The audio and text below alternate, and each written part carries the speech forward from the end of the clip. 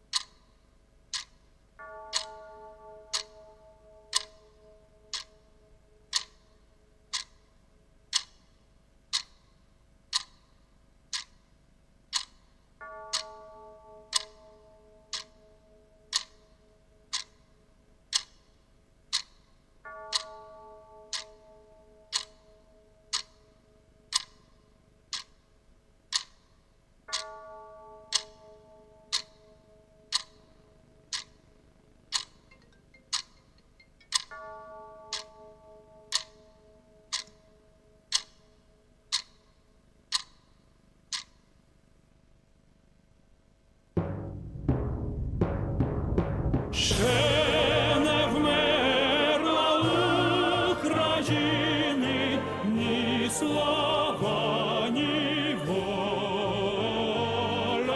Ще нам, браття українці, усміхнеться доля.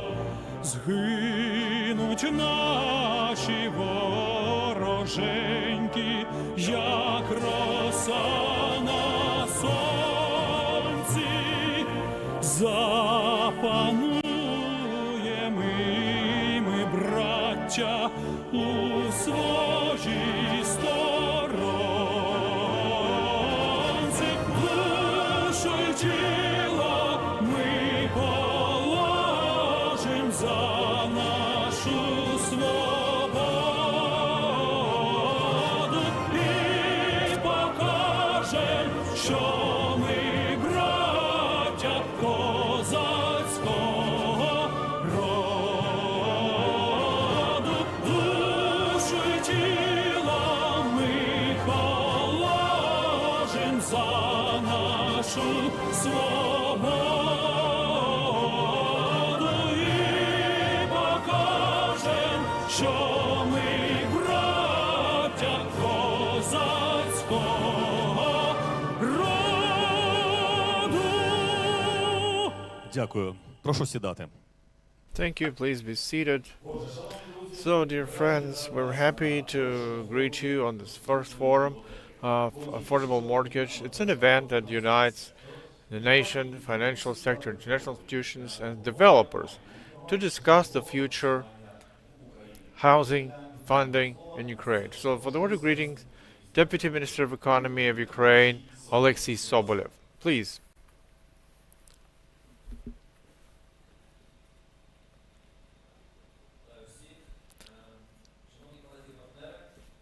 Greetings, everyone, dear partners.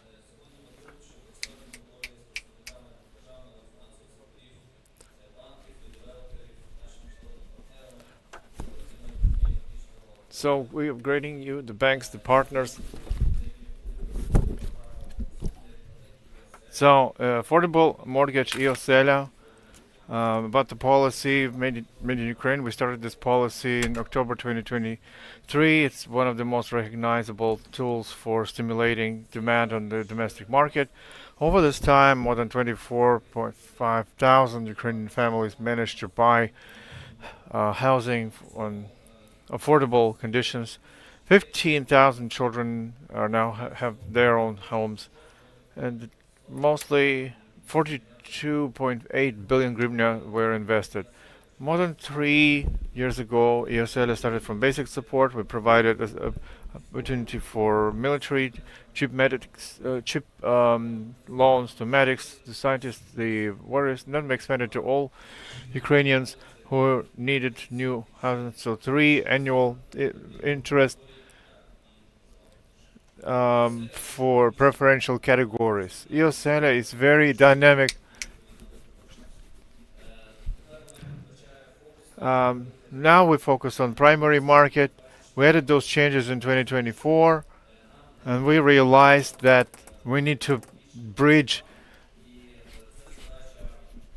We need to build more housing as for decades to come, so that we get back Ukrainians home from abroad and help the internally displaced people. And Iosela provides apartments and houses for 3 years.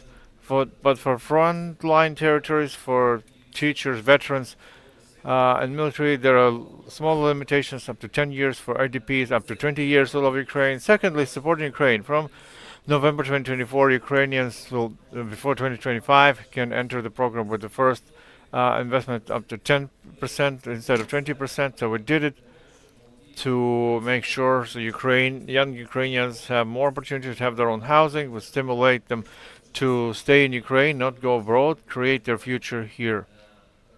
Also, we have separate assistance to refugees, IDPs. We have the new support for the IDPs in frontline territories, up to 70% of the first investment. Also, the state compensates up to 70% of monthly payments over the year, and up to 40,000 of total spending. It's important that Iosela works as an economic tool, thanks to which we develop the construction and related industry, production of furniture, materials, logistics, design.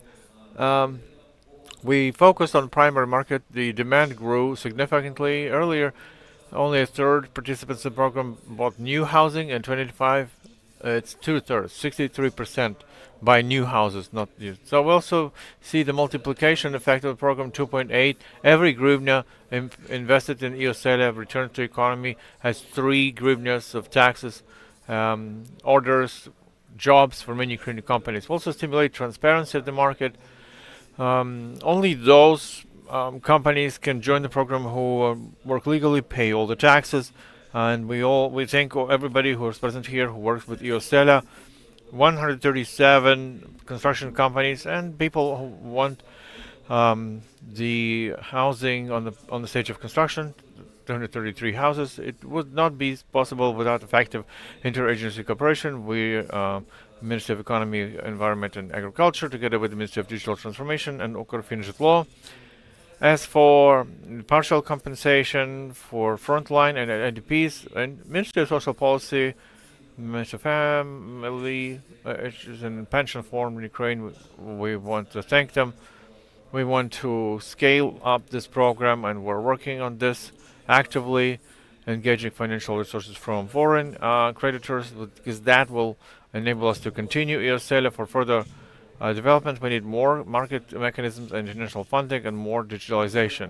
And we're already doing specific steps together with the World Bank. We designed compensation model that will increase the loans and attract more funding from Ukrainian banks, EBRD, AIB, together with MasterCard as the agreement on digital country partnership. We designed new tools for digital mortgage, and you will hear about it. We want to help and thank all the banks and partners for your joint work.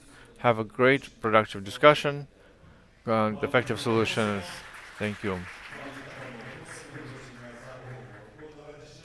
So, thank you. And Minister of Economy of Ukraine, Alexei Sobolev.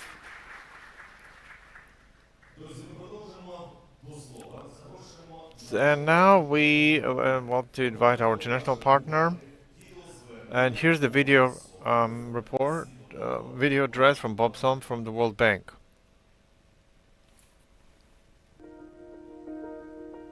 Dear Prime Minister Sviridenko, Minister Sobolov, esteemed guests, partners, colleagues, sorry that I'm not able to be with you here today, but it is a privilege to once again address the Affordable Housing Markets Forum by the Housing Commission. I'm very happy to be here today. At last year's forum, I highlighted the housing crisis here in Ukraine. 1 year later, the crisis remains. Our DNA 5 this year identified over $90 billion of identified needs, of which housing is one of the top 3 sectors. 14% of the housing stock in Ukraine has either been damaged or destroyed. The World Bank Group is a partner of Ukraine through various activities. We have the HOPE project, we have the energy efficiency activity. All of these have benefited more than 150,000 families here in Ukraine. A new housing finance operation is also under preparation. Much of this is predicated on the new housing law that was recently passed in February 26. And this, along with the work that we are doing on mapping and looking at the totality of the housing programs across government, and also the work with the National Bank of Ukraine, all of these activities together are providing a foundation for moving forward. Mortgage-based lending remains the backbone of this program. The Yauselya program, along with the UHFC strategy, is also critical to moving forward to being more private sector led, opening up the mortgage, and building off the liquidity of the financial sector. Looking ahead here in 2026, mobilizing private capital for housing and for mortgages in particular requires a whole of government approach. The housing strategy and the strategic committee is essential to making this happen. It also requires a housing finance system that is designed to leverage and maximize public resources, maximize impact, and leverage private capital. All of this requires decisive action now. In the short term, the priority is to fix the fundamentals. This means streamlining foreclosure procedures, improving property valuation, aligning legislation with EU acquis. All of this is strengthening the enabling environment in order to increase mortgage lending.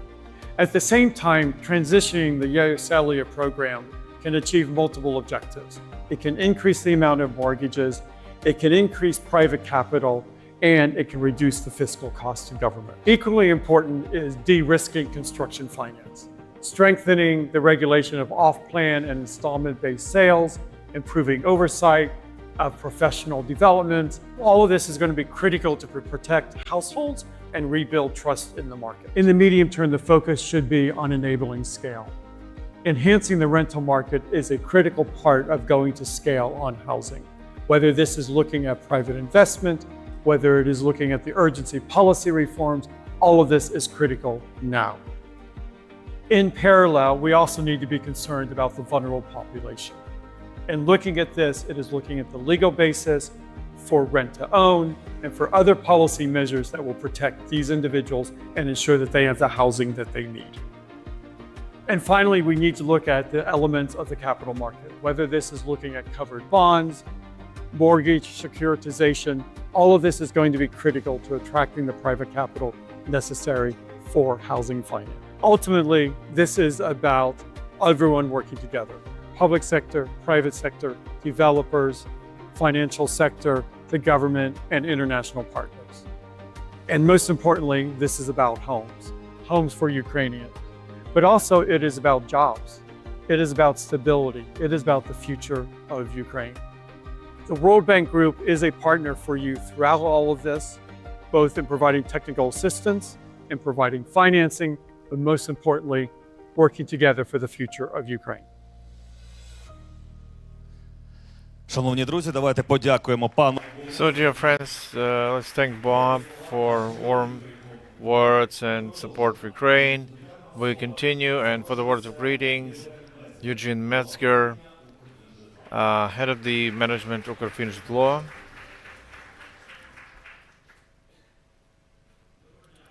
Hello, everyone, dear colleagues, partners, representatives of the government, international financial institutions. For me, it's a great honor to start the first a mortgage forum in Ukraine, together with people who form the financial and social architecture in Ukraine.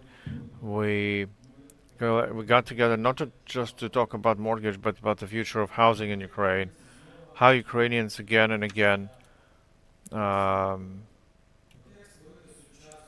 have the feeling of their own home. How to create a modern system, an ecosystem of housing that will become the foundation of growth and recovery for country. 3 years ago, we launched a program EOSELE that has become more than just another state initiative. It has become a symbol of really going back to normal life. It gave people not only standard square meters, but returned the feeling of stability, security, and faith in tomorrow. Thousands of Ukrainian families received their housing through EOSELA, and we see the effect for the whole country, which is really new housing projects, support of Ukrainian producers, creating new jobs, new taxes, multiplication effect for our economy.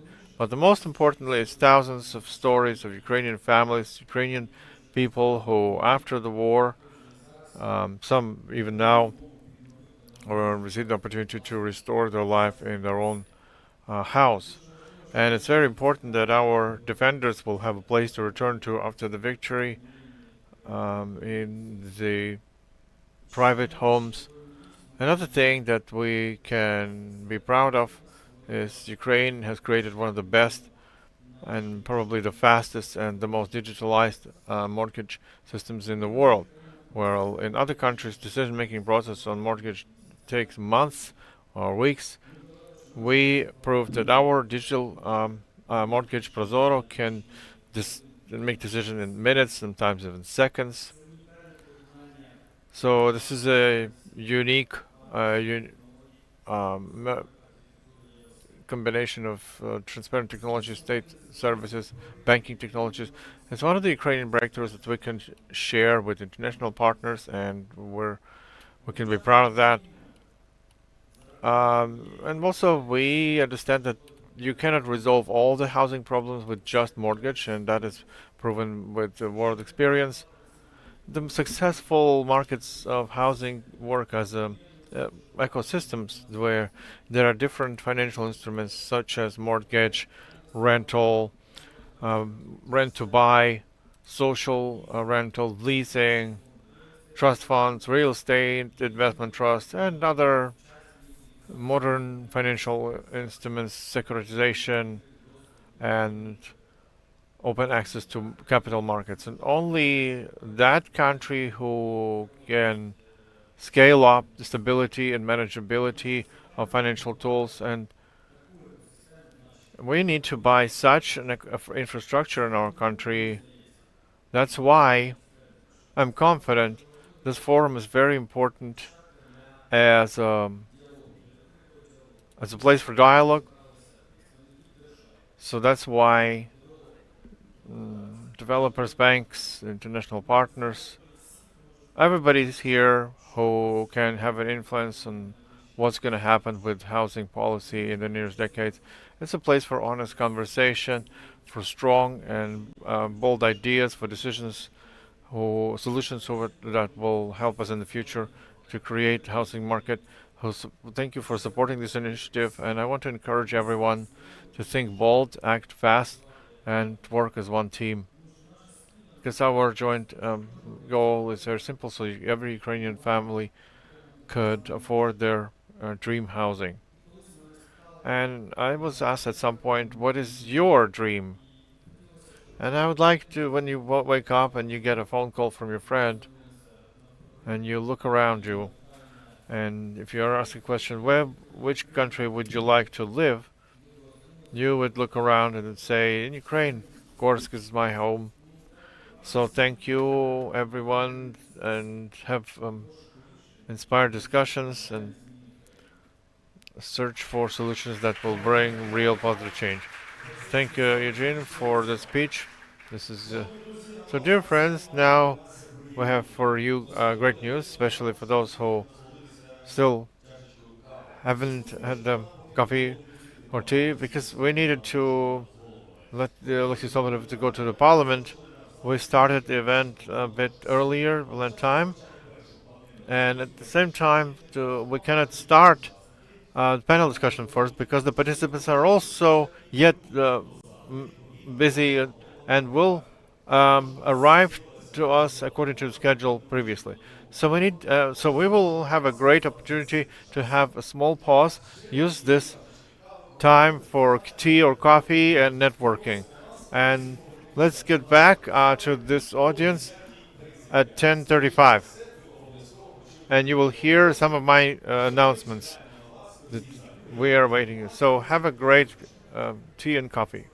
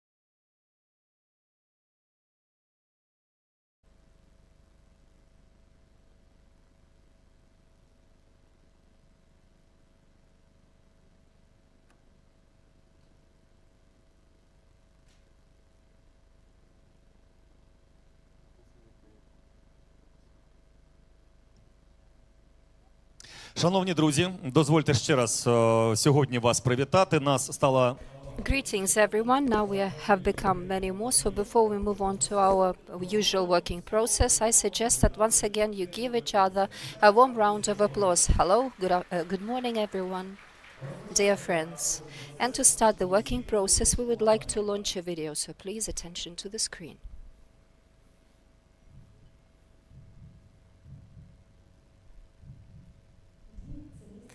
A home is a place where your heart is comforted. It's a place where once again you can take off your armor, stop, take a pause, exhale, and feel secure. You're home. For Ukrainians, a home has always been so much more than just walls or mere square meters. In Ukraine, that has been going through its path of survival through wars, crises, and forced migrations. Home has become our main fulcrum, our main point of support in turbulent times. The full-scale invasion challenged us, and this challenge has never been seen like this before. It's unprecedented. The country has lost thousands of people, and in 4 years of this war, more than 3 million of our fellow citizens went abroad and never came back, and 4.5 million have become IDPs in their own countries. 14% of their housing stock has been damaged or destroyed altogether. It's about 150 million of square meters. However, the war only laid bare the problem that has been ripening for decades. Before 2022, in Ukraine, 450 million square meters of housing was lacking for everyone to have decent life conditions. So the overall need is like 600 million square meters. It's 1/3 or 1/4 of the square space of Ukraine. The enemy is destroying our country on a daily basis, hitting the critical infrastructure. Russia has destroyed our basic sense of security. However, we are not stopping. There is a mechanism in place that has signaled to the market we can move ahead. And this mechanism is EOSELA. It's an evidence to say that national institutions and banks and developers can work as a well-oiled mechanism. Now EOSELA shapes 97% of the mortgage market of Ukraine. 24.5 thousand people have already acquired their residence. So this mortgage is a great fuel for the market, and every flat procured is already a new job. It's orders for quarries, it's the capacities of different kinds of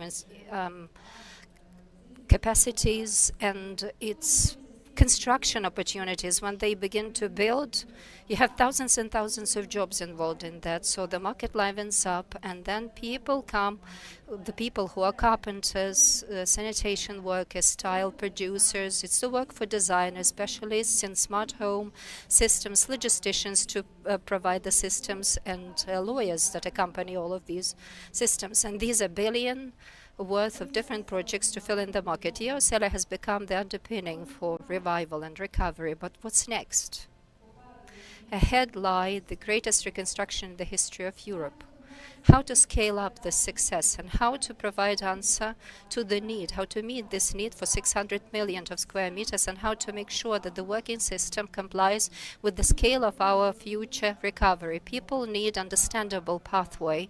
Developers need predictable market. Financial institutions need actionable mechanisms, while the country requires people. Ukraine already has this underpinning which is functioning. So we have brought together that we can build and we can work even while sirens are wailing. So now we need to scale it up for the millions of Ukrainians to hear the sound, the turn of the key in the keyhole, and the quiet heartbeat, because being at home is the greatest victory of all.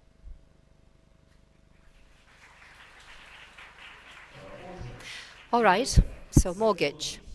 Is it an economic or a social tool?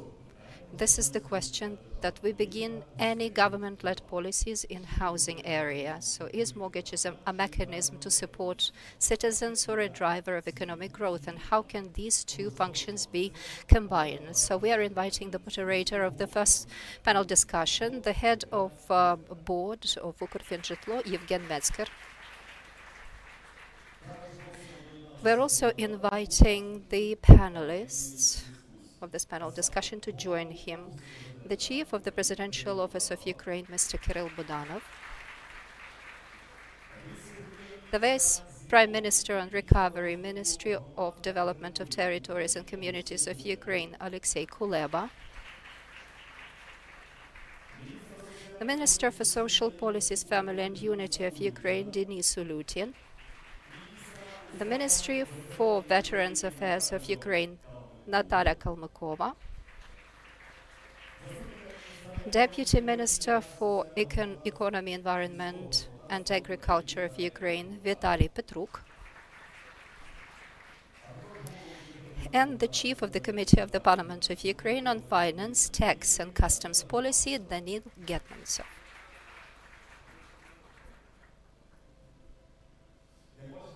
As you can see, friends, some of our panelists are running late, so they will be joining us as we go along. So once again, let us give a big round of applause to the panelists who are already on stage, and let us get it started. So friends, the floor is yours. It's a highly unusual challenge to take when we expected a lot of ministers from the authorities to come and speak and work with us openly to provide answers to our acute and sharp questions. However, the world is fast-paced and dynamically changing, and we have to adapt to these challenges likewise. Fortunately or unfortunately, now a very important working meeting is taking place in the Cabinet of Ministers with the chairman of different line committees from the Parliament of Ukraine. So I think it's less important than our subject matter, the affordable mortgage. So we have made an arrangement with our panelists that we will be working impromptu in a very unusual way, and we will endeavor to speak openly, frankly, but in the makeup that we are going to have. So we will wish for our ministers to tackle all of these issues and handle them very effectively. Maybe some of them will be joining us throughout our conversation. So, I have a list of questions which I have prepared. I may have forgotten them by now, but I will be coming up with new ones as we go and to tell you the story that prefaced our today's meeting. Indeed, our country is faced with a lot of challenges in the housing sector. A couple of numbers. In the developed countries, the mortgage as a contributor to GDP is about 40 to 50%. In some well-developed countries, it's about 100%. But in our country, it's under 0.5%. So it says about tremendous underdevelopment and potential of this sector. It's also about the aches and pains of the people who have no housing during the war. Together with the World Bank, we counted what the shortage is. Of course, it's historically accumulated, and it's 150 million square meters that it stands at nowadays. Why is it such a huge number? If we close our eyes and wake up early in the morning, and we would see yourself living in a developed country like Germany, then each individual would have a certain number of square meters, secure and efficient living space to live in and operate in. However, we have a very outdated living stock. The Russian onslaught has destroyed a lot of towns and damaged a lot of cities, and we have lost so much housing stock. So it's about 600 million square meters additional. So it's about 23 to 25 trillion Ukrainian hryvnias money-wise. I don't know which ministers or the office of the president has this budget at their disposal. Nobody in our country has this budget to operate. So really the challenge is staggering, and we have something to do about it. So the Cabinet of Ministers has been studying the world experience, and we have obtained a personal task from the president, it's true, to help the military personnel to get back to their own homes, for their families to await our boys to come back home with victory. So this challenge was taken. We tried to find the money and opportunities, and I hope today we have many things to brag about, that we have conducted so much more with different players, banks and developers, etc. However, today I would like us to talk about a broad range of issues with our colleagues, with Kirill and Vitaly, concerning how we should proceed, because meeting the need for mortgage alone is very little It's not enough because we have results which is measurable in thousands, but the need is measured in millions. So the first question goes to you, Kirill, maybe in a very unusual way. You are used to getting the answers and analyzing questions. I would like to put myself in your shoes right now. Do you really think, as the head of the presidential office, that these housing solutions, mortgage-owned housing, truly are some of the elements of the national security and resilience, which is very much impactful on the final decision undertaken by our citizens, whether to stay here in Ukraine or come back to Ukraine? Our country truly has to handle a lot of issues, energy sector, economy, whatever, but housing still tops.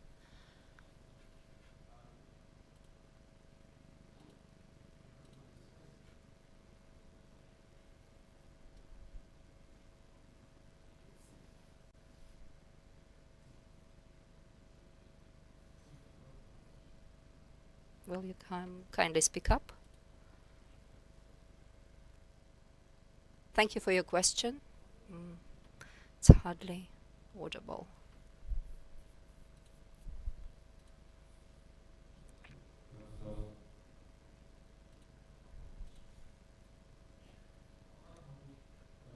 This way it's probably better, right? It's better audible. First of all, good morning, everyone. In answer to your question, from your presentation, it was very clear and evident in terms of number. If I'm not mistaken, a little over 24,500 homes have been delivered to people according to your program. And maybe the answer to my question lies in this paradigm. What are these 24,500 homes? It's more than 24,500 families multiplied by 3, so it's about 70,000 or to 80,000, maybe a little over that number of people that can now reside in their own new homes. And it's definitely a great boon. So that's the first point that I would like to make. Second of all, 24,500. Saying that this is much, or whether it covers all of the requests of the population of Ukraine, the answer to that is definitely no. It's clear. But along with that, it's 24,500 times, we can put it this way, much more than it was before. Because before that, it was 0. And it's also your attainment. You have managed to pull it off.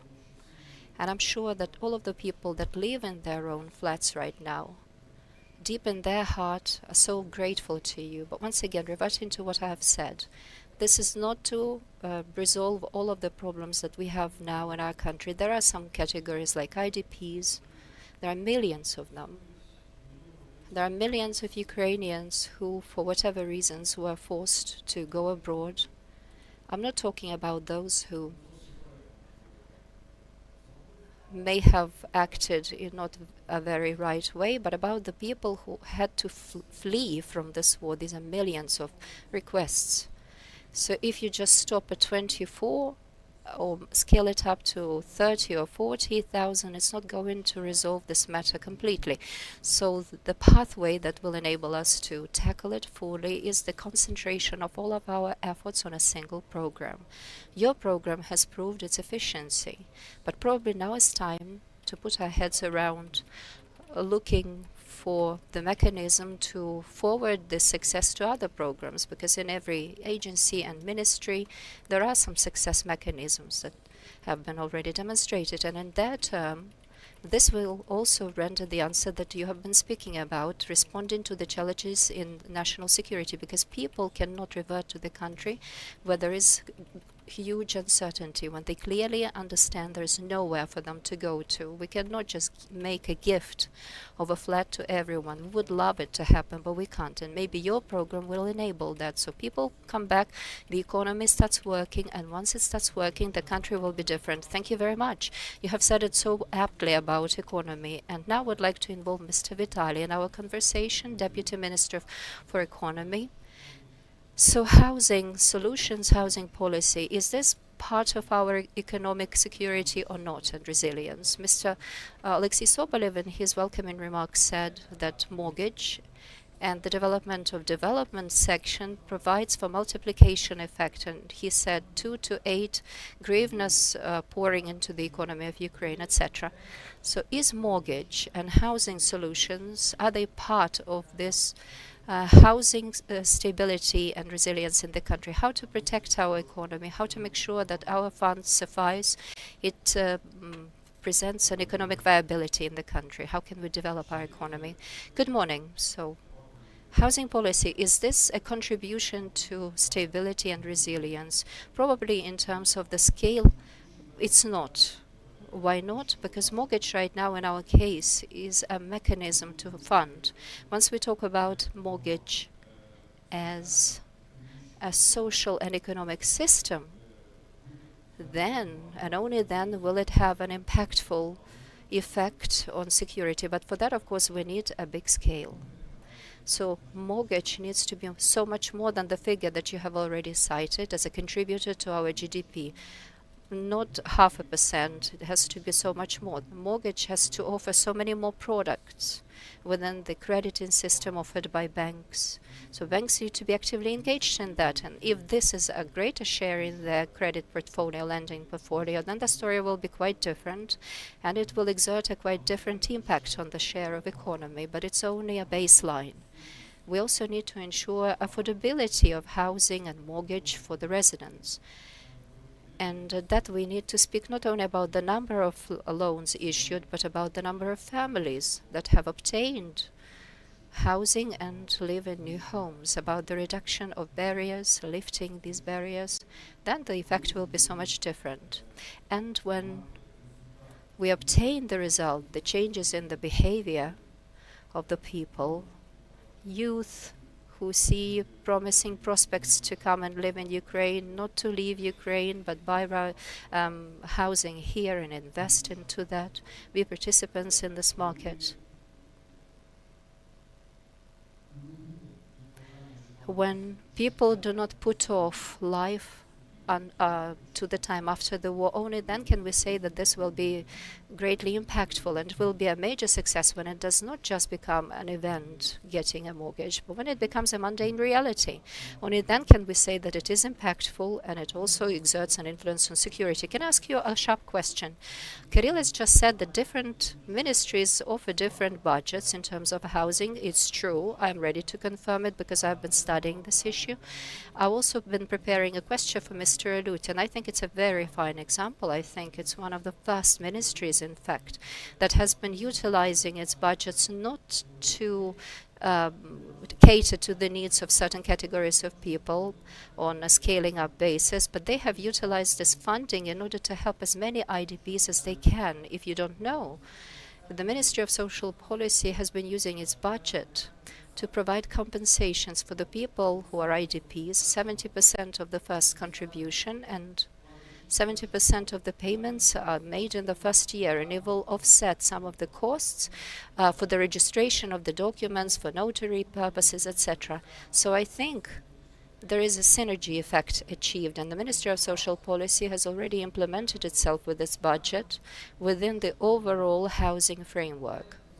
Yet, we're also aware that such housing budgets are there nearly with all of the agencies, services, and ministries. So, as a Ministry of Economy, do you think it makes sense to collate all of these budgets under the umbrella of a single program? As the chairman of Ukrfinžitlo, I wouldn't like to exaggerate the importance of our program, but life testifies that the single agency always implements a variety of programs, but in a holistic way, being a single framework, as a single institution. Right now, it's a pretty sporadic and fragmented system that we are operating. So what are you thinking? What is your opinion concerning this fragmented budgetary system? Don't you think that it's time for us to consolidate all of these budgets? What's your take? I suppose in this regard, we have to speak in more broader terms, rather than just consolidation and collation it all under one umbrella. Collation it for the sake of what? If you are doing that with the end game being incentivizing the best practice, it's expedient. However, we have to speak in broader terms. What do I mean by that? First, the role of the government. The government plays a significant role in the mortgage program and creating the socioeconomic viable products of mortgage funding and offering them. It needs to cease being a donor or driver, as is the case nowadays, and instead undertake the role of an architect to create the system, to cater to it. So that's point one. We need to create a system to enable the products presented by banks being clear for them in terms of risks, in terms of long-term lending, in terms of clarity of the rules of this play of the game for a long time, in terms of what the borrower will entail. Then it will work.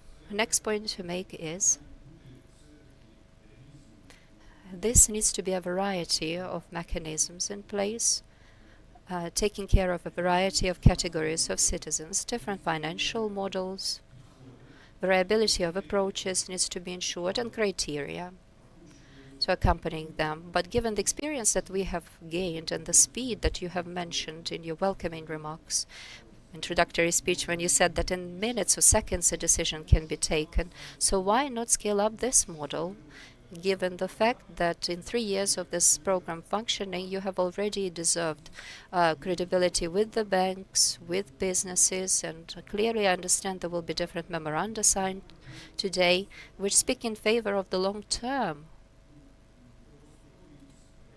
things, which once again are meant to incentivize. But once again, the goal is the government needs to depart slowly but surely in order to become an architect. What about consolidation?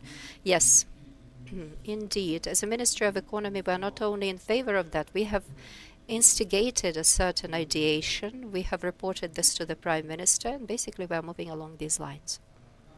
Thank you for your answers. Then there's a question to you, Mr. Kirill. Once again, circling back to people, something that the Office of the President needs to take care of. It's essential to understand. Probably it's not going to be a very politically correct question, but anyway, we have millions of people who are IDPs inside Ukraine. We have people who have fled Ukraine. Each of them had their own reasons to do that. Some minded security, others had other things to mind about. So what do we have to focus on? Task us. Now we are representatives of this community that need to concentrate on developing this range of housing solutions. So IDPs, military, or do we need to make our housing policy as a part and parcel of the package, get back home? What do we need to focus on first? Because our resources are limited. We need to provide for everything, but we need to prioritize. That's the point of this question, because the needs are immense, but the resources are restricted and limited. So I would kindly ask you to look for opportunities to engage additional resources, because once again, let's get back to the numbers. I can't say that every individual of the categories I'll mention requires a home according to your program, but once again, give it a thought. As for IDPs, I don't even want to scare you with that, but let's take a preliminary answer. More than 1 million homes. This will be fair enough. Then the forces of national defense and security. There's mobilization in place. There's a huge number of people that have been mobilized, were mobilized back in 2022 from the regions which are under occupation now. These are the people who are your definite potential customers. So this, the sector of defense and security, they're huge. We're not talking about even a percentage or the share of that, but these are hundreds of thousands of people for sure. Let me go on. Now, the people who have left Ukraine, not for some proper kind of reasoning, but they were forced to leave, to escape the country for their life and limb, and their housing is under occupation or has been damaged or destroyed. Once again, there will be millions and billions of such houses to continue talking about. So once again, the security and defense forces of Ukraine. There are people amongst them who have not lost their homes, but who are serving right now, doing their active duty. They don't want to wait for another 20 years in hope that they will be provided with some free accommodation, free housing. So these programs are actionable, so the more you deliver such housing to people, maybe you haven't been observing, but as a military officer I know this is always an automatic promotion. People see that they don't have to wait for 20 years, but they may simply go to your office, file an application and plan for their lives accordingly. This is an important aspect, because if a military person gets involved into your program at an early stage in their lives, give or take, it means that they will have to do all they have to do in order to pay back this loan and stay within the national police or the national defense security forces. So this is another derivative, meaning that you may not even consider. So what's the task? Once again, circling back to that, engage more funding, scale up your program. 24,500, it's a very fine result. Congratulations on achieving that. But this is critically insufficient for our country. When we talk about square meters, well, the number of these square meters converting into flats, it's not the main point. We need to provide millions and millions of people with square meters, and you're perfectly aware of that. So engage funding. The more you do that, the more people will get back to normal life. Mr. Vitali, I think we are tasked right now to engage funds, and as our shareholder, as a company which is capable of doing that. And I want to thank all of our foreign partners who work with us, because really, I'm not saying that it was a waste of time. No, for 3 years we were building a real transparent company that is now on the radar of foreign financial institutions. My company has become part of the European Mortgage Federation as a community. We are part of the European Confederation of Covered Bonds. We went through due diligence of companies, and we even signed potential agreements to attract more funds. I cannot announce yet, but there will be a real scale-up effect, and thank you for noticing us. We really are now at the stage of being ready, and the scale of engagement is really has to be really impressive. It's dozens, billions of hryvnias and dollars. That's what we need. How much we need for construction companies to build new projects, and we see in the 2025 a real dynamic of the number of square meters and apartments that receive permits for start of construction or they already commissioned. So we, with our shareholder Ministry of Economy, we really openly say we don't want to sell, like they say, just sell apartments to those who decided to go away from the country. We saw at the start of the program when people come back from Poland and Germany to sell their apartment and move the money abroad. We want the money to stay in Ukraine and work in Ukraine. So that's why we focused on primary market. That's why we changed the rules for construction companies, and we thank to all construction companies who decided to continue building it in your country. And here from the stage, we promise again to focus on primary market and on transparent, respective construction, so keep the money in Ukraine, keep paying taxes, so we can continue doing that. But what has to be done today is to work out the legislative base. Unfortunately, some participants are not here now. We would like to talk with them about this, but let me talk instead of them if they are not here. We're working with our shareholder, with the ministry, with the Commission on Securities and European financial institutions on the law on securitization to do the next step. As soon as the law and Parliament will be accepted, we'll be moving forward as a company, and I think it's going to be the first example of how you can securitize mortgage assets and get money from open capital markets. So this is our plan with Vitali. We have agreed with already. It's published in the strategy. It's been approved with our humanitarian fund, with the IMF. So we're moving the strategy. It's okay. we also have to do some local issuance of mortgage bonds. So on one hand, we have a lot of free liquidity in the country, but on the other hand, it's very short liquidity. We have to be really able to use it. So as Vitaly said, we don't have to draw from the budget and only work with the budget money. We should scale up what we have, because we have 100 billion of equity. We can work with the first mortgage portfolio and work with other options. So to Vitaly, there's a question. So we have players in this market, construction companies. Sometimes they complain, and we have to talk to our MPs. We have to change legislation. Unfortunately, there are not too many construction sites that the law enforcement doesn't have a problem with. Unfortunately that's truth. There are a lot of permit problems. We cannot protect creditors of the bank if the construction company goes to default. What the bank will do, who used to fund it.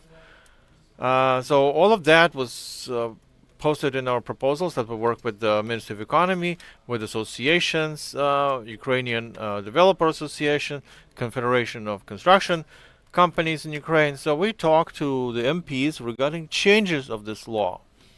So if we had Danilo Gitmantsev with us today, he would have supported this message, because there's already a work group created on a subcommittee to protect investments in construction industry, where we will have to work out European experiences of investing in construction, changing the legislation.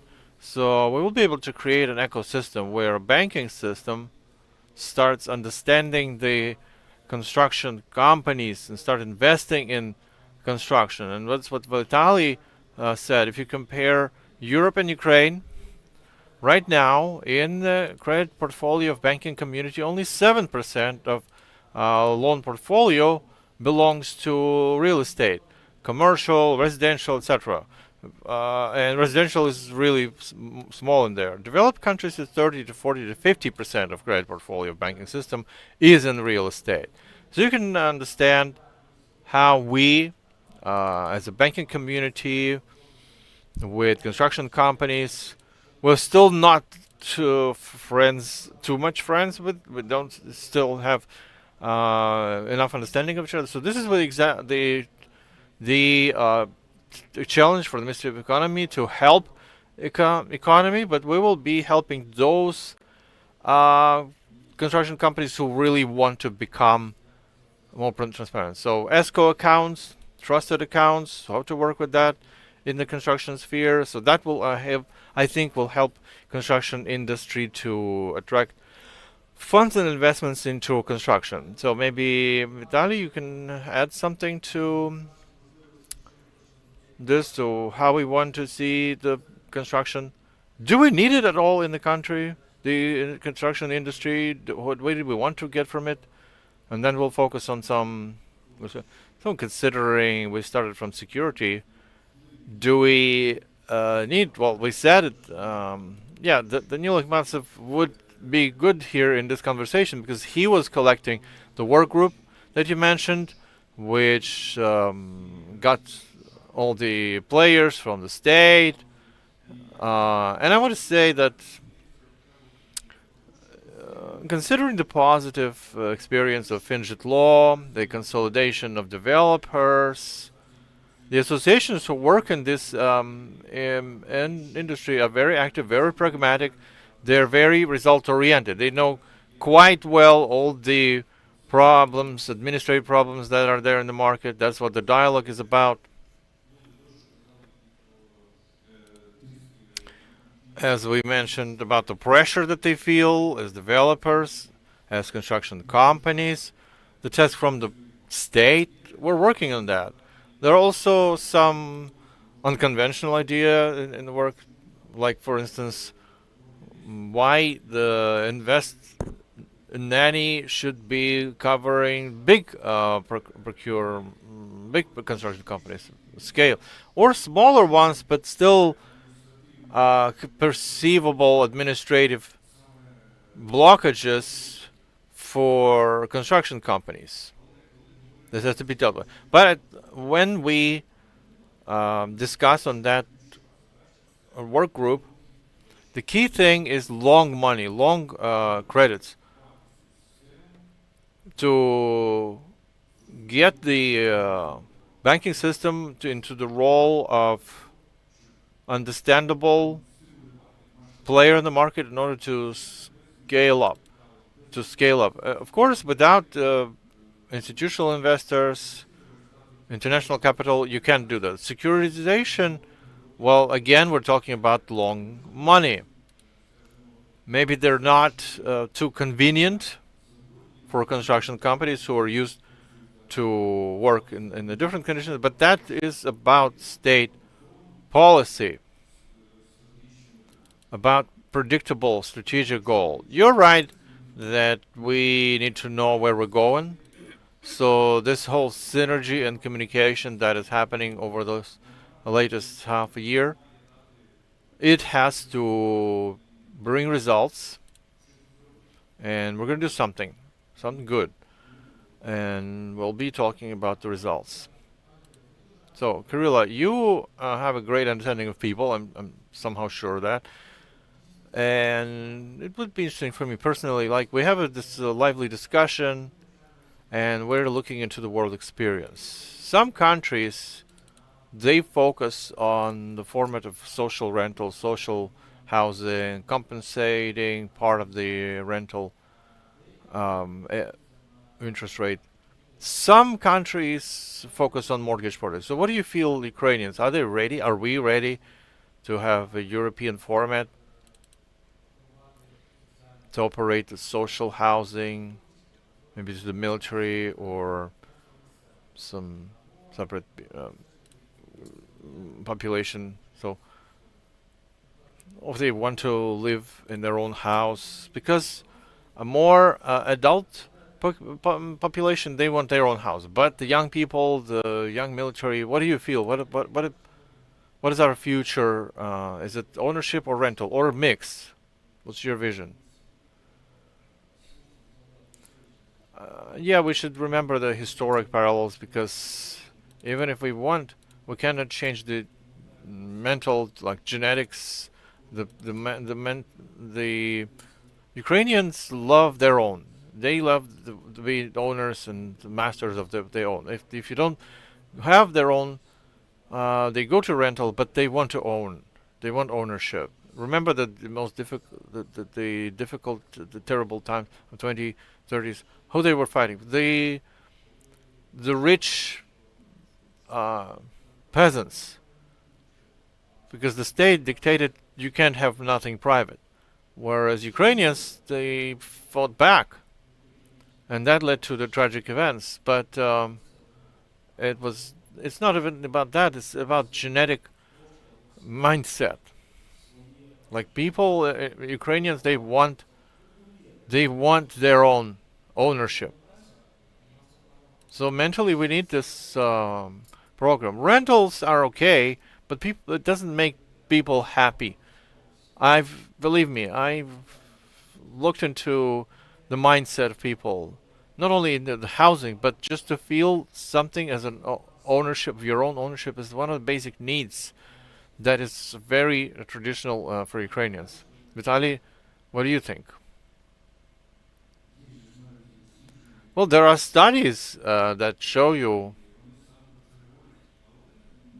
specifically that, but maybe if you rationally calculate, sometimes rental is more is more affordable. The behavior can change, of course, considering the number of rental programs now. It's not yet about result, but still. And the government is working on that. We did an analysis just recently where social housing would be given as rental. And they say that if we use some resources here, we will be able to cover the housing needs to give faster the housing to those who need it, twice as fast. I don't remember the exact numbers, but I remember the number of people who require housing, who are in the list. We will be able to cover it by 2040. But if we talk about social affordable rental with the same financial resource that we can count on, that's to 2033. If if you want to know, I think we need to use both tools. We need to have both tools, and there's also European experiences of workforce housing, where we locate a company, and around that company, we build like a small settlement or town, which allows music with the status of IDP to live somewhere close to their company, and they receive payments. So that builds infrastructure, that creates a multiplication effect. Part of it can be temporary rental, like a work housing, and then the person has a right to turn this rental into their own, like buy it as a leasing or a credit. So that's a mix of tools. But I agree with Kirilo that Ukrainians love ownership. But a way towards ownership can be through these kind of alternative rental tools or work housing. So maybe I'm running out of questions. So I would like to have a blitz question. Our discussion started from trying to understand mortgage and housing. Is it a social or purely economic tool? So just one word or one phrase. Vitaly, what do you think? Is it a social or is it economic? Considering you're Deputy Minister of Economy.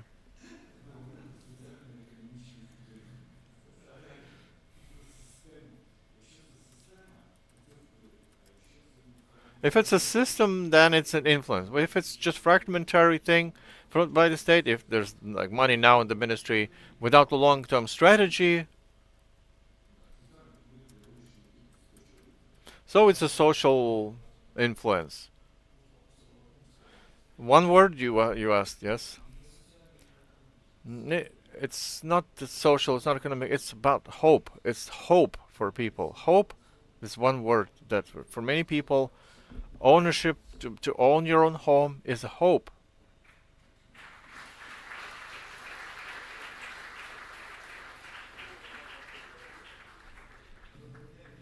Hello, greetings. Thank you for being late. To Ukraine. We still have questions to you. You just in time. Look, we were talking about social and economic part of housing solutions. What is it? Is it about economy? Is it about social? Is it about for people? Is it for economy? But we realize that these two fronts are close by. Sometimes you drive around the city and you see like there's a military big board and the housing big board. So two fronts. But there's also part of construction companies. And we would like to talk about that. There are many initiatives. Some people complain, some get information, and they require, they demand, they want some legislative changes to like help them a little bit. We see a lot of things have been done, and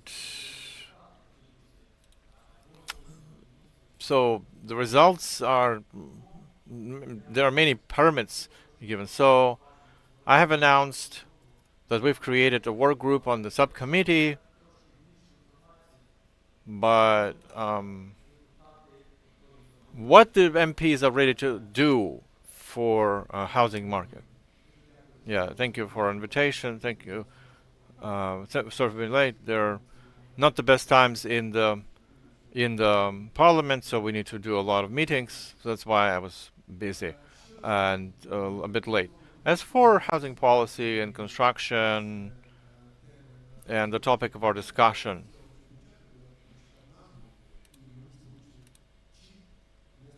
so I don't like either or. I think it's about the both. And if we talk about housing as a need of the people, as the requirement of now and today, during the war, and especially after the war is over, so that's a requirement number one after peace. So we know that before war we had 150,000 families were renting and 350,000 were living together in condominiums. So it's about 3 million households have been damaged. Their houses were destroyed or damaged. And 14% of the housing fund has been destroyed. And it's a catastrophe. So we see that the need of housing is number one.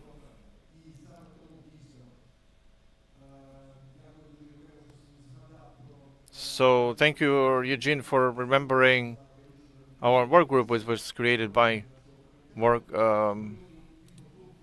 So to prepare a big program of housing construction that will move both construction industry and will give affordable housing. It's not social housing because it was discredited a little bit, but affordable housing. High quality, affordable housing that any family, Ukrainian family, can afford, that belongs to socially challenged demographics. So right now, based on World Bank, a third of people are extremely poor, and these numbers are going up because the war doesn't enrich people, most of people. And so that's why we have to give them hope. That's why the program is 3% loans for 25 years, so that the household, a family, would not spend more than 15 to 20% of their annual average profits to pay interest on the mortgage. So we've done a quite deep consultancy with financial sector, National Bank, National Stocks Commission, Ministry of Finance, to find necessary liquidity for this large-scale program. So we have no less than 1 million companies to launch in this program. So we need to give them to invest 10% from their own money, and the rest comes from banking liquidity, banking equity, and make it cheaper through other sources, international assistance, budgetary funding, through different programs that we want to implement on the stock market. So this year we want to introduce the law on securitization of assets to the parliament. It's already working. And the non-state pension funds, which is a part of this program, because that's what long money is. These institutions, these mechanisms, they are to stimulate their development. So I can't tell you all of the potential of this program, but this program has a social part. It has to provide to our teachers, medics, ADPs, families with housing, with apartments, with long-term loans. Secondly, stimulation of more construction. And it's about reformation of this industry at all, because the program does not provide options for corruption. We need quality and cheap housing. You can't have like kickbacks in it. And any construction company you talk to, unfortunately, they say this is part of any cost estimate. We cannot afford that. We have to cleanse that with a powerful program that will be attracting a lot of funds and be transparent, because it can be Ukr-Fin житло, but it should be one thing. We cannot distribute on several institutions. It has to manage this program. So they have to facilitate transparency for people and understanding that people receive those apartments, that there's no corruption, and anyone who is eligible can claim this loan. Because we unfortunately are not satisfied with the volumes of EOSELA. It's a great program, but 24,600 loans over the whole existence is just a drop in the ocean. And unfortunately, we have the reverse effect. People they file a request, but they do not get satisfied, and the person is dissatisfied with the program. We cannot allow that. We need people to understand that they can participate, and this instrument is affordable, accessible. So this flagship program is for decades. I think it should encourage and motivate city building, and local self-governance agencies have to be very actively participated, because they have the direct interest in increasing the tax base, the budget revenues, to develop their communities, and the whole infrastructure requires systemic changes in the legislation. I'm not excluding tax incentives for the program, financial stimuli, and I think there should be more financial stimuli for this program. I think we should unite a whole society, and it's probably not so much about all of the MPs, but the whole society, people, construction company, executive branch, and of course the parliament and the MPs. So we all have to unite together to make it successful. It should be a flagship program. Mr. Daniil, thank you very much for both criticism and positive outlook, because with the criticism we are only getting stronger and we begin to fine-tune our program to achieve better results. But very quick, blitz two questions to encourage some positive air in this room. So we've spoken about scaling. First of all, we need to ensure the law on securitization and Commission on Securities. We are grateful to it for their submissions to the Parliament. When are we to expect, just in very tentative things, that this law will be passed into effect? It's like in that corny joke, you need to buy a ticket, so you need to make a submission first. And when we are not going to delay it for long, everyone understands fully the necessity of this law. Everyone is conscious of this need for the program of country housing construction program. So if it's submitted this week, of course, once I said now is not the best of times in the Parliament of Ukraine, and the legislature is coming round to its senses only. But according to the practice of our line committee, which never puts such things on delay with any kinds of such reforms, then I think that by autumn, I think it's pretty plausible. And another very brief question, because our time is exhausted. The subcommittee on securitization of construction, there's a whole list of different legal amendments submitted, initiated by developers, banks, our company, the ministries. Maybe you're expecting something from this committee. What are the changes that you're looking forward to? Look, I would really like to have an exhaustive list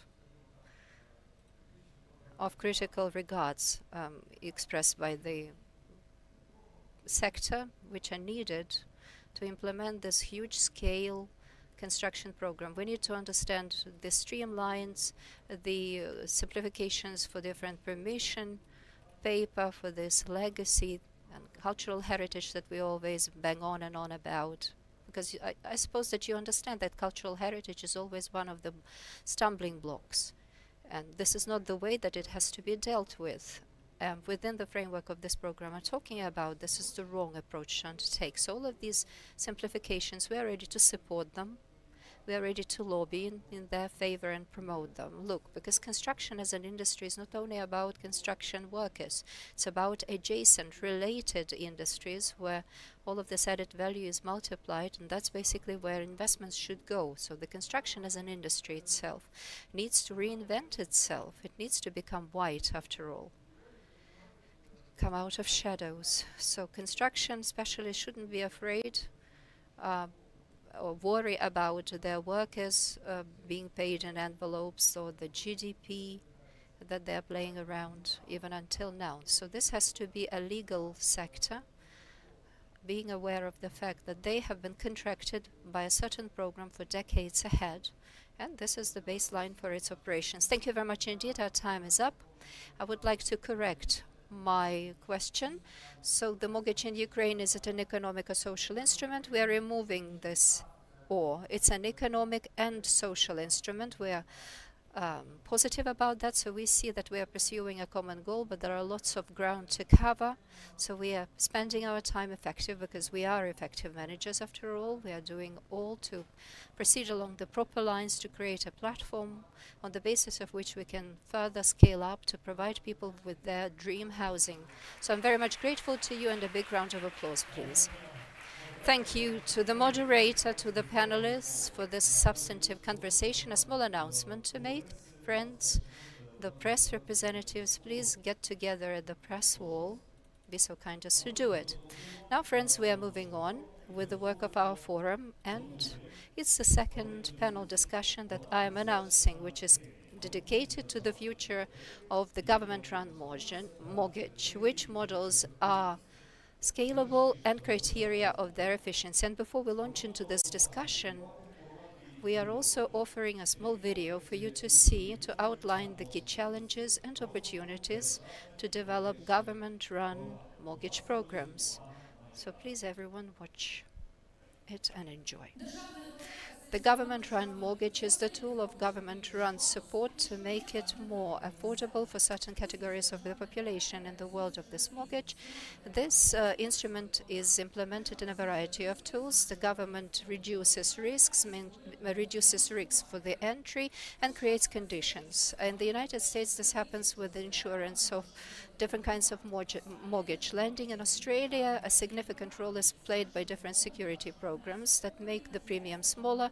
In the EU countries, the government-run participation makes sure that the loans are compensated and targeted programs are implemented for certain categories of borrowers. And the experience of post-war Balkans is extremely important for Ukraine.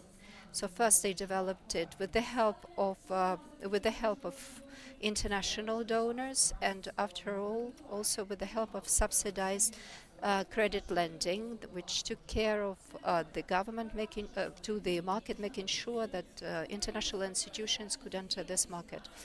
In the years of independence, we had different 18 programs run by the government budget to ensure housing, to provide loans, or to ensure stability.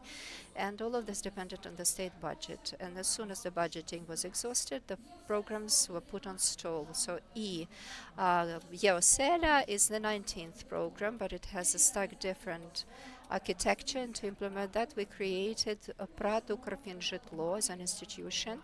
So we have state security bonds, and then the government ensured that it had an opportunity to engage funding and provide that for mortgage lending. So this was the first model ever in Ukraine, which is potentially much more stable, can run for years, and create a baseline for scaling. But now the main challenge is scale. Now millions of Ukrainians require accessible and available solutions. So how to make sure that it gets scaled up, with the help of which tools and which models are capable of providing the greatest multiplier effect. This is what we'll be speaking about. So dear friends, before we carry on, I would like to draw your attention to the next panel discussion. It will be run in two languages, English and Ukrainian. We have interpreters working with us today, so you can take advantage of the headsets if need should be. So it's up to you. So I'm inviting upon the stage the moderator of the second panel discussion, Oleg Zhuravlyov, Deputy Chairman of the Board, Ukrfinžitlo. Please proceed. I'm also inviting the panelists to join on the stage, and I'm inviting Alexei Sobolev, the Minister of Economy, Environment and Economy of Ukraine, Sergei Nikolaishchuk, First Deputy Governor of the National Bank of Ukraine, Luka Bertalot, Secretary General of the European Mortgage Federation, EMF, Richard Kamish, founder and CEO of Richard Kamish Consulting Limited, Artur Pogasyan, the Chief of the Department for Financial Institutions in Ukraine at the EIB, joining the discussion online. We're also inviting Grzegorz Haida, Senior Urban Development Specialist, the European Investment Bank. Thank you, friends, for your round of applause. And now the floor goes to the moderator of this panel discussion, Mr. Oleg. The floor is yours. Thank you. From the technical point of view, are we waiting for the minister? Is he joining us or not? Do we have any information available? Okay.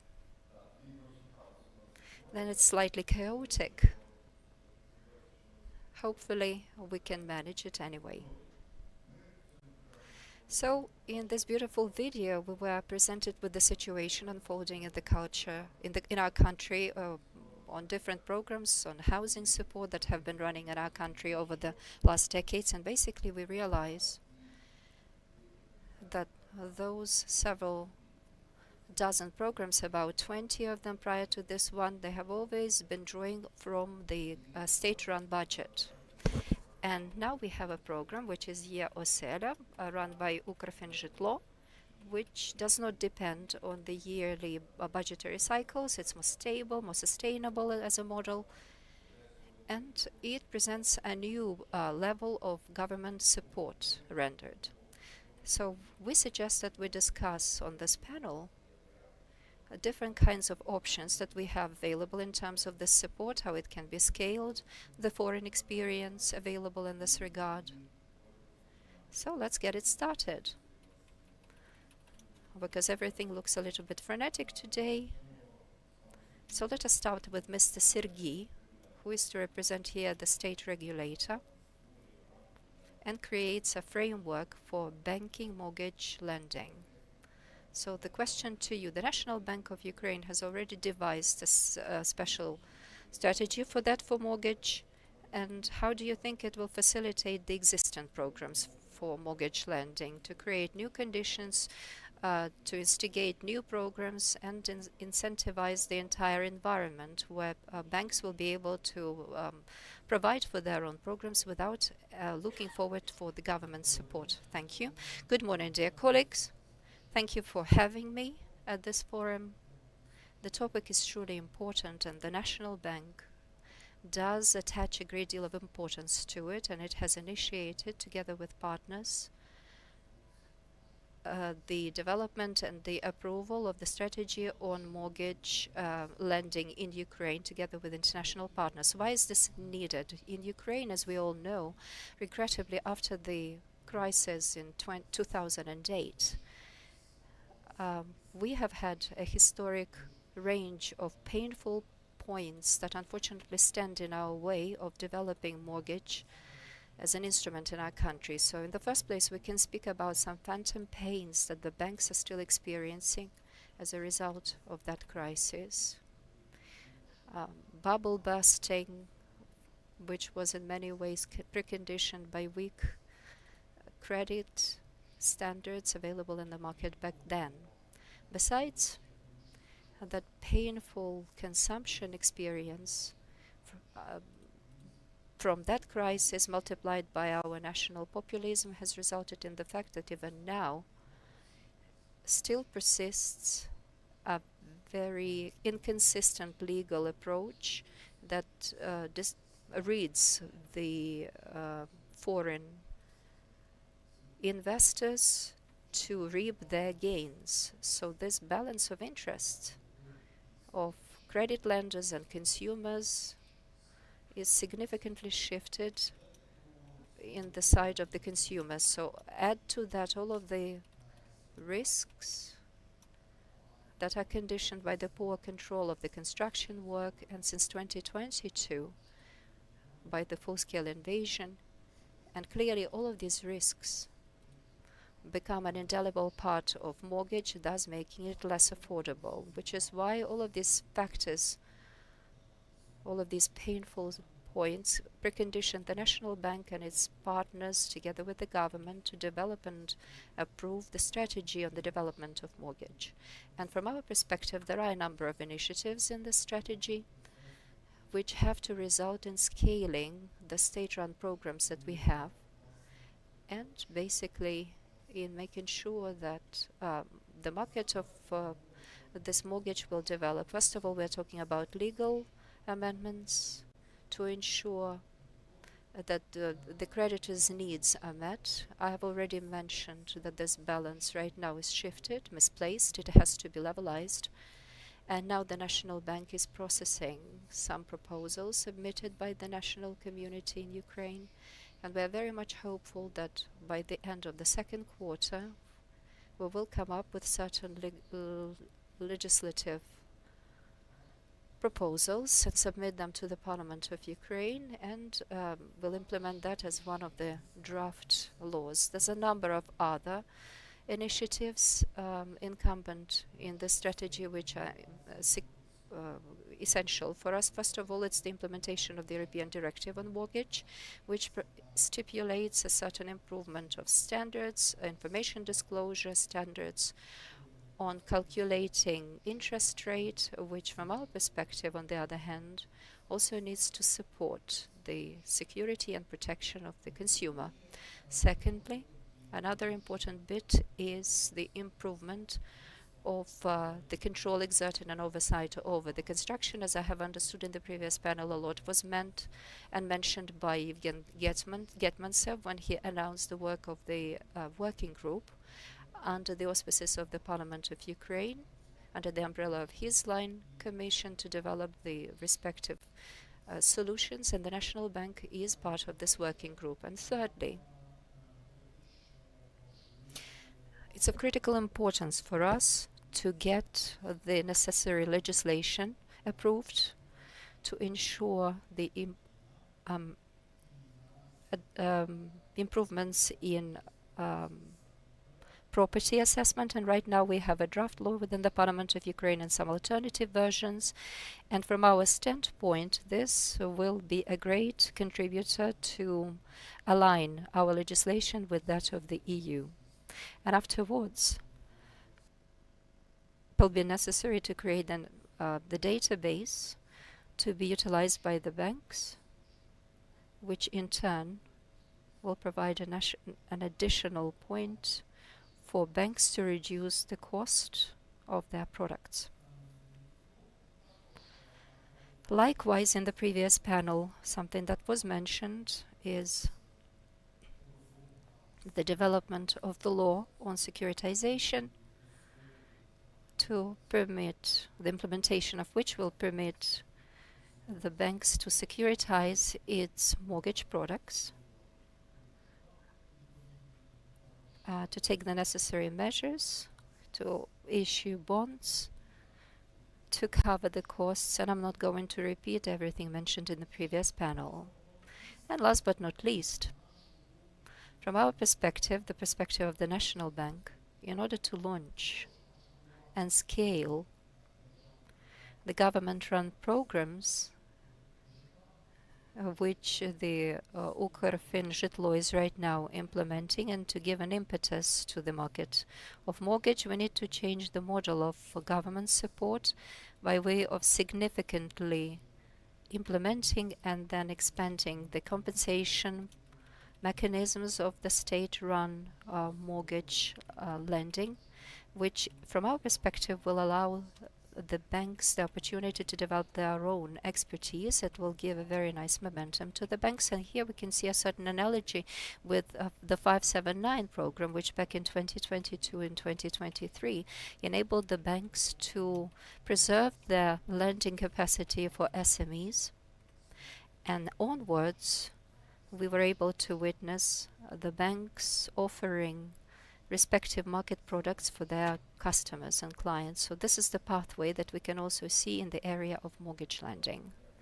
Thank you, Mr. Sergey, for your interesting answers. Peers, I suppose that we need to liven our discussion up so that it doesn't sound very academic and dry. Should you have any questions, responses, or emotions to offer after any kinds of interventions, or ask questions of your fellow panelists, you're welcome to do so. And now, Sergey, I also have another blitz question to you. As a regulator representative, what do you see is the biggest issue that the banks are standing in the way of the banks that they're not issuing loans as a regulator? From our perspective, banks are offering lending. Maybe they're lending a mortgage, much less. I'm talking about mortgage only, I beg your pardon. In terms of mortgage, indeed, in the market, we're talking about market products available as niche products. And basically all of the issues that I have enumerated and are the factors and activities that we have envisaged, they have to cater to overcoming all of these problems. To that, let me also add an overall problem, huge risks posed to the Ukrainian economy due to a variety of reasons, to a great extent, of course, owing to the Great War, but also the risks that Ukraine can work with. I'm talking about risks which are to do with the controllability of construction works. And from our perspective, it's something that significant attention needs to be fixed on. When talking about mortgage lending, mortgage loans are a long run game. It's for decades.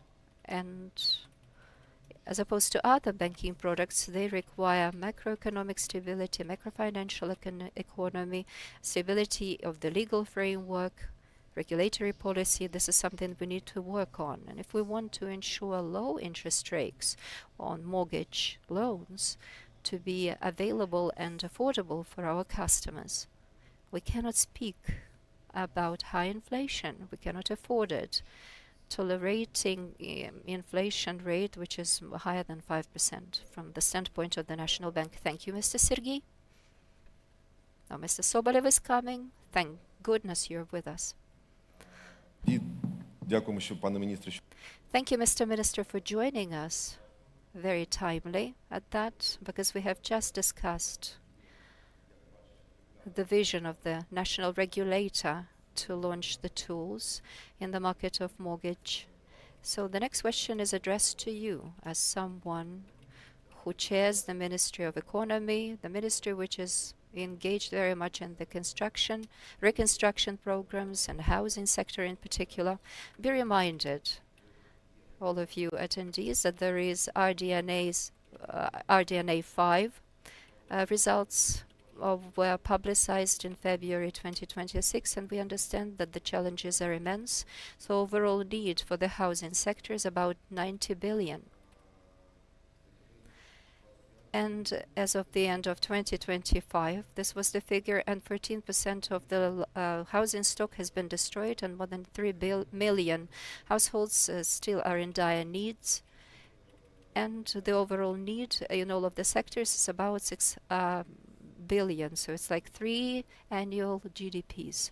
So you, as a representative of the government who also regulates and are in active cooperation with our international partners, what do you think about the resources that Ukraine can draw upon to fund all of these financial programs? Where to draw upon these funding, donor programs, blending finance, and how do you see that to contribute to the housing policy? Do you see it as an economic driver or a socio-economic factor? Thank you very much for your question. I think this is the core reason why we find ourselves in this sector as the Ministry of Economy, because according to all of the models, millions of Ukrainians have to come back after peace comes to this country, and people will need somewhere to live. As of now, as Ukraine, the entire country, we are building 40,000 new flats a year. And if we're talking about millions of people coming back within 2, 3, or 4 years, it doesn't matter how many years will pass. Clearly, we need to have the capacity, and our capacity should be tenfold higher than that. We need a subsector, powerful subsector, to make sure that it kicks on at any point to provide people with the necessary housing, to ensure that people do come back to Ukraine. So why is this important? To ensure the national security, for family reunion, for GDP growth. It's an indicator. People will be coming back knowing that they believe in this country. If they cannot come back for an obvious reason of having no place to live, then it means that we have done things wrong. So this is the overall framework, large framework for all of our operations. This is a large macroeconomic variable. We need people to come back to Ukraine, and for that we need to ensure housing. Then clearly all of the figures that you have named, they're also objective because we have participated in that study to count all of these figures, where to get all that from. The conclusion is one. We need the private sector to offer funding for the housing sector. Why do we not have this capacity in place now? For a number of reasons. It's both the regulation and the market which is in the way, the lack of financial methodologies, and the risks are high. So what can the government do? We can initiate different programs like Osela, which with the help of the budget of the country will help to structurize the market. It gets so much wider, much more secure. Longer money comes into play. There's a place for large-scale work with international partners who can also contribute a great share of their capital for the purposes of recovery and reconstruction, but they require a big partner, a program to expand their operations. So this is Osela program, and the World Bank is helping us in social housing within Osela and new programs and activities. So we have the financial instrument and blended finance. We need to make sure that every hryvnia offered by donors will contribute twice, at least twice, twofold or even higher fold as a leverage for private banks to join in. And thus, together with donors who will provide such foundation for us to refer to engage greater massive money to ensure that the construction will be scaled up for people to come back to Ukraine. Thank you. Thank you, Mr. Minister. So you've seen that the World Bank is currently helping us to implement a compensation model, and we're so thankful for that, and we hope that this program will become an integral part of Osela.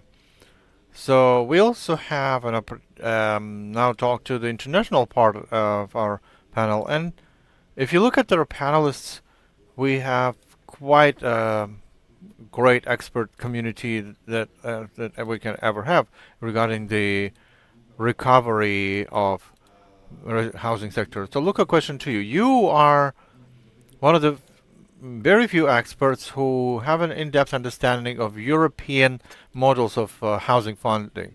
You work with European Mortgage Federation, so you deal with that.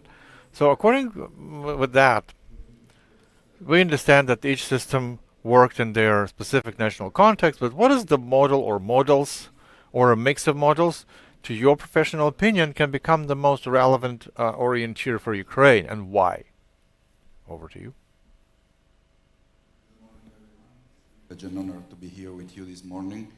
Well, there is no perfect models, Oleg, in the sense that, I think that we are in front of a massive change of the housing landscape.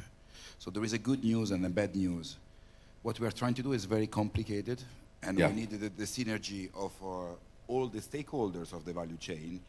We love to speak about ecosystem, and also housing is a problem for every single country in the world.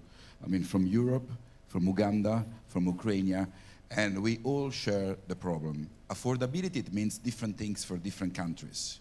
For me, my personal view, affordability means three things fundamentally. Young people should have access to mortgages in an easy way. So we should try to reduce as much as possible the down payment for young people. We should scaling up banking support. We should have a lot of products in the market because this will keep interest rate down and will make this very convenient and very competitive. If we do so, the Ministry of Finance will reduce the resources for this because the banks will do their homeworks where it's not needed to have a public intervention. And allow me to insert the third driver for affordability, which is sustainability. If we convince every young couple buying a house to make a sustainable investment in their house, we protect them from energy cost or from interest rate changes. Because if we give a fixed rate to those young people, they will be protected. We are very concerned from the landscape that we see in front of us. The ECB told us, well, probably they will increase interest rate 3 times this year. Energy costs, grow in average at 25%. And this will have an impact on inflation. So what we were saying yesterday about affordability is a bit completely useless. Probably we are in front of us a new challenge to do so. Allow me to arrive to the good news. The good news is that the problem or the opportunity is so big that none of us can face this alone. We have to work together.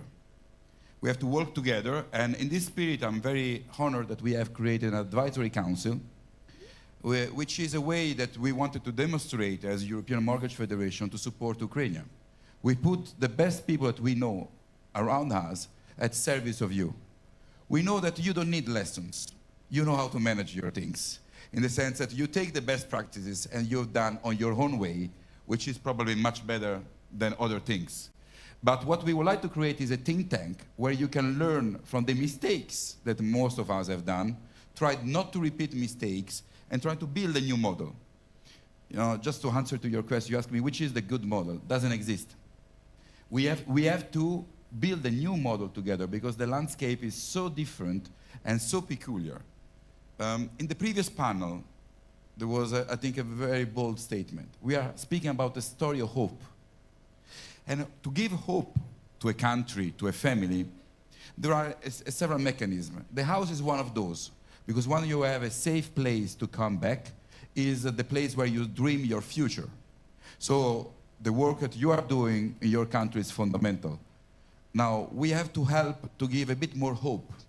More hope, it means to be part of a larger family, allow me to say. This happened for a lot of countries in a lot of crises. As I said last year, Spain came out to a very bad period by hoping in a real estate market and being part of the European Union. Greece was the same, Italy was the same. And I think now is your turn to have a bigger hope, to be part of a bigger family. And we are here only not to give a lesson of what is the best model, to learn from you, because you are doing your own way, and to support you as much as we can by building together a new model that can help all your citizens either to come back or to build a better country in the future. Peace and prosperity. Thank you very much.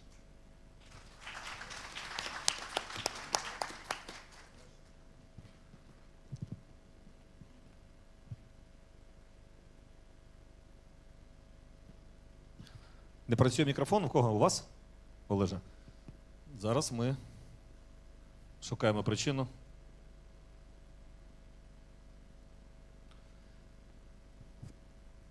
Давайте підемо таким шляхом. Лука, це дуже така... So, Luca, your answer was really inspiring. Thank you for having this hope, and thank you for creating for the Ministry of Economy two advisory council, which already had one meeting and will have a new one in May, and we'll be trying to create more proposals that the state can implement in this sector. So then, if we talked about experience existing in other countries, we also have Richard Kamish with us, who is the advisor on different issues. He's also actively working for EBRD in Ukraine and is implementing 2 projects with them, or in housing sector including. So my question to you, Richard. regarding the tools and instruments, so we talked about ideas.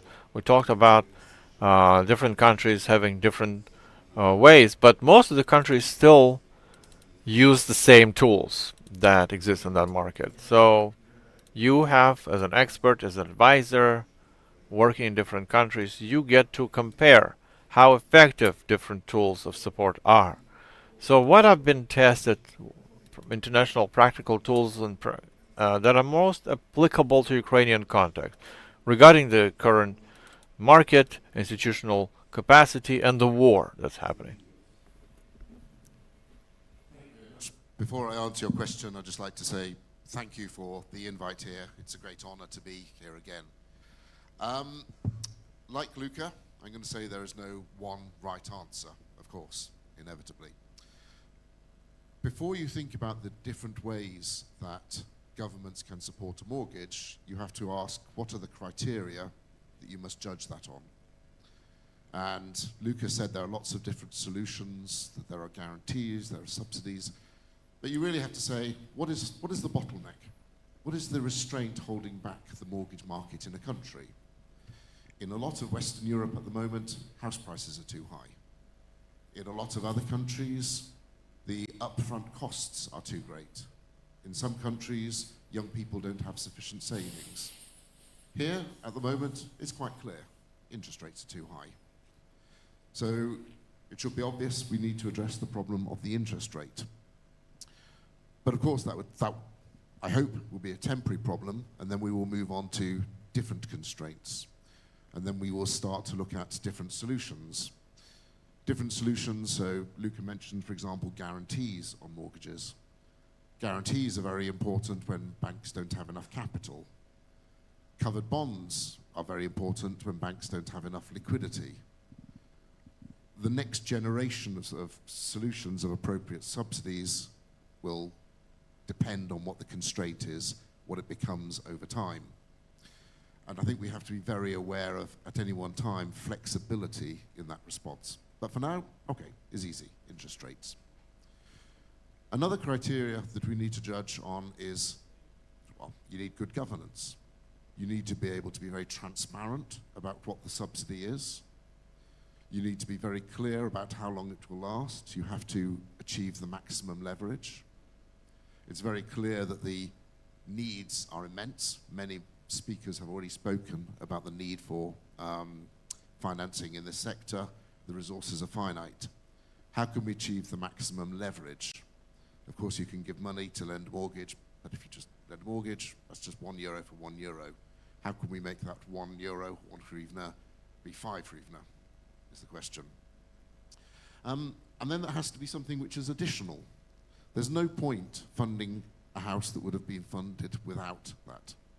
A lot of countries provide some form of subsidy to people who already are able to buy a house. And effectively, more often than not, you're just recycling taxes into middle-class people's pockets when they're buying houses. Careful to avoid. Perhaps the most important one is that you have to work with existing market discipline. Of course, a subsidy is a market distortion. Whenever you define an eligibility criteria for a property, for a person, for a mortgage product, you create a distortion. That's not a bug, it's a feature. You're trying to distort the market to stimulate something. And wherever you draw that line, you create a dichotomy. If you only finance new houses and not existing houses, you create a price discrepancy. There have been some subsidy schemes around Europe which you can actually look at the statistics, and there's some good academic work on this. Houses which are eligible have much higher house price inflation, the prices go up, than houses that aren't. You have to distort the market, but in a way which is as limited as possible. Part of the factor of that is that you have to work with existing bank systems, particularly bank credit appraisals. I was talking to Luca the other day, and he reminded me of an idea that the financial crisis, a lot of it was caused by politicians thinking they are mortgage underwriters. Bill Clinton told the American government agencies, you have to give mortgages to these sectors of society, even if they're not creditworthy.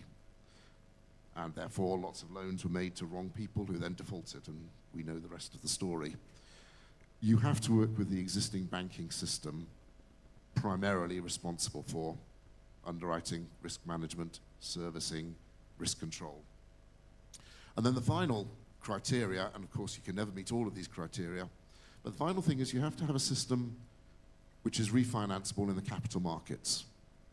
At the moment, the banks have enough liquidity and have enough capital, that's fine.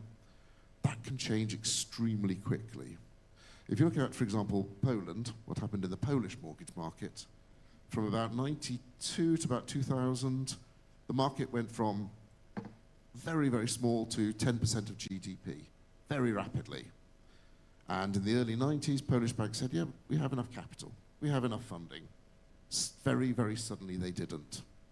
So we need these instruments. We've been talking about covered bonds and securitizations. Maybe later we can describe a little bit about the differences between those products, but ways in which to fund the banking system effectively, both internally in hryvnia and then ultimately in euros. You know, Luca and myself, we both talk a lot of the time to some very boring German people with a lot of money who want to invest. These people say to us, where are you going next? Will there be product there? Can I invest in those products? And attracting foreign investment is what the covered bond and securitization laws end game will ultimately be. So there's a whole host of ways to judge any given subsidy program. Let me very briefly talk about the, let's say, 4 families of subsidy with 100 variations within each family, but perhaps the easiest to dismiss, which is a structure which has been tried in both of my home countries, so both in Britain and in Ireland, is shared ownership. In shared ownership, I buy half a house, some organ of the government buys half a house, I pay them rent on their half, and sometime in the future, I buy that half from them. That's an extremely complex process. Obviously, rental yields historically should be higher than mortgage yields. It's quite complicated. It is usually controversial. In Britain at the moment, there's quite a controversy about this scheme. Let's dismiss that one. A second one is to provide direct subsidies. So a young borrower can't afford the upfront amount, they can't afford the notary fees, they can't afford the legal fees, all of the various transaction costs. Can we provide some kind of direct subsidy? Either I give you money or I make it a tax deductible thing. Yes, and sometimes that is the solution, but actually it's quite low leverage and it doesn't meet the additionality criteria very well. Probably they would have borrowed anyway, you're just giving them money to make it easier for them to borrow. You're not leveraging up your investment. So we probably come down to the 2 most practical solutions, both of which will be very relevant here. The first is some form of guarantee, partial guarantee, not a complete guarantee. You don't want banks who originate mortgages to be removed from all of the risk of the mortgage. That's very dangerous, we've seen that before. But some degree of guarantee to reduce either the risk or the perceived risk, the capital consumption, the provisioning for the bank on that balance sheet. This can be an extremely high leverage way to help the mortgage market. A very small amount of mortgage money can go a long way when capital is your constraint. The other one, and this is effectively the ESLIA program, is the blended interest rate. The blended interest rate to say we have some degree of interest rate subsidy. We have market discipline on part of the mortgage, we have a subsidized rate on the other part of the mortgage. And then, of course, there are design variations, but we reduce the overall cost at least for the first few years of the mortgage. And then we say, how do we recycle that subsidy? Do we make it a time limited? Do we make it an interest rate limited subsidy? How do we recycle the money that we're putting into that program and yet make the mortgage affordable?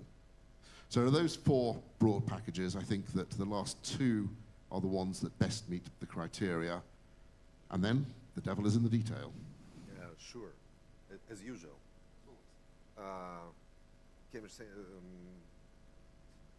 Richard, thank you very much for your speech.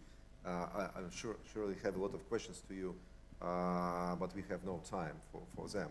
And I'm really grateful that you are the part of Advisory Council, because your experience and your knowledge of these instruments will allow to elaborate and to construct here in Ukraine something maybe new and unique, like a combination of this. І у нас наразі Артур. Now we have Arthur with us. Arthur, we transition to you. We're so happy that you joined in, and I understand that. What do you see on the screen? Do you see the audience? Do you see panelists? Who do you see? And the backs of. Окей, розумію, тобто для... Well, understandable. So the waiting is over, so you will have the floor now. EBRD in Ukraine is well known in cooperation with banks, with small and medium businesses, loans for SMEs, and you have quite a big experience and portfolio in Ukraine. So that means my question is about housing funding, and this housing funding from different IFIs, DFIs, including EBRD, it remains one of the least covered areas of institutional support. What is the role, in your point of view, the mortgage market plays in strategic priorities of EBRD regarding Ukraine, and what specific tools the bank is ready to offer? Over to you. Good morning, Oleg, colleagues and partners. I'm pleased to participate online this distinguished panel. Apologies that I could not be in Kiev in person this time. So, in EBRD's Ukraine strategy, the mortgage market is a systemic priority. It's a system-building priority that can enable housing reconstruction, mobilize private capital, support financial stability, and urban and labor market recovery. Our strategy does not view housing finance as a retail lending or social policy objective. Our goal is to help create a scalable, market-based housing finance system that can mobilize private capital for reconstruction, with mortgages functioning on commercial principles and public support used only as a temporary catalyst. In this context, our focus is on restoring mortgage origination by Ukrainian banks on sound underwriting and risk-based pricing, using guarantees, blended finance for interest rate compensation only as transitional tools to restart volumes and manage wartime risks, and ensuring that mortgages remain tradable financial assets, not policy instruments locked into concessional structures. For the interim period, i.e. now, drawing on our scaled portfolio risk-sharing experience in the SME sector, we could consider deploying unfunded portfolio guarantees, covering a defined share of credit losses on eligible mortgage portfolios of partner banks, while leaving underwriting, servicing, and recovery fully with the banks. EBRD is currently in discussions with UFHC or Ukrfizhinplo and partner banks on designing a blended mechanism whereby state-supported subsidies through UFHC are blended with commercially priced funding from banks that in turn is supported by portfolio guarantees from EBRD. The structure aims to reduce end rates for eligible borrowers, limit credit risks for the banks, and help preserve good mortgage underwriting standards. However, looking over long term, the central objective would be to move mortgage funding beyond banks' balance sheets. So an ideal trajectory is as follows. Banks originate and service mortgages. Then once the legal and regulatory frameworks are ready, refinancing and risk transfer increasingly take place through covered bonds, securitization, or equivalent capital market structures. This will allow to free up bank capital, mobilize institutional investors, and finance housing reconstruction at scale. So our long-term role is to set standards, risk sharing, underwriting, disclosure, support policy and regulatory reform, which we are already doing, anchor early transactions and pilots. We are currently working on this with UFHC, as I mentioned, and then step back as private capital takes over. This essentially mirrors EBRD's established model in capital markets and risk sharing across our other countries of operation. Артур, у вас зараз є така Okay, so Arthur, you have an opportunity now, since you're working with Ukrainian banking sector the most, and we have now Sergey, first deputy head of the National Bank. You can ask them a question, any question this panel allows, if you want. Maybe regarding some regulatory issues. So, if you want, it can be an interactive session. Over to you.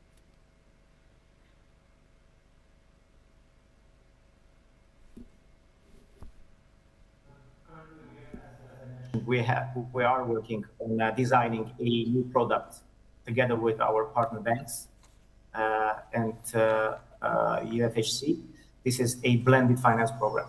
So as part of that, we are at the early stage of such designing. I'm sure we will probably have some specific requests or areas where the regulatory help could be needed. So at that point, we will be ready to come to the National Bank and discuss what could be done to push this product further. But like I said, this is early stage of discussion of designing this product. And so far, our talks are focused on what banks need, in this case, to scale up the mortgages, and what UFHC and state subsidy programs could offer to push the program ahead. Дякую, Артуре. Right, thank you, Arthur. Sergey, do you have anything to add?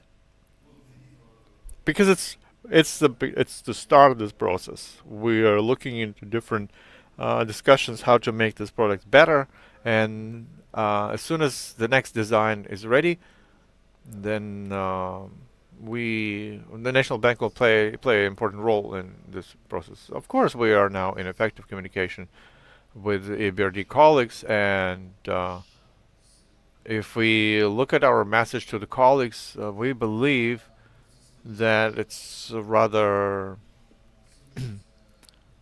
it's a question not so much connected to a mortgage, but other programs that is supported by EBRD and other financial institutions.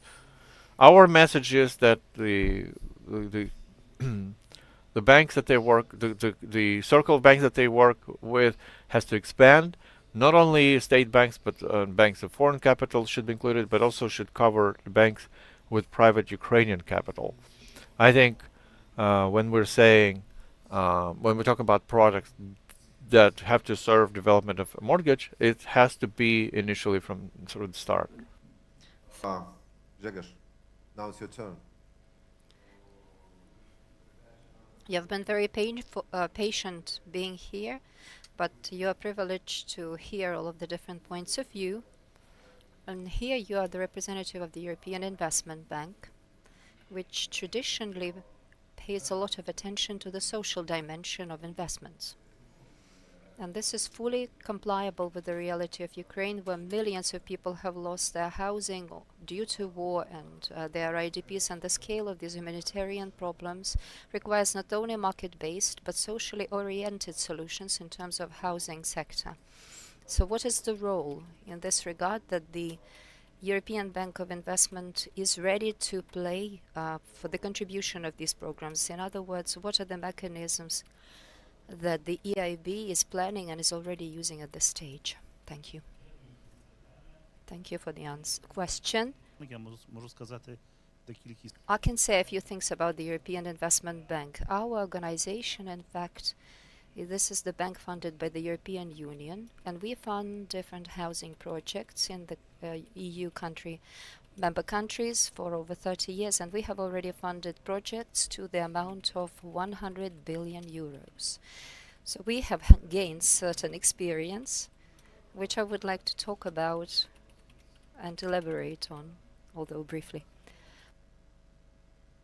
Because we work within the European Union, but also beyond the EU, we have to look at different towns and places, but we get to see the same picture over and over again. It just turns out that half of the residents of town residents can afford to buy a flat in some decent place, well catering to the needs and the sizes and the technical requirements, whilst the second half of the residents cannot. So whether it be the most richest countries, the most expensive countries in the world, or in the EU, the picture still persists. It's the same. So there needs to be some kind of a natural characteristic of urban planning, town planning, that unfortunately paints this picture. We understand this picture in whatever place. Affordability of the terrain for the construction is naturally restricted and limited, and this creates unique set of opportunities and characteristics for both the operators and the people to function in this sector. I wouldn't even call it a market because it works somewhat different from the market, but still, regardless of that, the European countries have found a way to address this issue, which is sometimes called as social housing, sometimes public housing, sometimes municipal or government-owned housing. So every country within the European Union designates that in different ways, but in Ukraine, for the time being, I think social housing exists as a phenomenon. Maybe it has some negative connotations from the past, but hopefully we understand that we are not talking about social issues at stake, right? But a support to the public. So why are the European countries doing that? What happens if a person cannot afford housing? First of all, they stay to live with their parents. For example, in some countries of the European Union, people live with their parents on average until they are 34 years of age. And of course, they put on delay starting their families, having children, and of course it exacerbates the demographic crisis. Or people move to the outskirts of the city, they settle there because the housing needs to be affordable and because land is expensive. They build this housing in 20, 30, within 20, 30, sometimes 50 kilometers away from their jobs. So housing is bought cheaply, but then these people become voters. They participate in various political campaigns, and they require a certain school culture, bus communication, heating, or broadband, internet broadband. And all of this costs so much money, sometimes 5 to 10 times more expensive than building affordable housing. So they buy their housing cheaply, and then the government needs to ensure the rest of the public services for these people at the expense of usual taxes, and this comes to cost so much more than the conventional housing. So some European countries build the social housing, and within that housing reside 100 million Europeans, which is 20% of the entire EU population. We funded the institutions that provide this housing, and I think it will be exciting for you to hear how this housing is funded. Even the richest countries couldn't fund this housing with the money that they get as a result of taxation. It's just impossible. So they had to invent other mechanisms to cover these expenses.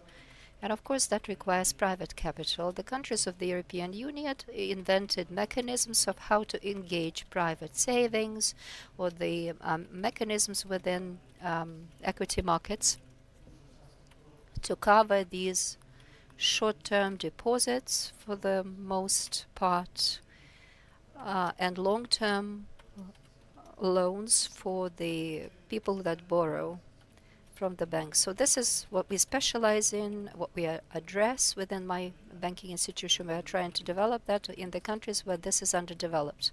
This is eastern and southern regions of the EU, the countries which are our partners, where we are helping to develop all of these systems. And I hope that in Ukraine we will be just as helpful In this way, all of this funding is transformed into long-term lending, and these loans are provided by the providers of these loans. And these providers, they're either private or public institutions or enterprises, but something that they share is the goal that they pursue is to operate in the socially oriented sector. So they're not working to generate income. Of course, they do generate that, but they always reinvest all of their earnings in the development of their further activities. And thus, all of these enterprises that we work with are pretty powerful. They have a high level of capitalization, access to long-term equity and funding, and this enables them to achieve an accessible level of rent to pay and a qualitative offer of the housing being provided to the residents. So this is, in a nutshell, the second end of the spectrum of housing services. And I'm very much fond of the fact that today's forum is expanding on this. We are not just talking about housing, which is procured with different kinds of banking products, but we are talking about broader systemic approaches to undertake to be able to address all of the housing issues prevalent in Ukraine, because this topic is the top most important issue for Ukraine, given the scale of housing that people are in dire need of right now and in the future after the end of this war, when people are coming back to participate in the country's reconstruction. Thank you very much. Thank you, Grzegorz. Frankly, I very much love my children, but I don't want them to live in the same flat with me until they're 34 years of age. That would be over the top. And it's also great that we are also discussing social housing today, because not everything can be addressed and tackled with the help of different mortgage products, commercial products, and the company that we run is also eyeing opportunities to join in with this process, because we see the needs of Ukraine in the post-war time. We are not going to be able to address everything with the help of donors and private investors only by way of commercial mortgage practices or even subsidies. Dear colleagues, our time is running out, and very quickly, which is why I suggest that we right now go for a quick fire round of questions. We will have the same question to all of the panelists. Let us start with Arthur. Let's imagine that we have all gathered here due to in some 5 years from now. So from your perspective, what will a successfully reformed housing markets from the standpoint of different products, etc., look like? And what is the only prerequisite without which this will never get off the ground? Arthur, please. And then we will move on one by one, all right? EBRD perspective, success would mean that Ukraine has a functioning, predominantly commercial housing finance system where banks originate mortgages as a core product, not as an exception or purely through paid programs, across new and existing housing with predictable underwriting and pricing. So it's a system where public support is very targeted, i.e. used very selectively to address residual market failures, while the bulk of lending is funded, priced, and risk managed by the banking system. And finally, a system where a scalable mortgage stock exists, enabling refinancing tools such as covered bonds, securitization, and crowding in private capital for reconstruction and long-term growth. So in short, a dream system is such where mortgage lending is boring, repeatable, and bank-led, and no longer treated as a special regime. And for this to happen, banks must have confidence that the risk, pricing, and legal framework for long tenor housing finance will normalize, rather than remain permanently dependent on subsidies or ad hoc interventions. That's my view. Thank you, Arthur. Rich, your view, what is the success in 5 years if you're sitting here, and what's the one key element to achieve it? For me, 50 billion euros outstanding. I don't just pluck that number. I think post-victory assume 5 to 10% GDP growth. We're talking 350 billion euro equivalent GDP. Look at your neighbors, Bulgaria, Poland, Slovakia, similar countries, 10 to 15% mortgage GDP ratio. So you get about 40 to 50 billion euros. The precondition is obviously the normalization of interest rates post-victory.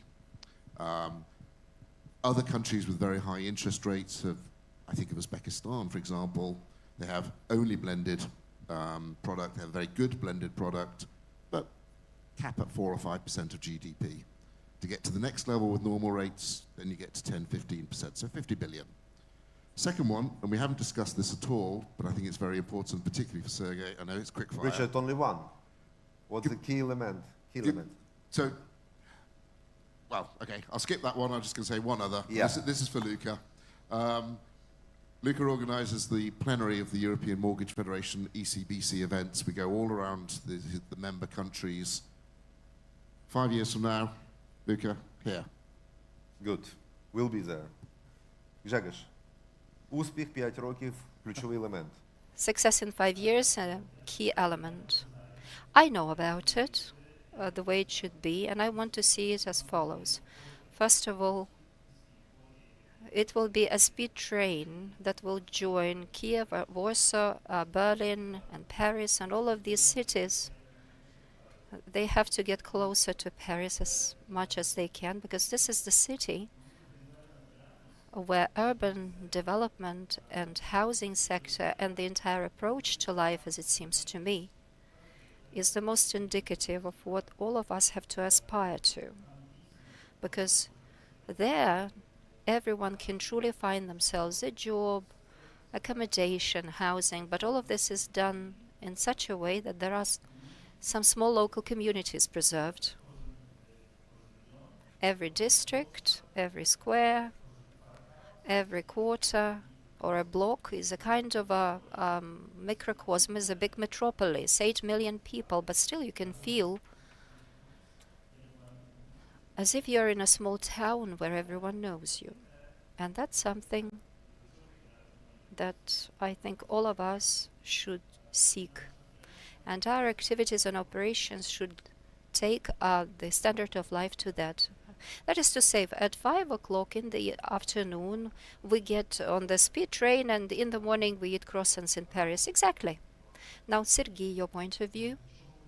When talking about our goals in 5 years, in fact, I suppose that my assessments are very much close to what Mr. Richard has spoken about, but I achieved that in a slightly different way, because the volume of our mortgage credits in our banking operations is under 1%, whereas in Europe, the average level for mortgage operations about 14%, and at least it's 25 to 34% sometimes. So achieving this minimum threshold of 4% is one benchmark that we should look forward to, and another one is the share of mortgage credits in our general area of all of the consumer credits. Right now, this level is 15%, and from our perspective, we need to achieve about 50% to be more compliable with the logic of the business models operated in the European Union, which in their turn presupposes the growth of mortgage portfolio by about 80% from year to year within 5 years from now. Highly ambitious goals, naturally, but we definitely need to seek them. What that needs, we definitely do not have anything like a silver bullet, a single element that will definitely launch the system into operation. As I said, this needs to be a comprehensive kind of work, both at the government level and engaging private capital. And if we speak about what this will never get off the ground, achieving this at such an ambitious level, we need to engage private capital as best as we can, which as of now is present within the banking system of Ukraine and which theoretically can be involved via other channels, at least coverage bonds. Well, I will try not to duplicate what has been said. I mean, I will just to say that, I mean, my presence here today, Oleg, is not the case, in the sense that I represent 2,000 banks, and I would like just to tell you the story, just to let you feel how people outside from Kiev, they feel it. When the invasion happened, my board asked me, we put a vote on how we could support your country. And the first thing that we have done, we have invited you to become an observer member. And we have tried to put at our disposal all the resources possible to support your country. So I hope that probably in 5 years' time, most of my members will have branches here in Kiev. Some of them already have it. Most of my investors will come here and invest in Ukrainian mortgages without any problem, without any doubt. You will be fully integrated with the banking union. You will be part of the supervision authority of the European Union. And Kiev will be a hub for young people bringing innovation, defense industry, agriculture, and will be one of the most beautiful cities of Europe, like it happened to Budapest, to Tallinn, to Warsaw, that you go there and you feel the young people willing to live their life in this city because maybe it's cheaper, it's more beautiful, it's more lively, and you have best disco than in other places. That's my hope, that in 5 years' time, Kiev can be a hub for young people where they want to move in and enjoy their life. Thank you, Luka. You're always speaking from the bottom of your heart. Pan Oleksiy. Alexei, thank you very much. I can echo to everything that Luka has said. And I would put it this way, it would be very fine that in 5 years, instead of 40,000 flats per year, Ukraine will build more than 100,000. And the share of EOSELA in the mortgage portfolio will increase from 90% to 30% in terms of the government approach. And with the help of EOSELA, we'll be able to build a huge mortgage market, and mortgage becomes a very usual thing for Ukrainians. And I do agree that there is no silver bullet that can resolve and tackle all of our issues, but the main factor, of course, we need to become an EU member, and this will be a main game changer in the market. But what we can contribute to that, we can create a financial platform or a product that will be suitable for both the Ukrainian banks and international partners, so that with the help of this financial blending, we will significantly expand the mortgage market. Thank you, Mr. Alexei. It's the first time ever that the KPI in the reduction of the government participation is a great KPI. We hope that this will come true. We can go on and on talking about this for quite long, and I have a lot of questions to ask you, and this will take a couple of answers, and this will only be contributing to a lively engagement, but our time is up. We thank our esteemed panelists, and let us thank once again with our round of applause, thank our dear panelists, our moderator for their substantive conversation. Friends, to carry on with this conversation, we are calling a break, a small coffee break at 1300 hours. Friends, we will continue.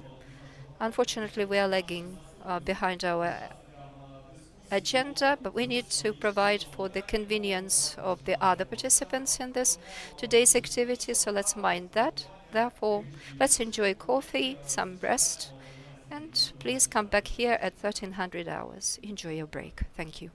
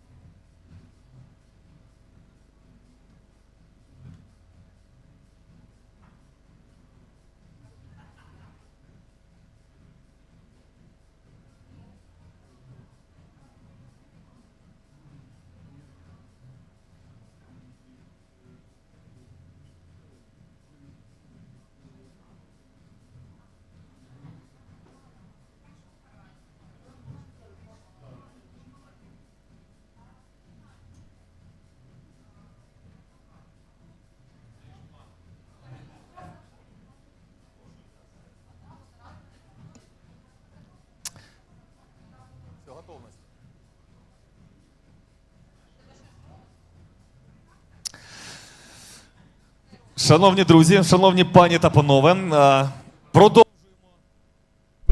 We continue the first forum of affordable mortgage. Thank you so much for being so quick to return. And we commence the third panel discussion, which is about workforce housing, investment models of market development for employees, for workforce. Before we invite the participants to the stage, let's see a video which would describe the main trends and investment approaches to workforce housing development as a market. Через війну покинути домівку. Because of the war and not only people left housing, but businesses. In 2025, about 12,000 companies changed their region of work.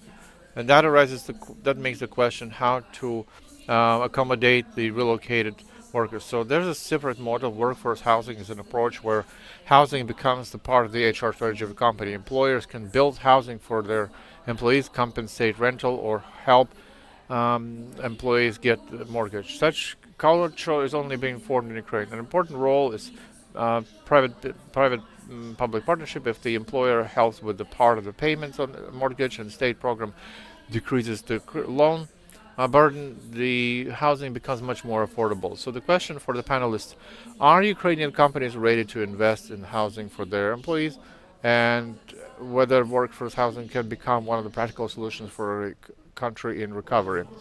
So let's invite for the moderation editor of Forbes Ukraine, Sergei Shevchuk, and also moderator of our panel discussions, Nicholas Borel, co-founder of Review Fund Management, will be with us online. Also Dmitro Busienko, head of the management of Privatbank, Anton Tutun, member of the board of Shatbank, Rodion Morozov, acting head of the Ukrgazbank board. Dear participants, greetings, and I pass the floor to the moderator of our discussion, Sergei. Floor is yours. Okay, thank you. Happy to see everyone in this room. I love the panelists. It's going to be a two-part panel, and the first, as you can see, are the bankers, are people who pay money for being pragmatic, sometimes over pragmatic, and that's why we're going to be talking about an important and relevant topic for Ukraine. As you just seen, it's how to boost the demand for housing among workforce.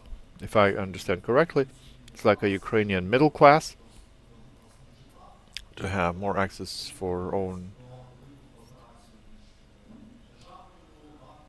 So it's cooperation.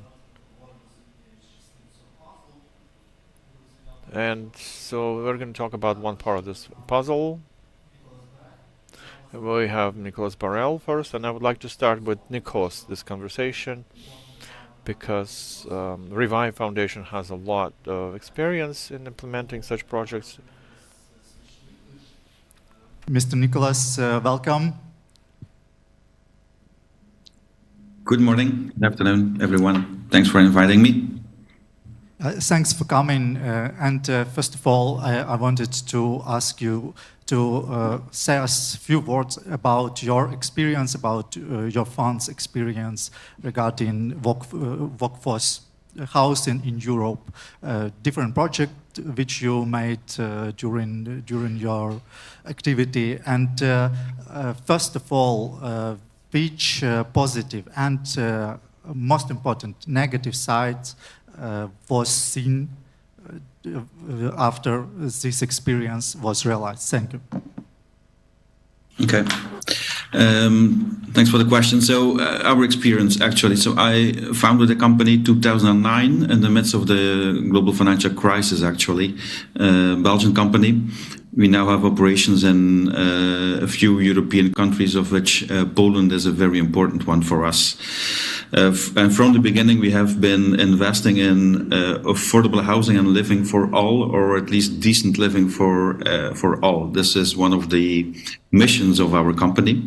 So we recycle redundant assets, we do urban regeneration, and we build residential neighborhoods. We focus on big developments, which means we don't do just a block of apartments, but we buy big sites where we develop neighborhoods. So we invest in communities, community building, in public domain and greenery.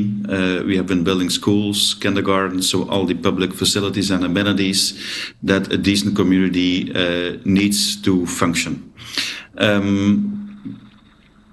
Most of our funds that we have been deploying are built to sell because Belgium, Poland, and as I understand Ukraine, most of the people like to own their house. So our end clients are the people that are buying the house to live in, owner-occupiers. But we also had some build-to-rent and social housing REITs. So we have established in Belgium a social housing platform where we we built social housing units and we leased them to public entities, 27-year leases, and we've listed this entity on the stock markets in Brussels, Euronext. So it's now a listed social housing REIT. I think one of the first and one of the only social housing REITs listed on the European stock markets. So this is our experience in a more build-to-rent market. The biggest experience we have is in a build-to-sell. What we have learned is that affordability did become more difficult. Land prices are getting more expensive. Construction prices are getting more expensive. It's difficult to find land. So affordability is going down. So we are still struggling with ways how to provide affordability. And this is about land prices, construction prices, getting your permits, and of course financing the projects. We work with equity, of course. We have been raising about 650 million euro of equity to fund our developments, but we work with classic investment loans, as I understand this morning, as we know. Interests are quite high. Mortgage rates are high. So I think these are one of the important pitfalls when we look at affordable living. And it's not only about affordable mortgage. It's about affordable living as a whole. We have been investing in very low carbon communities where energy prices are low. We electrify all our neighborhoods, and again with this new energy crisis, I think it makes a lot of sense to look at the full cost of living, as we heard this morning. The full cost of living, it's not only the mortgage, it's your energy cost, it's your travel expenses, and it's also your ability to connect with public facilities like schools and work, and the specific panel is on workforce housing.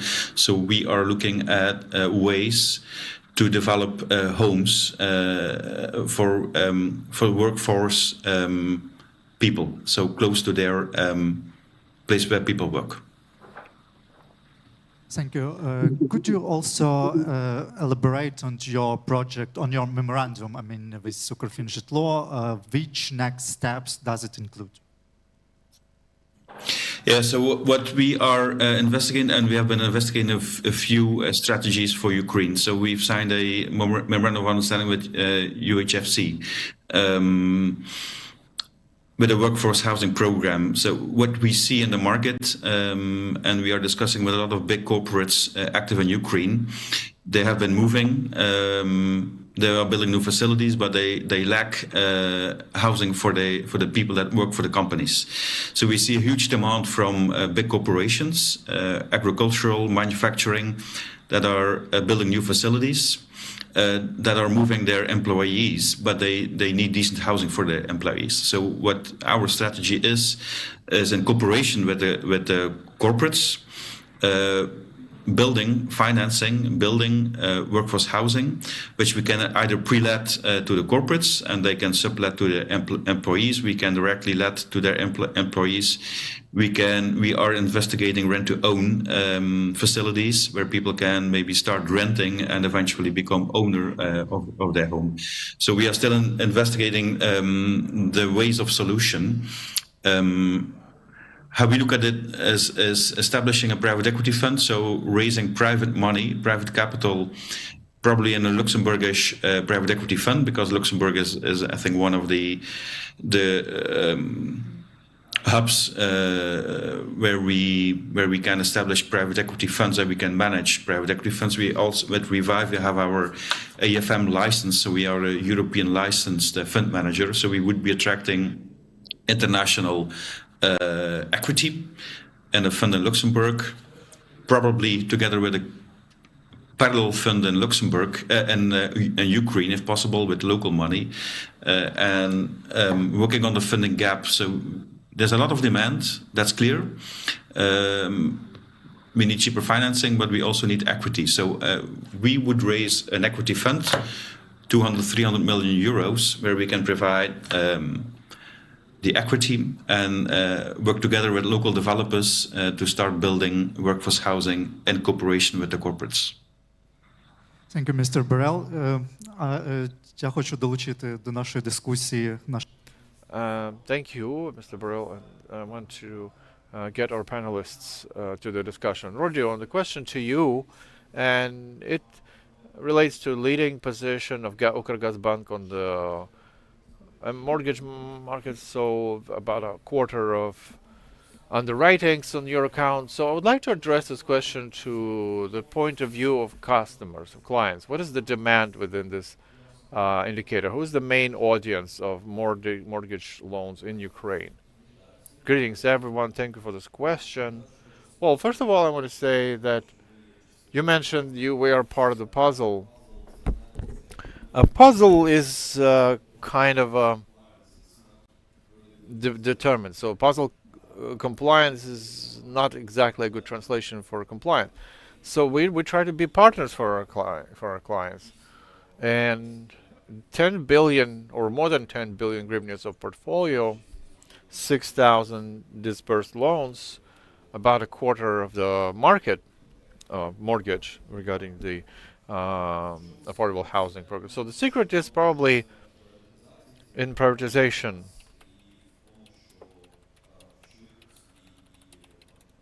And quick decision making and understanding the customer.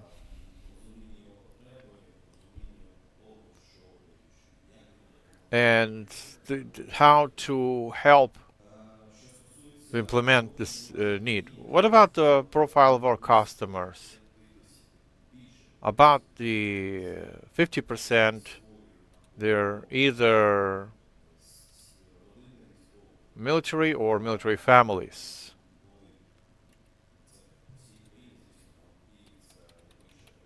So all over Ukraine is the biggest, Kyiv is the biggest territory of loan disbursement, but we are not limited in geography of our work. The geography covers the whole Ukraine. About 35% is young people. Young people, and for us it's also very important because, you know, still on the main question, whether they go abroad or not go abroad to find some employment there or not.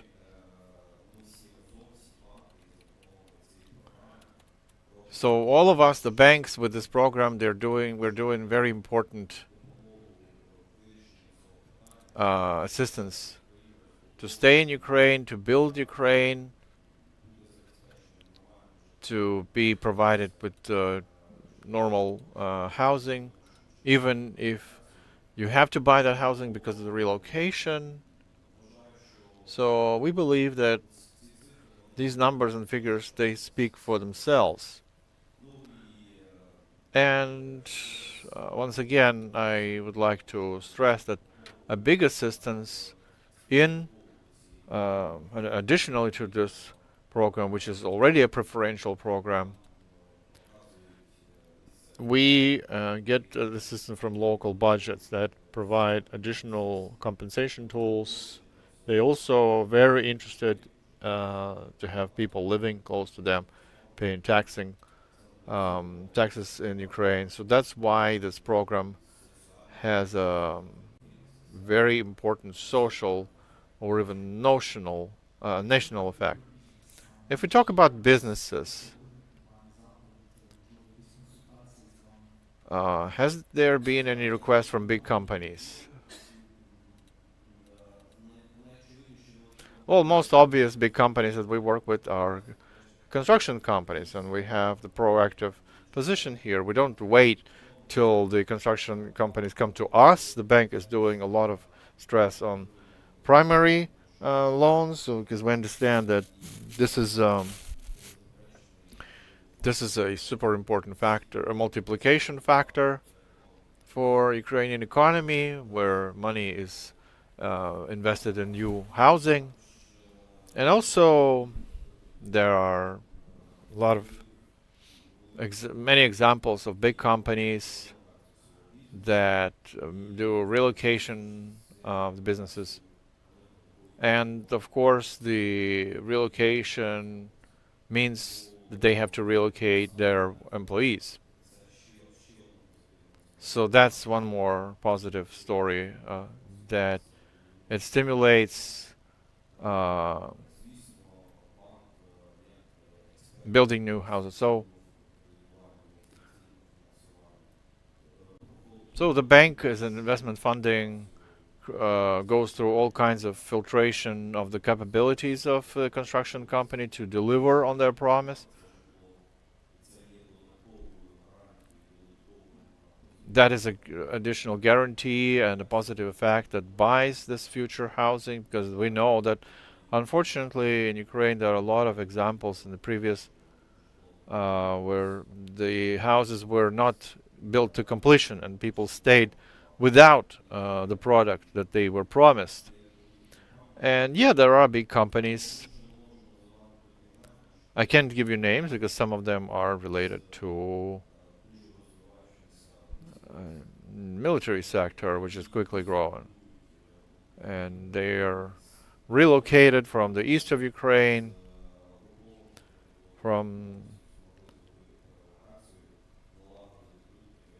they created this production in the western part of the world,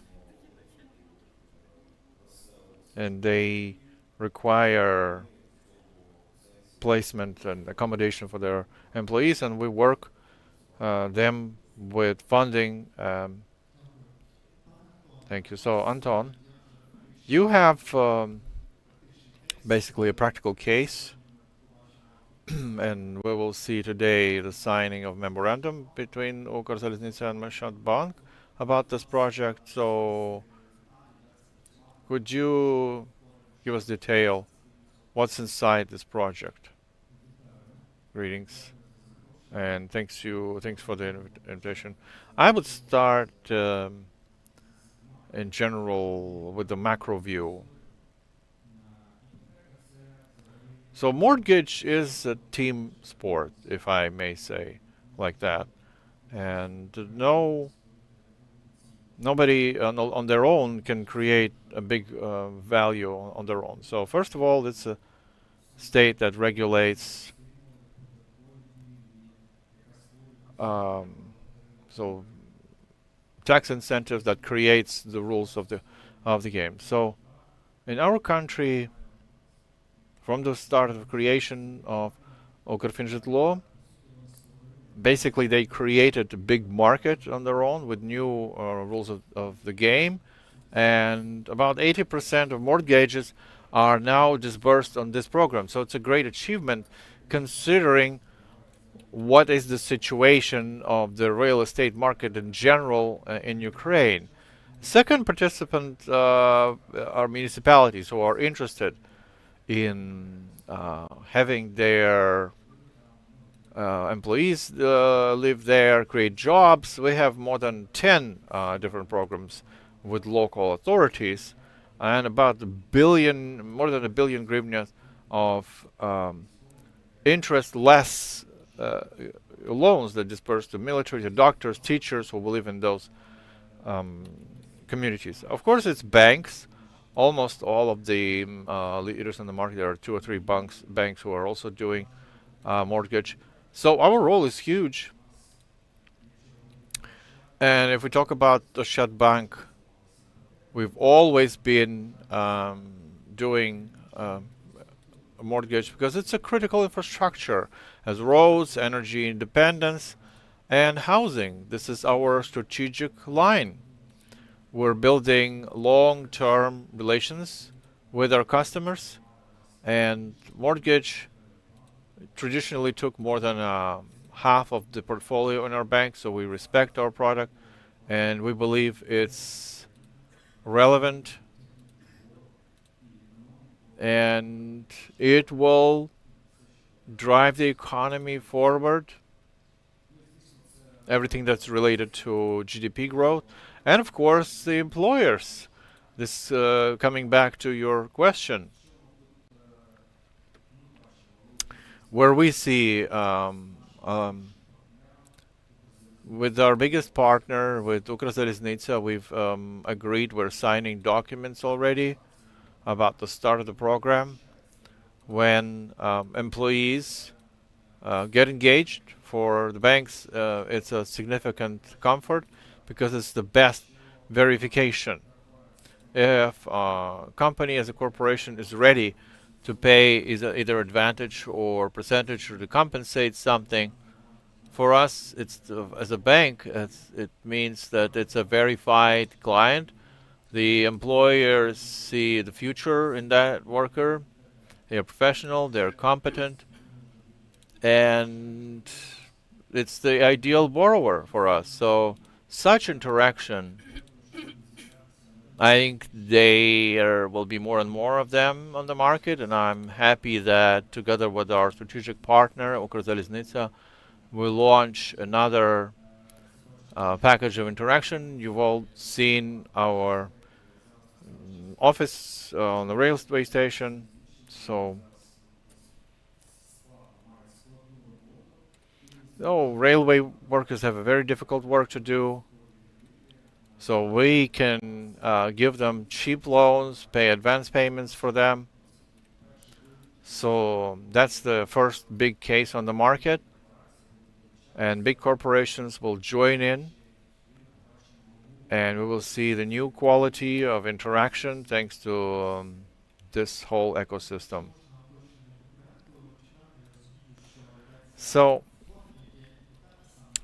the mortgage product is a complex of action together with building the new housing, allocating funds. Is that that kind of mortgage? Yeah, it's the workforce mortgage. What you're asking for is a separate thing. There's still a lot to do here. We have regulatory limitations because all of the regulatory ecosystem is for classic loans, for mortgage loans for physical persons.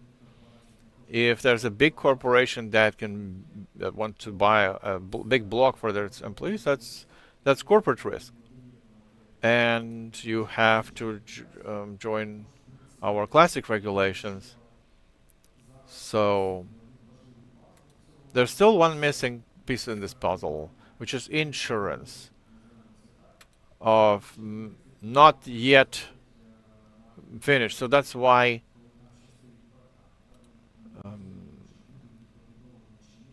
when there's still only a fence staying, we're only seeing 40% of delivery and readiness of projects and 90% of apartments sold. How is that? So I like guarantees, and I like how Kazakhstan were doing. They created something like a deposit guarantee fund. At some point, they started bringing money to the bank because the state promised if something bad happens, then we will return the part of the investments. The same as in mortgage.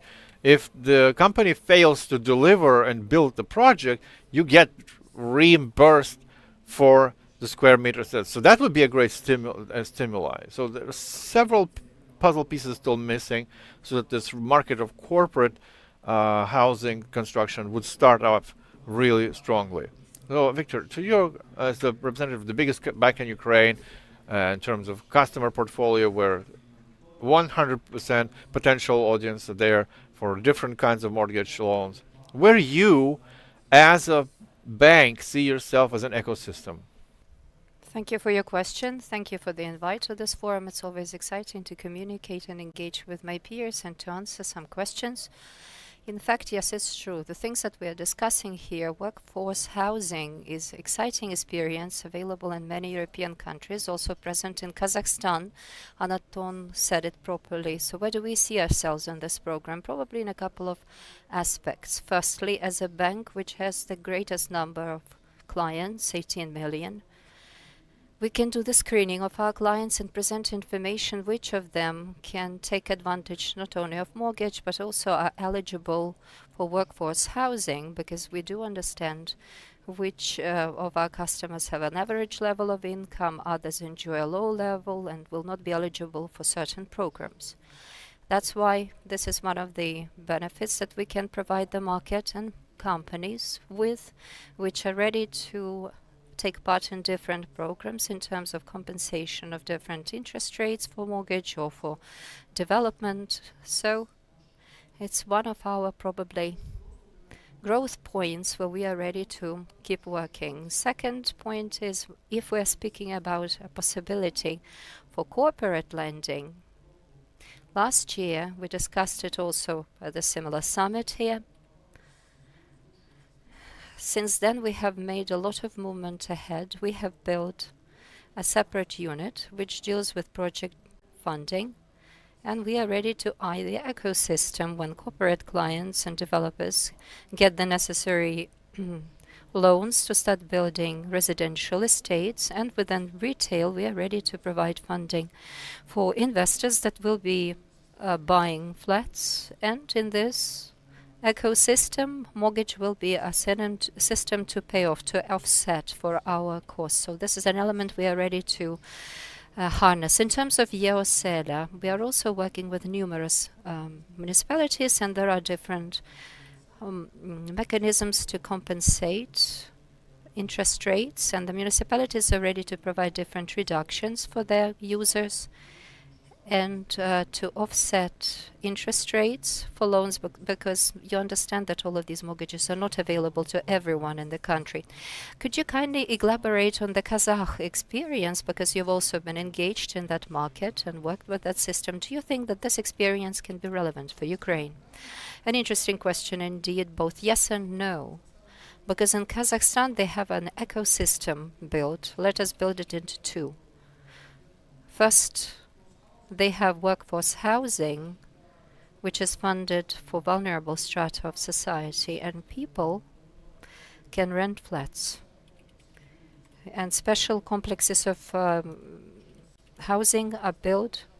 They have a state-run bank, Albasi Bank, if I'm not mistaken, which deals exclusively with mortgages. It's government-run. It deals with no other business but mortgage. And the most vulnerable walks of society have an opportunity to rent housing within the specially designated housing, and some 20 to 50% of this rent is compensated with this bank. And the second chunk is for the higher class. They have an opportunity to rent to own, and in line with the profitability and income and credit story of these customers, so these people can rent to own, and this is long-term rent.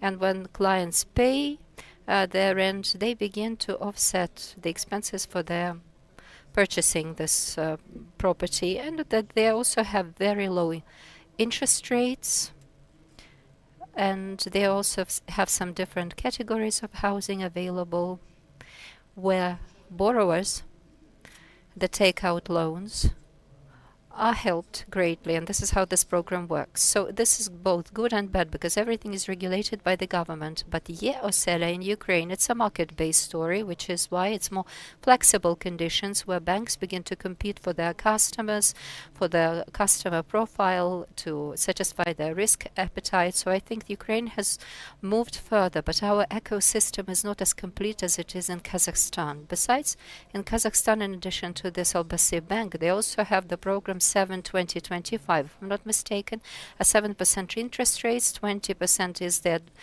front payment, and 25 is the duration of this loan. So they issue loans, mortgage loans to their clients, and then a mortgage company buys out these loans and secures them. This is something that, by the way, Osela is going to do it in Ukraine. So I think that we are moving along the right lines. But the only thing is, given the situation we have in Ukraine, the war, of course, we are limited. And I fully echo to Anton.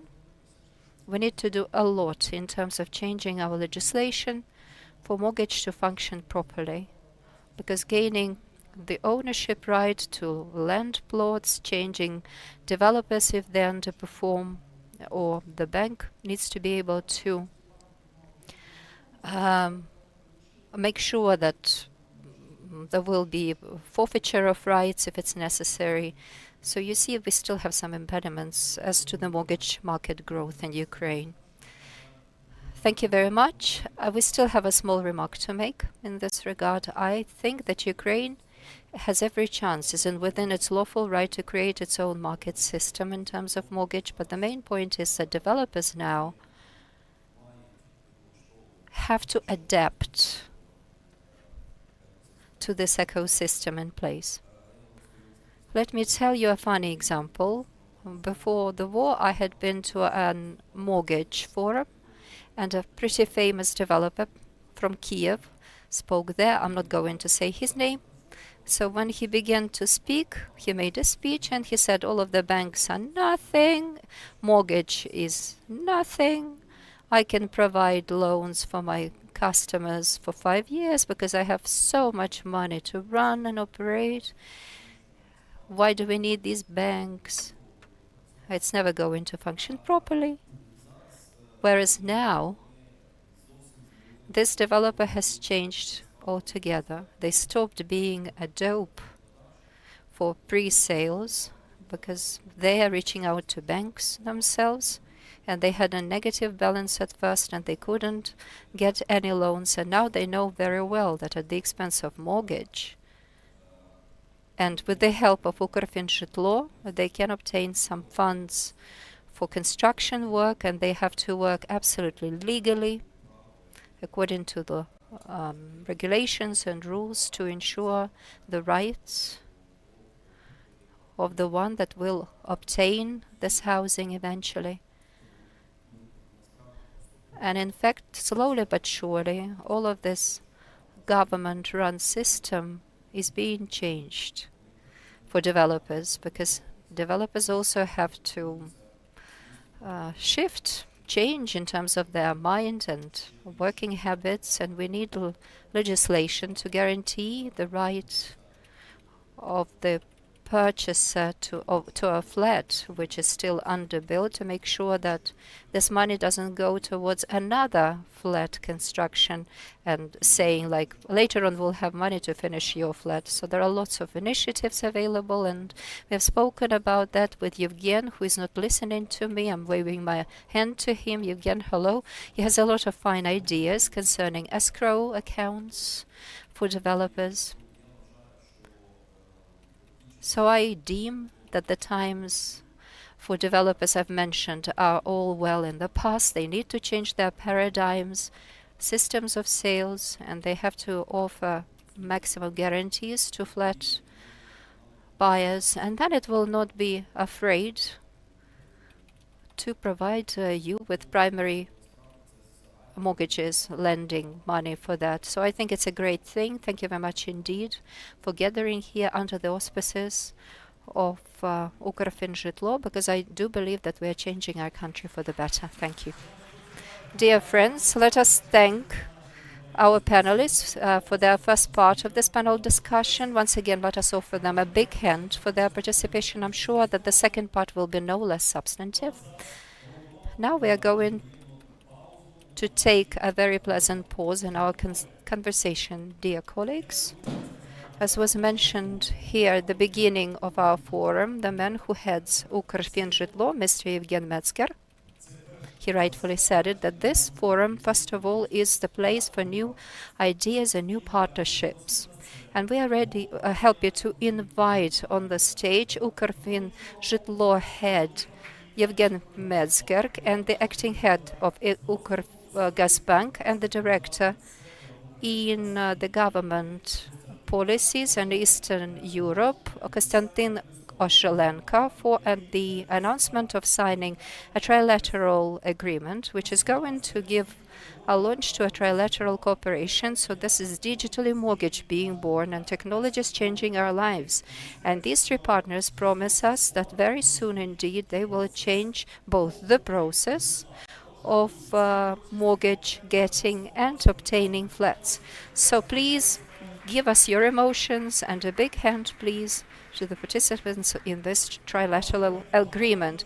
Yevgen, Rodion, and Alexei, would you kindly exchange the files, the dossiers, shake hands, and take pictures as a memento of today's event on this stage with your participation. So friends, let us support them with our applause.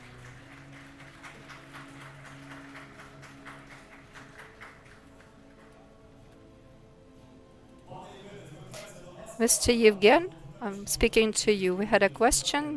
Would you like to say a few things? Yes, out of the agenda. Indeed, I would like to thank our partners at this junction, because in our company we are highly economical. If we spend money, it means that a family may be deprived of housing. We cannot afford it to happen.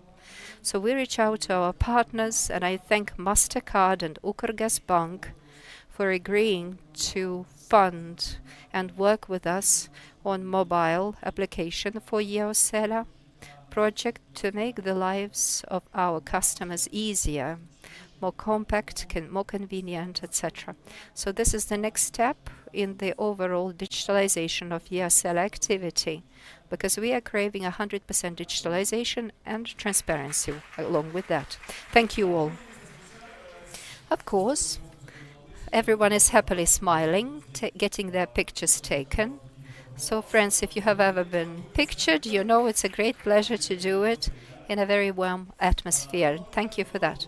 Now we're happy to get on with our panel discussion, Mortgage for Workforce Housing.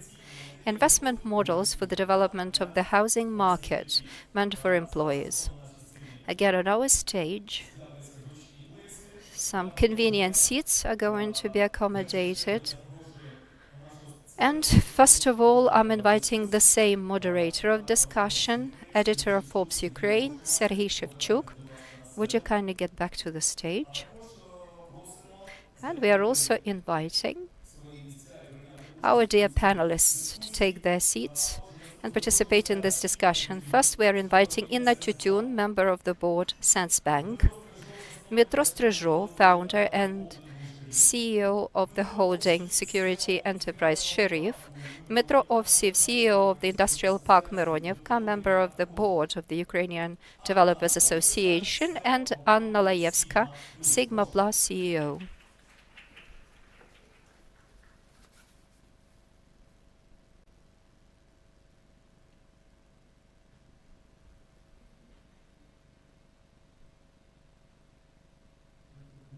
Thank you, friends. Happy to see your faces. This break between the two parts of our conversation was brisk, but basically it makes sense, because just as I put it at the beginning, all of this is part and parcel of a large-size collaboration between other different actors. So it's great that we can see both the representatives of business and representatives of banking sector. So first I will start by asking Inna Tutun to make this bridge between the two parts of our conversation. So in the first place, Like I said at the beginning, bankers are professional skeptics, professionals who have a very sober outlook on everything, sometimes even a cynical one. But what is your opinion of the ideas expressed by your predecessors who were talking in a very restrained way about workforce housing prospects here in Ukraine for a number of reasons? And what is your personal take on the development of this area? Is there a possibility for a leap, not just a step to undertake in this regard? Hello and good afternoon, everyone. I'm happy to be engaged in this forum and discuss the issues which concern the entire market. In response to your question, let me put it like this. Mortgage is a driver, clearly, for our economy. We are conscious of that because all of us dwell in the same country. As for the program about workforce housing, I think that this activity has a great deal of potential. This type of lending itself is with a lot of potential, and I'm very happy that Ukrfinžitlo is raising this issue, because we are not only speaking about IDPs or temporarily displaced people, but we also know that lots of businesses are relocating and they need to move their employees. And that's another area where we need to help. And in this respect, our financial system and banking system can be a great help. And once again, I agree with everything that was said by my predecessors from the banking system. We still need a lot of legal amendments, lots of issues need to be additionally regulated, because if an enterprise wants to help their employee to get a loan, to take out a loan and are ready to pay part of that loan, there are lots of legal points.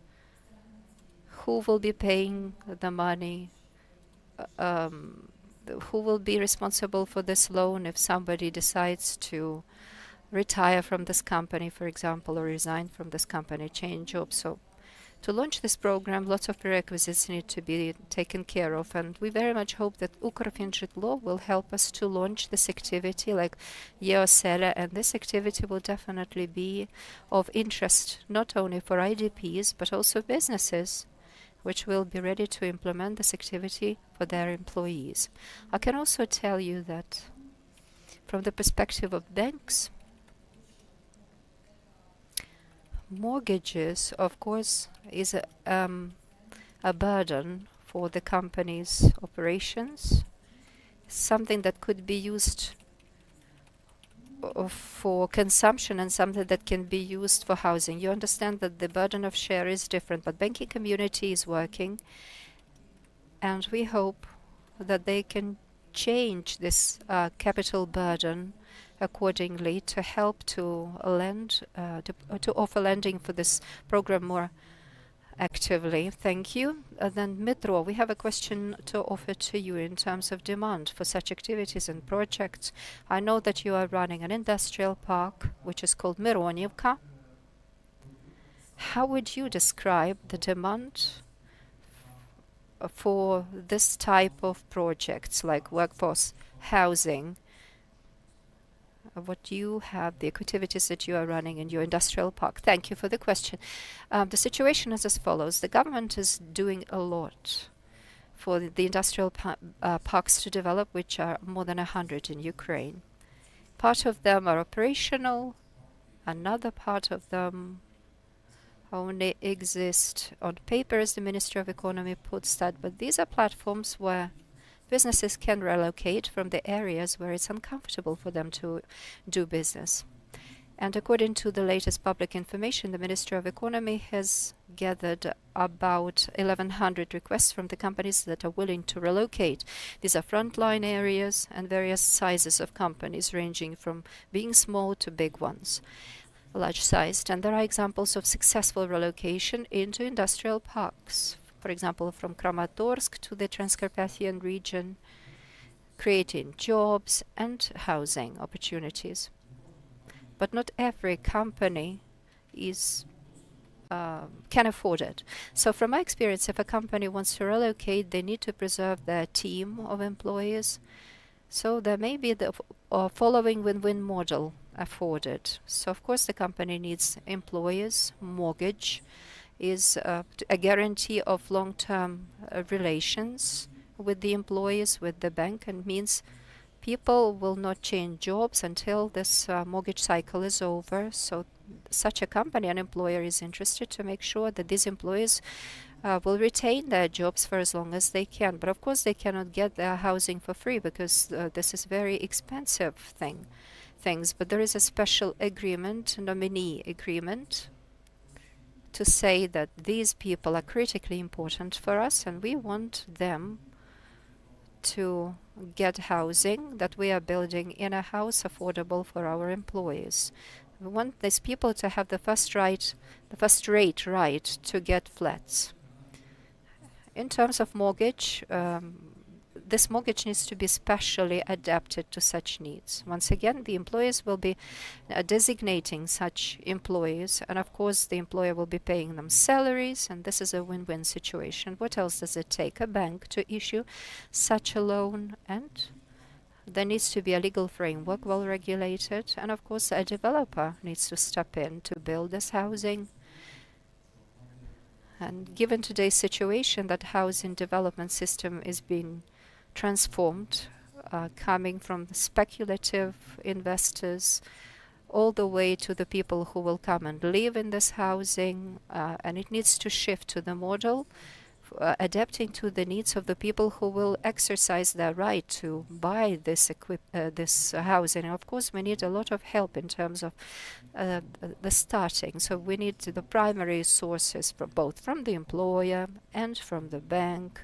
This lending needs to be offered by them, and on the offline we have been speaking also about the market of rain funds, which will be ready to invest in housing at different stages.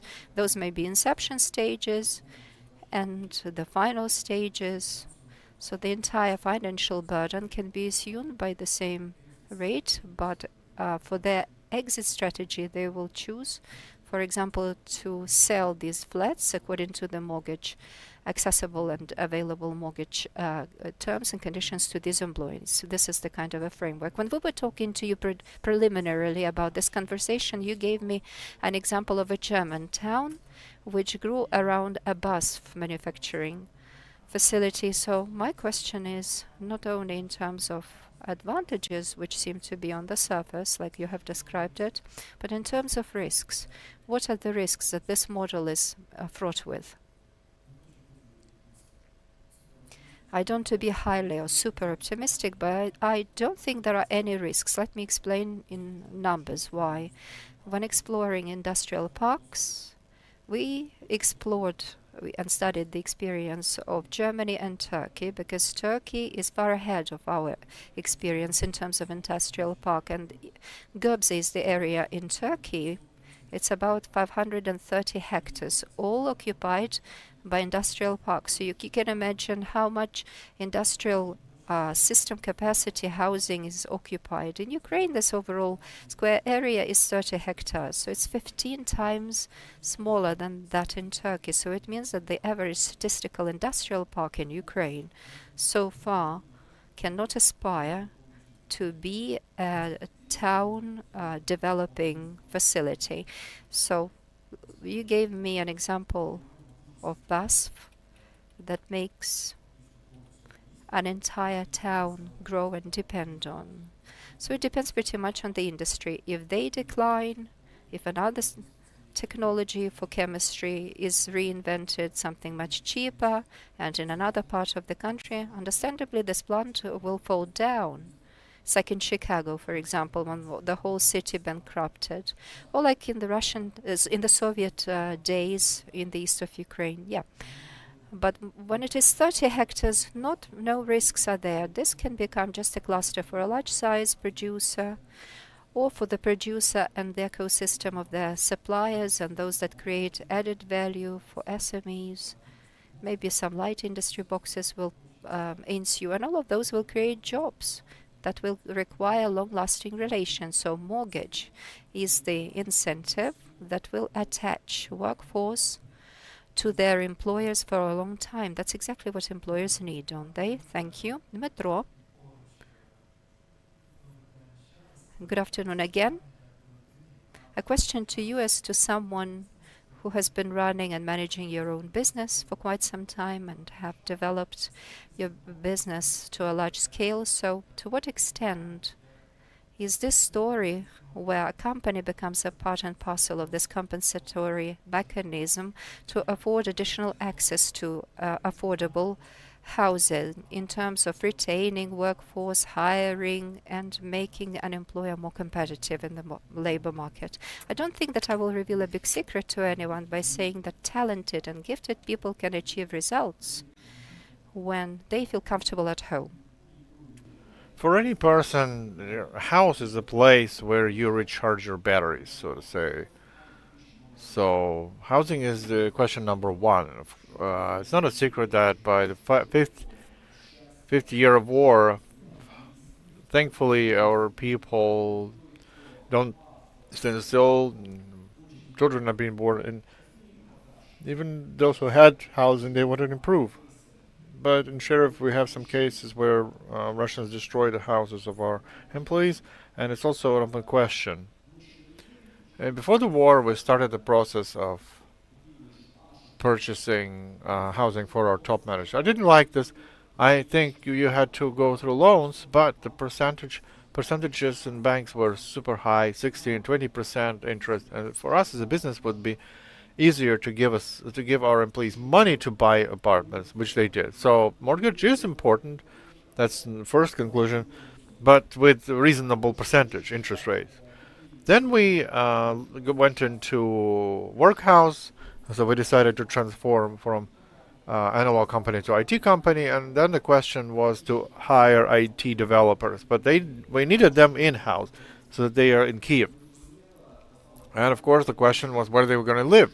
So we decided to invest in housing, and unfortunately Kiev Mizbud, with the readiness of 70 to 90%, still didn't give us 10 apartments. We resolved it in a different way, but we need these houses to make sure that they'll be completed. My partner in CO Club is co-owner of CO Club in Czech Republic. In Czech Republic, there's never an incomplete house in EU because it works differently, like the insurance, so you can't just leave and abandon the unconstructed house. Somebody else will construct some. So mortgage with understandable percentage rate. Second is guarantee that what you've invested is going to be completed and commissioned. And answering to your question, if you ask this of Sheriff, do you need? Yes, we need for 3 categories: for top managers, for talented employees of the middle level, and we can cover some percentage of their loan. And the third category, we felt it before the war, is the line workers, and we need to import from different regions for a week or 2 weeks. And it was the temporary apartments. So summing up, the businesses are very much interested for these programs to really work. Thank you. What is still missing? What actions from the state is still missing for the business to be able to scale such ideas up? So it's EOSELE is for 3 categories: the military, the educators, and the medics. We as a sheriff, we cannot enter this program with percentage. If the percentage was given to the businesses, we would be gladly jumping on it. And part of the employees of the company that are interested, the company would help them to cover these interests. Are there some things to regulation? No limitations. There are some. 2 things. We need interest and the guarantee to commission the houses. Okay, Anna. Let's then go to you. I want to ask you to give more of a macro overview of the market. because when bankers, the market has to change the paradigm. So we're discussing different models now, different options, different experience, different countries. To what extent our construction market is ready for that? Thank you. I don't like when they say work white, because there are some legal aspects there that led to some structuring of the business. Although a lot of leading developers are moving toward their transparency audit,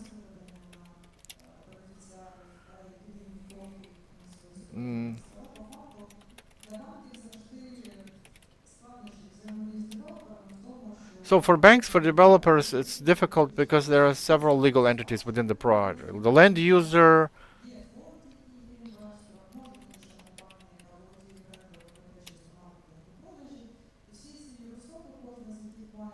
so all the legal entities that have their zone of responsibility.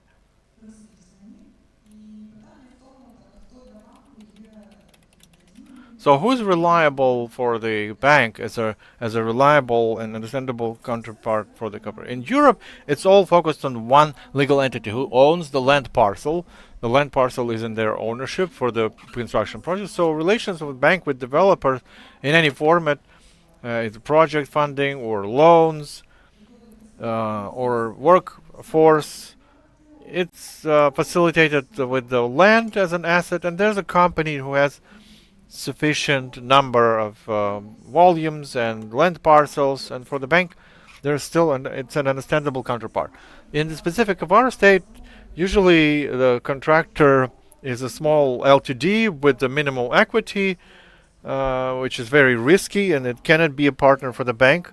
There are also funds that are not quite popular in Ukraine, but still it's an instrument that works on the market, and many developers use it.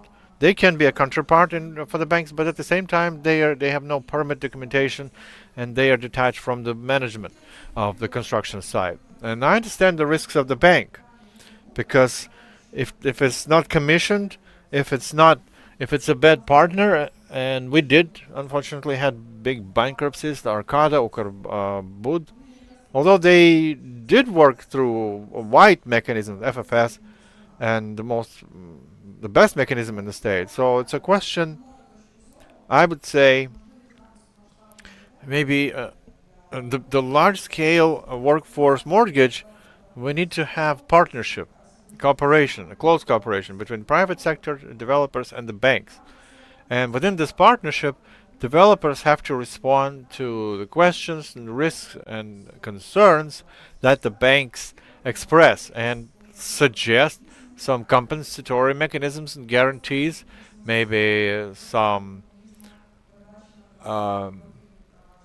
transfer of corporate rights or land assets or collateral, or it can be the first payment through developer or interest compensation or trust or vouching for the partners. Because if we talk about macroeconomic aspect, it's like 15% is speculative demand from the wholesale, 15%.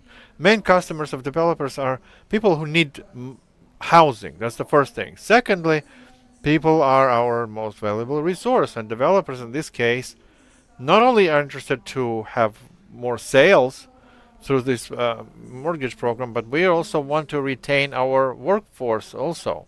Питання дійсно купівлі власного житла, починаючи від робітничих.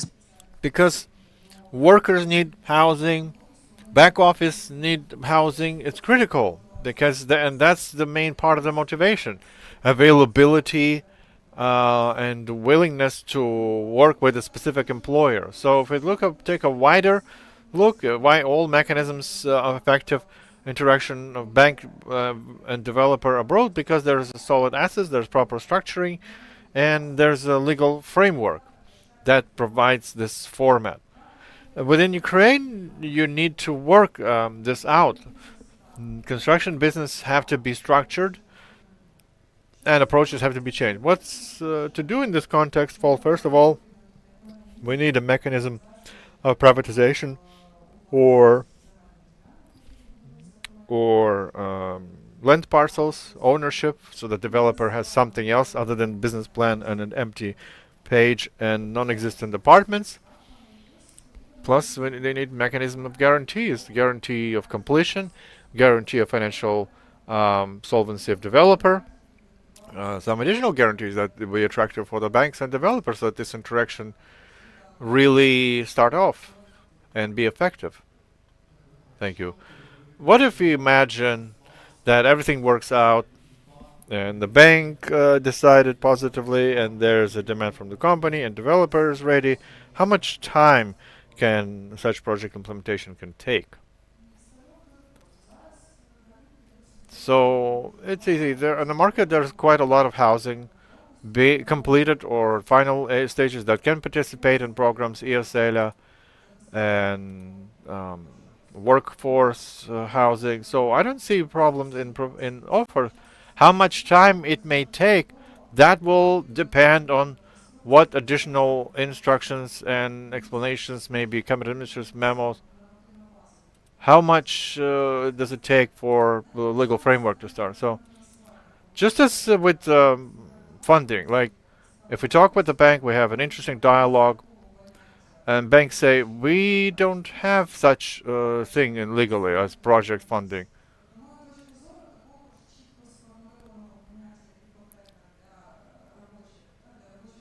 So there's still no workforce housing legally defined. We need to work out this this mechanism with the ministries, etc. If there's a great initiative and the goodwill of all participants, that it's about a year or maybe half a year. So that's from experience when such things were quickly adopted for EOSELA for alternative initiatives. Right, thank you. So, and finally, question to everyone. A more practical question, because we're talking about theoretically how important this can be, how useful this can be, who can, for whom it's a benefit, for whom risk. What does your experience say? Have you had good discussions in your industries about the development of implementation of similar projects? Dmitro? I will answer in two parts. First part of this answer, without exposing the name of brands, there's a producer in Ukraine. It's a big company, and they, over the period working in one community, they built, and for free they gave to their employees who work for a lot of time 800 apartments. Is it a lot or is it not a lot? Is it a huge? It's a huge condominium.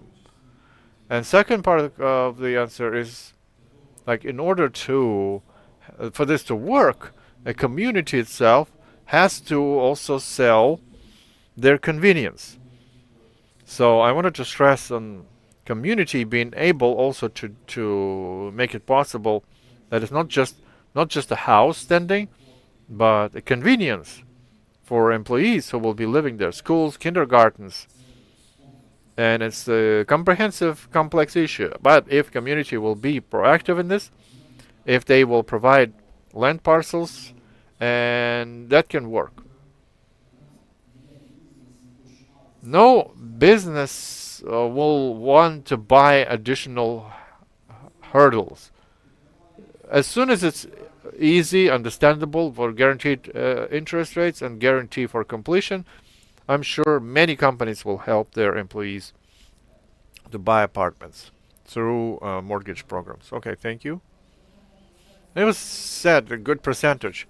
Let me tell you that EOSELA program resolved two issues. So long resources and cheap loans. Are we talking about this with customers? Yeah, we do. But primarily we're looking at investments for these programs abroad, because we have to find long resource again, and it has to be inexpensive for the client. So we're working on this, but we hope that Ukrfinžitlo will help us implement this program. They have experience of EOSELA, so we're expecting continuation. Thank you, Anna. I see the first stage partnership, when developer as a partner does compensation of the first payments and interest rate to motivate their employees to have an opportunity to get these loans. But in more large-scale format, of course, we need support of foreign partners. That is also about funding. And as we said, we need an actionable mechanism of legal and legislation so that it works, so that we can work it out with banks, with developers and profile institutions. They will be controlled so that the program will would account the interest of all parties in helping create additional economic effect. Thank you, friends. Thank you, everyone, for participation in this panel discussion. We hope next year we will be already discussing a huge number of practical cases. Some adjustments from the state, but we will not only theoretically helping Ukraine in this. Thank you. And a round of applause to all the speakers, moderator. So we are continuing, and we transition to the next topic and next panel discussion. Are banks ready to provide loans to developers? We've been talking a lot about demand, about people, access to housing, state tools, but without an answer to another question, these conversations are senseless. Is there in Ukraine enough offer on the market, and who will fund it? Because without the construction, there's no market. Without market, there's no affordable housing. It's about risks, trust, and money. What stands in the way of banks to go into development, and what has to be changed so that the funding has to become systemic and not just a one-off and ad hoc? For moderation, the president of National Association of Banks of Ukraine, Sergei Naumov.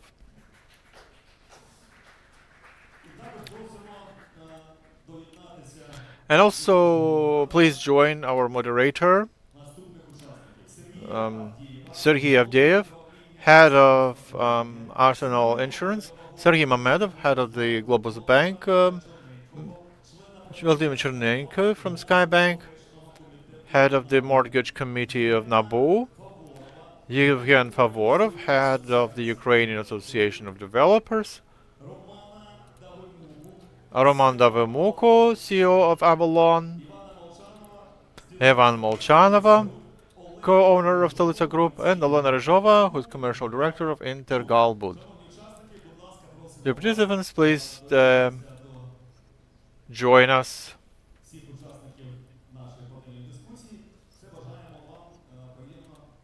So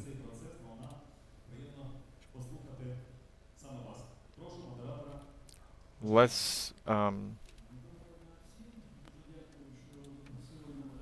thank you very much. Thank you for inviting me. I feel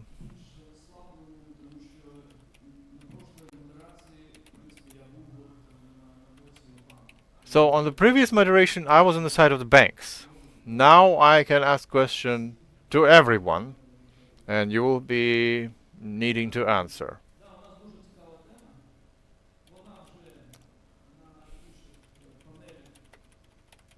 It's an interesting topic. It was already touched upon in the previous panels, but we'll try and have a more detailed discussion about it. First, I want to ask a question to the audience. Do you know what is similar between sex and mortgage? In both cases, you need insurance or protection. Not too funny?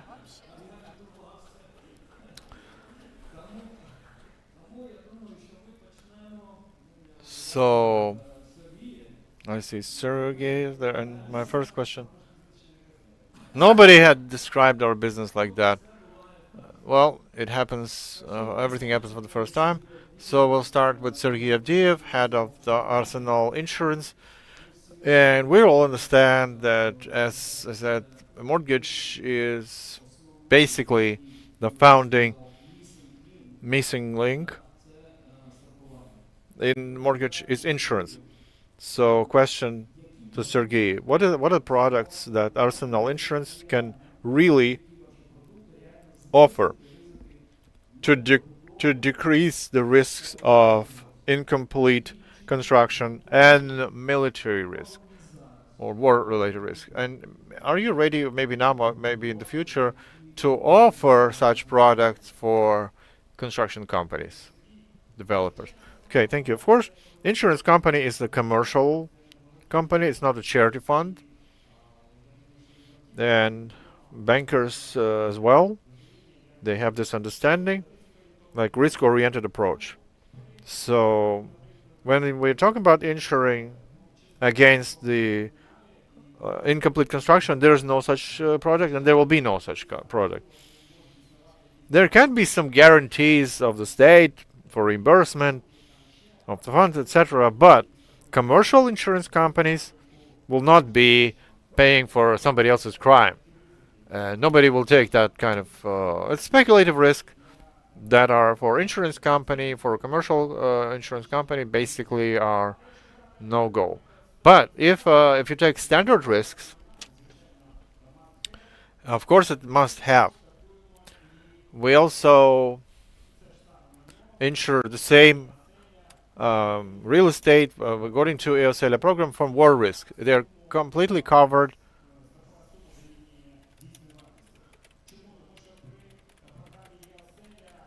With EOSELA program, we know that there's a limit on the value of the real estate that can be purchased. So on all these risks, we are indeed ready to take them on as an insurance company. But as for financial risk, as for somebody else's fraudulent activity, I don't even think that in the future you should expect such products to insure against somebody's fraud. It's not optimistic, although it's true.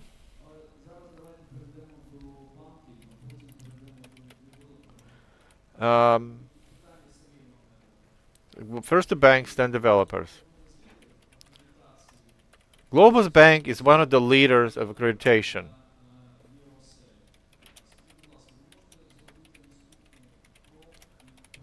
So could you take the next step and start funding developers?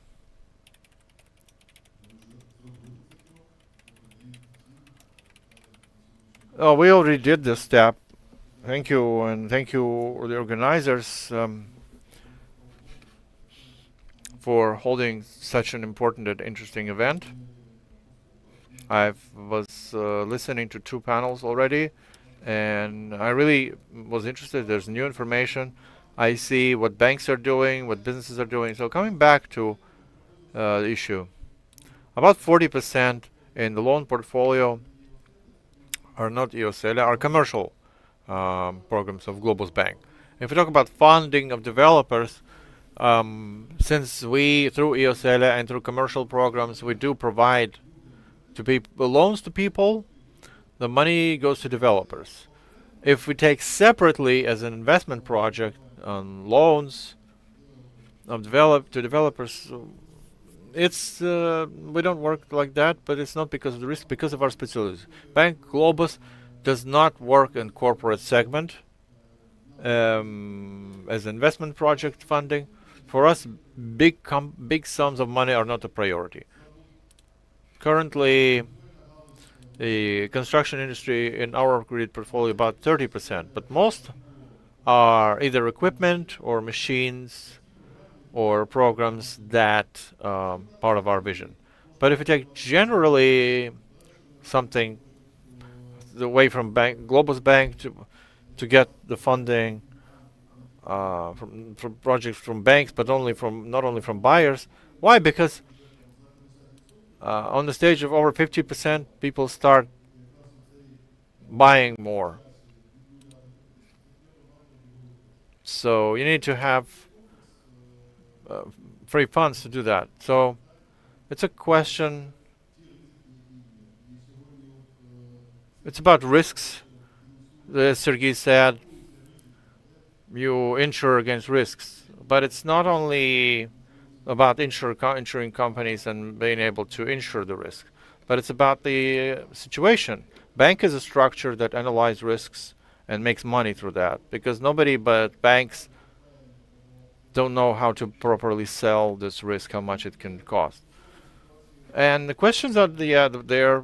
It's about the general security situation. It's about companies or big companies who take funding, because over the years we see how the approach has changed. Earlier, the balance sheet was like a balance sheet. They actually met liabilities, assets and liabilities were in balance, but now everybody understands that it's a quality of reporting, transparency, beneficiary transparency, experience on the previously built assets. It's important to have this. Like, for instance, we did 29 accreditations on EOSELA and about 12 on commercial projects. Same principles of accreditation as for funding. And if we see that this particular construction company has experience, have financial status, have competencies, works and has trust not only from financial sector, but people, we give them accreditation, because that's our responsibility. The situation is changing, and it's great for us that the companies understand to have funding, you have to have a balanced and clear, understandable structure of ownership and approaches. So if you provide accreditation, you check them, you work for many years with them, what stops you from providing funding, at least for foundation, and then give them mortgage for paying back? Are there any regulatory things, legislative things that have to be changed? Or you're doing that already? Yeah, I understand your question. Regulatory, yeah, there are some regulatory things. For middle-sized banks, important is to have adequate capital, because there are regulatory requirements, maybe just because they have a controlled situation. So there's an influence on capital, operational risks, capital buffers, potential liabilities that can happen, and so on and so forth. So the bank decides what's the concept that they work. For instance, our strategy that we chose 10 years ago is disbursement of smaller loans, 4 to 5 million hryvnia, up to 10 million hryvnias. In most clients in our programs that we're doing with partners, it can be like selling cars, equipment, elevators, everything. But the primary payment and monthly payment. So that's the strategy, that how we understand development of business. Okay, so my question to Eugene Frolov. Oh, Favorov, sorry. So Eugene, question. On the previous panel discussion, we heard the following, that this was from Rodion Ukrgazbank. He said, well, the era of developers that can fund is gone. Everybody goes to banks, and so on and so forth. So is that really it? Is the developer era was over when you had a lot of liquidity and you could just provide loans to those who buy housing? What do you think?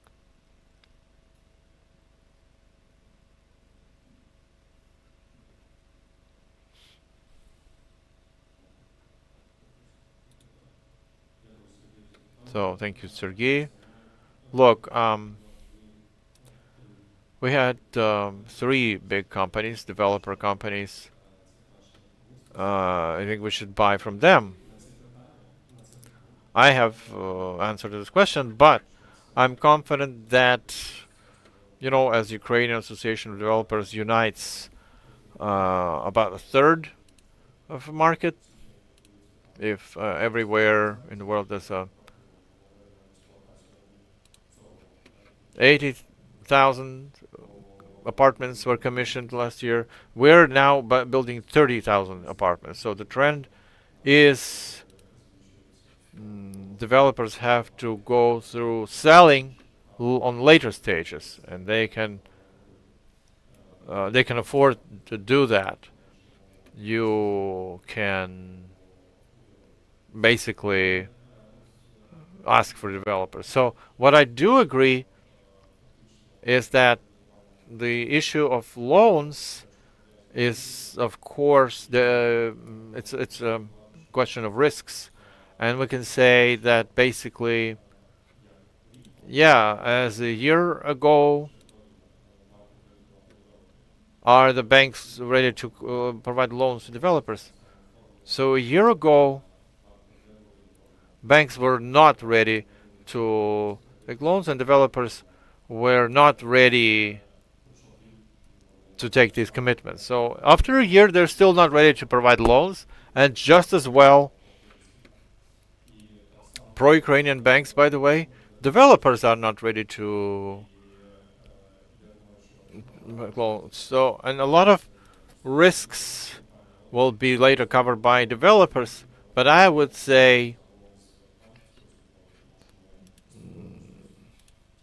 with banks we work a lot and we consult and we agree that currently we just did a big survey of developers. Many of them, like the third on the rating, it was number 3, like instability, permit documentation, the whole documentation that is required is a big problem. Permits and licenses. So same thing for banks. What if your permit has been cancelled? The permit is the last document, but we can also be cancelled city building documentation, so the council can suspend the right for rental of land parcel because somebody doesn't like what we're building, and it's a big problem. You say permit, what permit? Accreditation? For construction. Okay, so we understand that this is a risk for both the developer and the banks. If that happens, you won't be able to service this loan. So what does it depend? Who can do that? Who can throw such a monkey wrench? That depends on the regulatory environment. If you look at Polish experience, you will see that they had this problem resolved. If you have a permit in Poland, and it's been 5 years ever since, of course we don't need 5, because their system is already working for dozens of years. But if there's 5 years, your permit cannot be cancelled. You can go to ask for compensation for damages, but the business environment will not be suffering from that, and that can give you a predictable, normal economic environment. So that's what the proposal is, like to the state, right? To make it like in Poland, so that you cannot revoke your permit. That's our proposal. A year ago, we started working on that, like project funding to facilitate for developers an option opportunity like that, because we hear a lot project funding with ESCO accounts, and we understand that if you take escrow funding, then something has to correspond to it, like loan has to. But escrow, as such, and during the war, it's too early. Maybe after the war, maybe there will be some opportunity for that. But optionally, we would like the developer to have certain leverage on some stage, and they can get the funds. And with this end game in view, we ordered the commission, the best lawyers, for them to analyze what, in fact, in terms of regulation, impedes banks to issue loans, because I'm sure that banks stick to their own opinion, and in majority of cases their opinion will overlap with ours, but we must also speak about the protection of creditors as a bank. because there is no procedure to provide for a certain step in this procedure. Let's start by speaking about the following. The term of project funding is non-existent in our legislation. So what can we talk about if we don't have the framework defined? So we have ordered this work, and I think that after the consultation with our lawyers, we will require an additional meeting, opinion from the banks, and we are in consultations with a lot of institutions, and we will definitely present it, and we will work on a common position to be able to unblock this loan lending to different developers. Vladimir Chernikov, you had the committee of the National Association of those that engage in mortgage. So I would like to ask Volodymyr. I know that there are numerous participants in the subcommittee at the National Association of Construction Entities in Ukraine.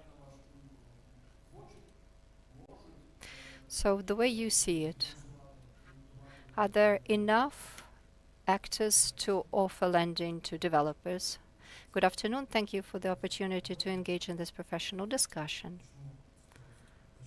I will start with some distractions. Banking sector nowadays can fund and provide lending to developers via mortgage programs, and another model is the so-called project funding offered for developers.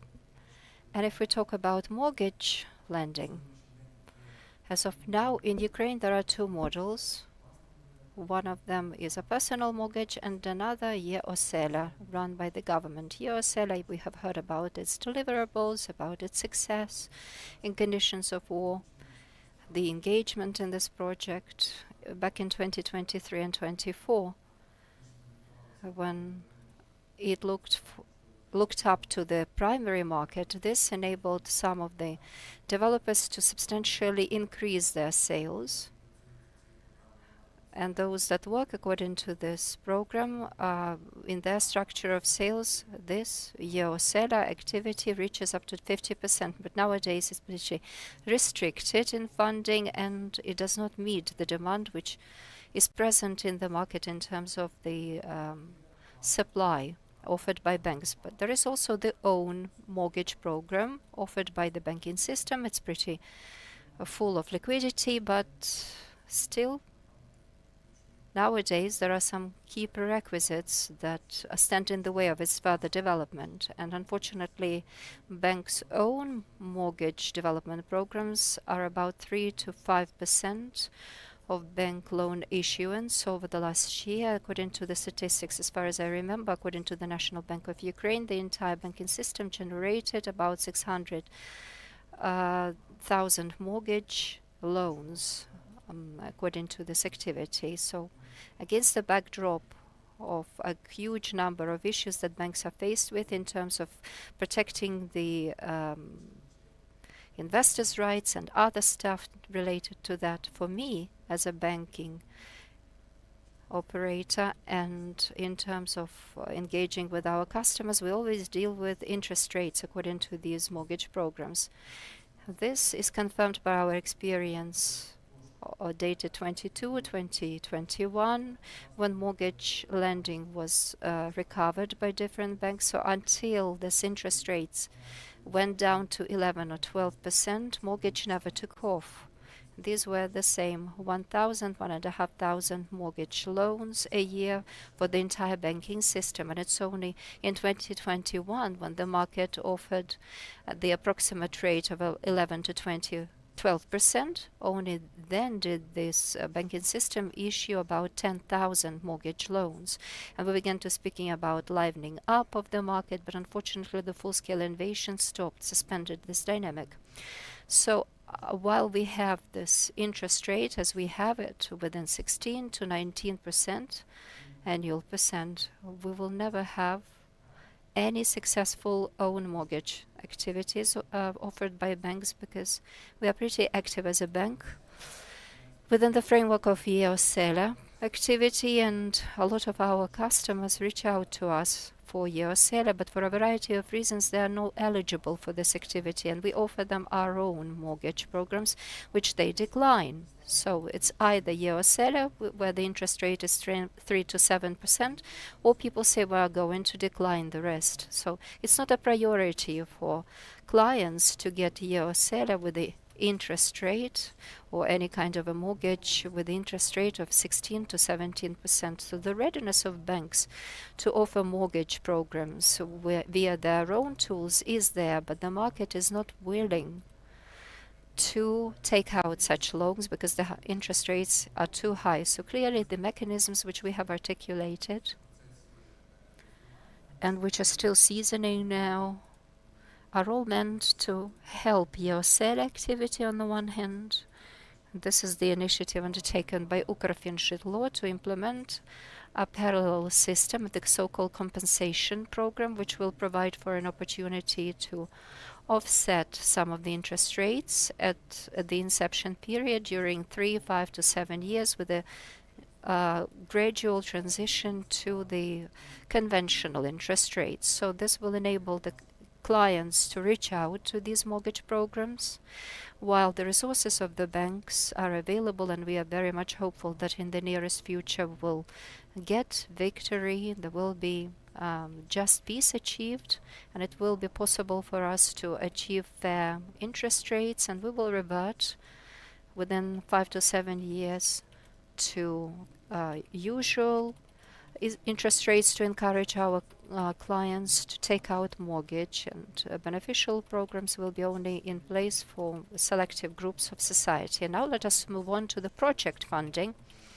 That's something that needs to be in place as a product available in the market, because this is the world and the European experience of operating in this market, the engagement of developers with financial institutions. While here there is a great amount of work, housework that needs to be done by everyone. Banks, developers, legislature, executive authorities, regulators as the National Bank, to regulate the operations of the market on the basis of the risk-based approach to issue loans to such clients as developers, because the banking sector, let me repeat myself, is not doesn't have enough liquidity. We offer loans. If you look at the statistics cited today, for trade is the 30% portfolio that we can offer.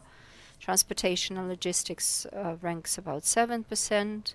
Processing industry is about 17% portfolio in terms of credit issuance, while development issuing loans for construction is under 1%. And there are reasons for that. We are active in talking about all of these points, bottlenecks. We are trying to expose all of those reasons here too. If there are no objections, now I'd like to give the floor to Olena and ask a question to Integral Bud that you represent. As far as we understand, you have already concluded about 460 agreements. On Yeosela, you mean? No, many more. How many are they as of now? Well, the statistics are higher than 460. Twice? 3 times as much as that? So, could you elaborate, at the stage of the construction foundation pit, how many of those projects are, and how many of them are of the complete projects? Well, the facility can be accredited when the percentage of readiness is at 10%, but usually it should be 30% benchmark if the construction project is already in progress. Nearly all of the projects undertaken by our company are accredited, or the flats are being sold on the mortgage basis. I simply want to make sense of it, new flats that have the title, that are being sold. Is this at the stage of being built, when it is 30-40% of completion? Well, the demand for Yeosela is very high, but do you fund it yourselves? Like someone comes to you, do you provide people with an installment plan? Yes, we have this installment plan that works within 5 years. So what is the percentage if you compare it to bank lending? How much do you fund yourselves? We have interest-free this installment plan if our client doesn't undergo any reductions. So if you want a larger square meter area, as of February, we have some new restrictions within the framework of EOSELA, and this unfortunately has shrunk the supply which is being offered within this program, and we are confronted with that. So there are clients who are walking around trying to look for a 2-roomed flat, but a larger one for 2 people, larger than 52 square meters. And they want to exceed not more than 10% in terms of funding. So they cannot take out such an opportunity from EOSELA. So people can either go and borrow some money and pay 100% immediately, or to look for some other installment plan. So what are the barriers from your perspective are there in the way of banks? What impedes them? What irritates them and you? Successful EOSELA as an agreement between a developer and a bank, when there is very good communication between the representatives of 2 entities. Is it well aligned with you? Yes, with us it's 100% good. I'm looking at Sergei. Do you want Sergei to keep track of what you're saying so that you don't say anything odd? Are you working with Yes, we're working with Globus Bank very actively. That's why he's focusing on you very much, the way that you're answering. Thank you, Olena. Now I'm on to Ivan. Recently, you engaged funding from the EBRD, as far as I understand, 35 million euros, right? This is publicly available information. How did you manage to do that?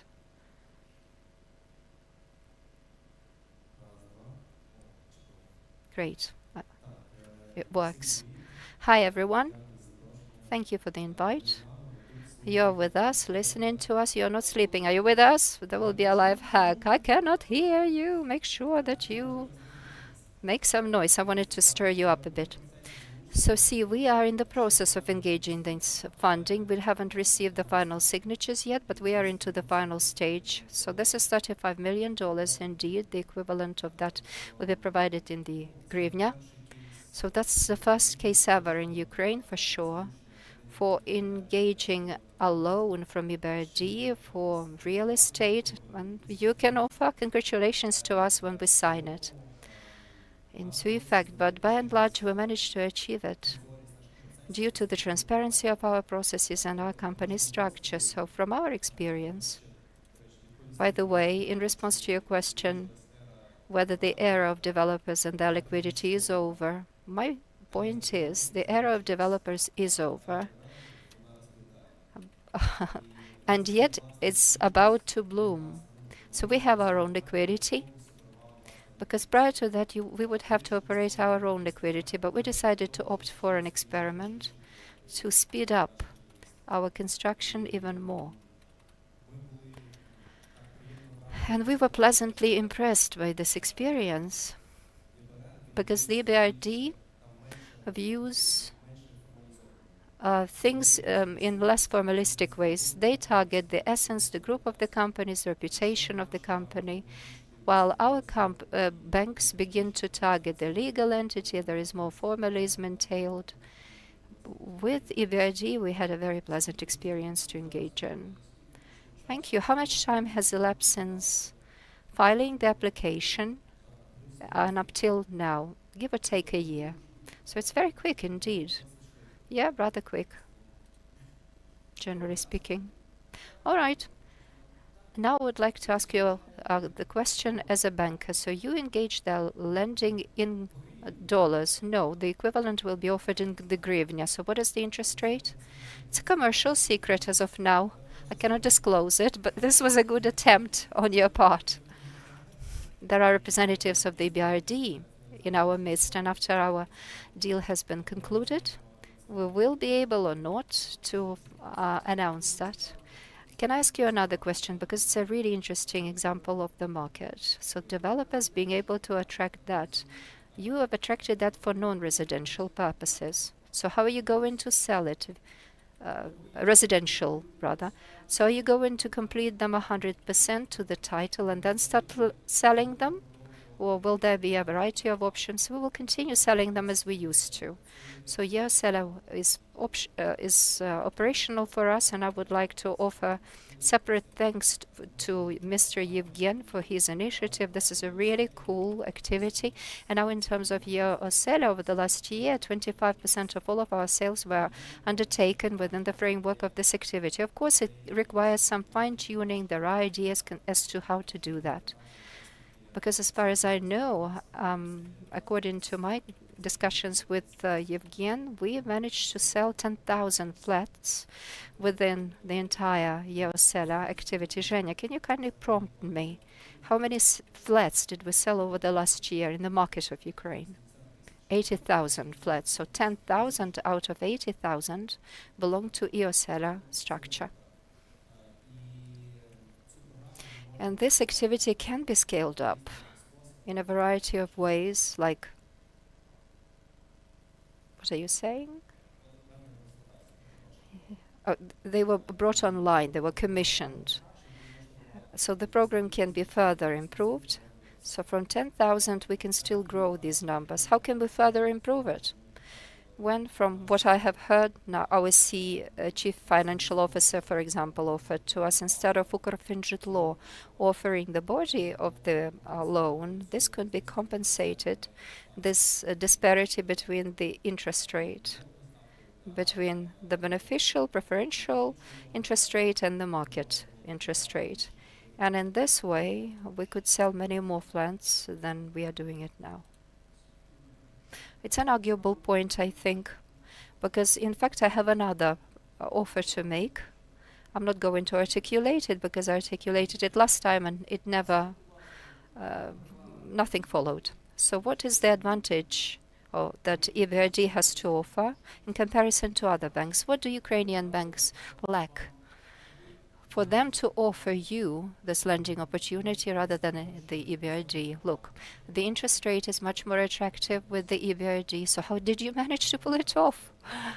Well, it's a question to my peers within my organization. So the interest rate, yes, it's number one.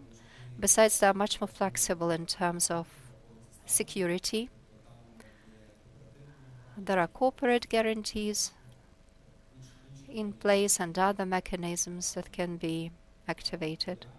Ideally, of course, in the perfect world, we need to have such a legislation in place that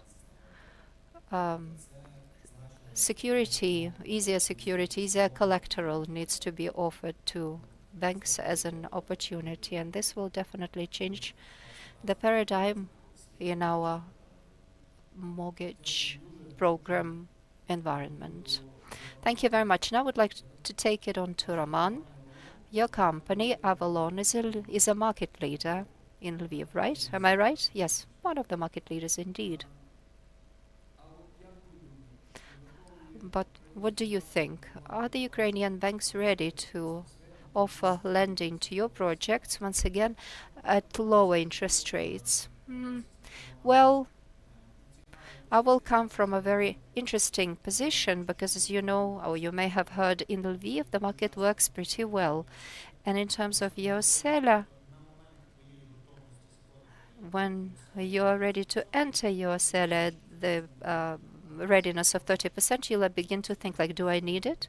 Because sales still work very well according to the traditional, conventional models, just like it was before the full-scale invasion. But I liked what Yevgen said. We can pose this question differently, whether developers are ready to take out loans. Probably not in terms of legal and financial structure.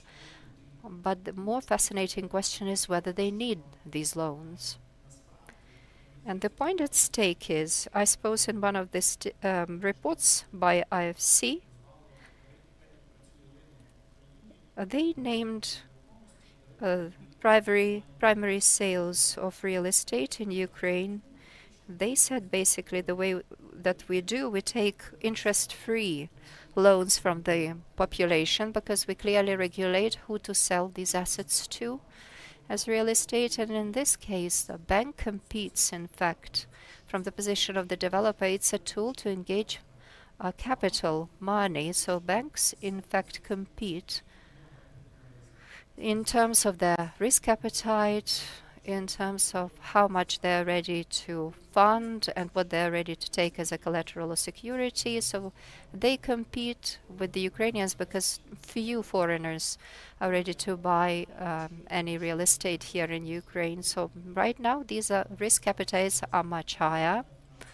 They do not require any financial reporting because the legislation doesn't require that. And in terms of before commissioning, you can also add the conditions in foreign currency, so you engage all funding you can, and while you're building, everything will be attached to the dollar terms, so the developer's interest vanishes.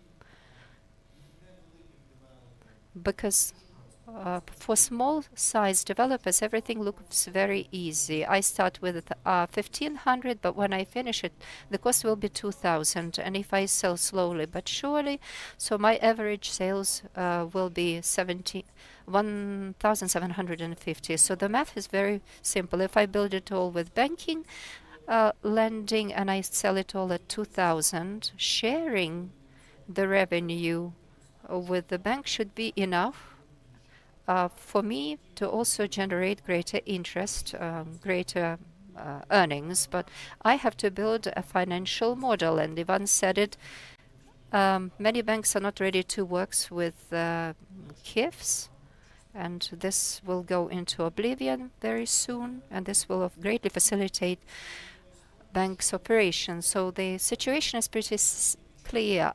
I am under the impression that the way the market is operating now, we are dancing a tango with the banks, but it requires a third player who will marry us in a way, and most likely it's going to be the change affected in the way that the market operates, when someone will say you cannot sell things to the third entity without escrow accounts, without securities or guarantees issued by banks. So someone will have to step in, the third entity, because the market accounting for the huge investment demand. People have nowhere else to invest. People want to invest it into real estate. They ignore the huge risks, losing money. So this is incomparable with the bank's appetite. So people are looking for ways to invest their money. So this is my vision. Roman, we had here Anton Chitun, and when he was talking, he said the following. And I can also sign up to that, because when I worked in the bank myself, it turned out that banks say, well, we are ready to offer lending if 50% of your project is already completed. But when 50% is there, there's basically no one to issue loans to, because everything has been bought. Is it true or is it not quite true?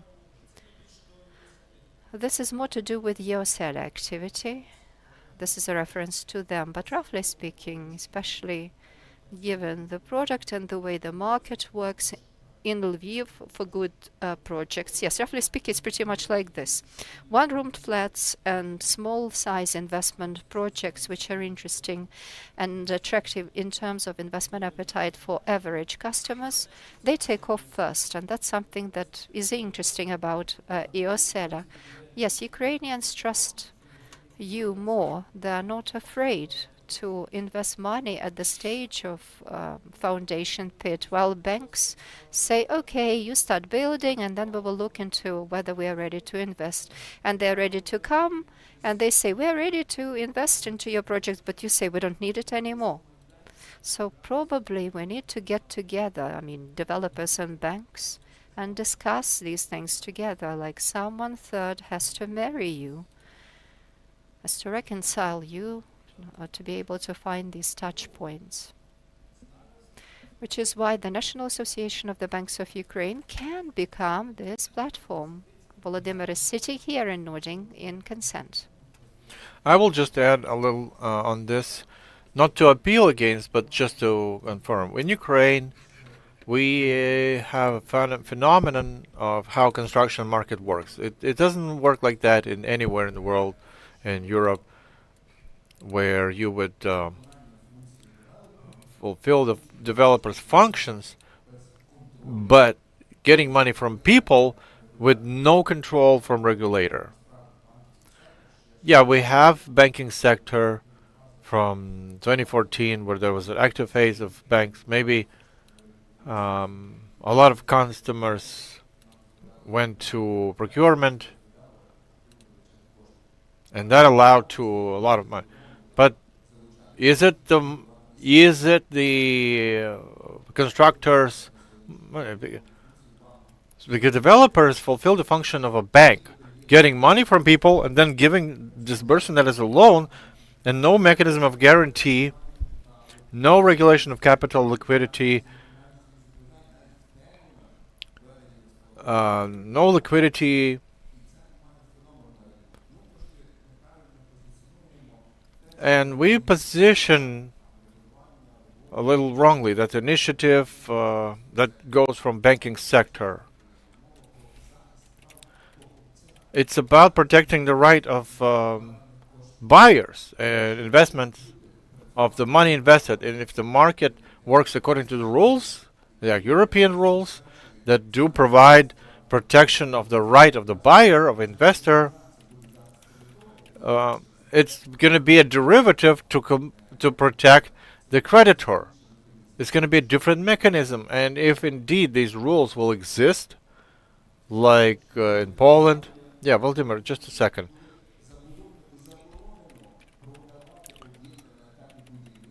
Where the construction company is not allowed to sell the asset on the stage of construction. Like in Poland, they had a fund of guarantee of completion, or in Kazakhstan of construction objects, and yet if you didn't pay a price to this fund, you cannot engage any funds.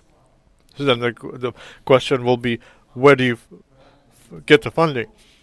So it works in the couple.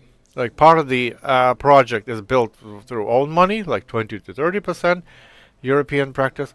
Part of it is funded through project funding, and part through sales that go through escrow accounts with control and oversight over the funds used by opening escrow account on as a next stage and as a confirmation of the previous one. So that's the model that has to work. Right. So the panel discussion starts to be very interesting. Can we expand a little timing? Because it's really interesting. Eugene, what do you think? A short remark. I didn't want to put it in the discussion, but still, I need to respond. Because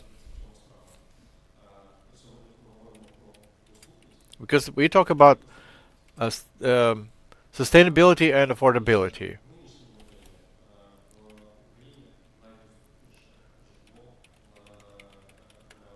Because in Ukraine, that's the most affordable housing at the moment, and over in the post-Soviet and Europe space, and that's the result of the existing model. But stability, you understand what it's about. Today, developers take on all the risks of the project.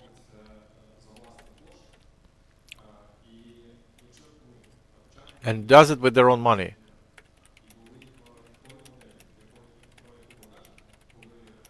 So if there was a model there where the whole business was credited on these projects, the war started, construction got slower and less, sales became less, would the banks be ready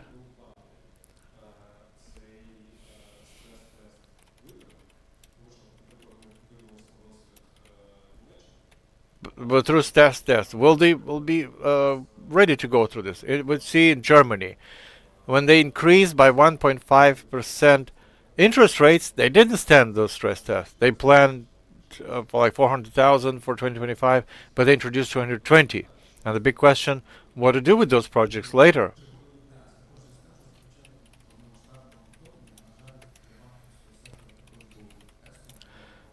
The large-scale invasion was a stress test for the regulator, for the banks, and the actions that were taken before the war. requirements to capital. That allowed for the banking sector to survive not only areas where there are frontline territories, but there are a lot of damages, a lot of problems with borrowers who lost their business or relocated. So banking sector gradually worked these problems out, and we see that statistics of National Bank shows that the level of problematic debt is going down.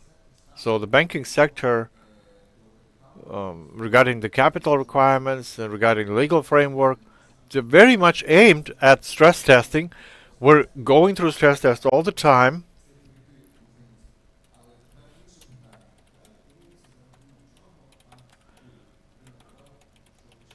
So why and how the banks went through this problem? Loon was preparing statistics. By the year 2025, out of 100% of the assets that were commissioned to build before large-scale invasion were completed either in time or no less than 3 months delay, only 15%. 58% developers completed, if they ever completed, with a year or 3 years late. And more than 30% did not resume construction and are still not resuming. So we see that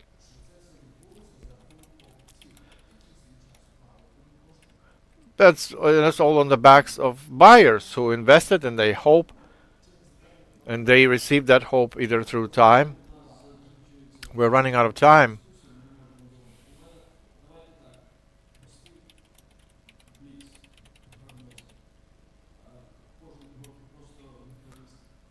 So, Blick questioner, do you think that 2026 will be the year of growth?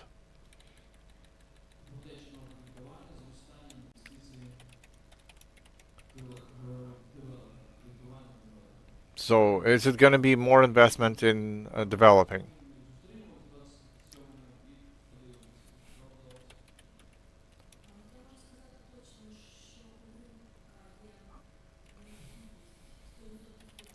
Yeah, there is 100% demand for mortgage. And there is a demand for customers, but we still need instruments. So you will keep growing. If there will be instruments, the market will only grow. And we will relate the first brick.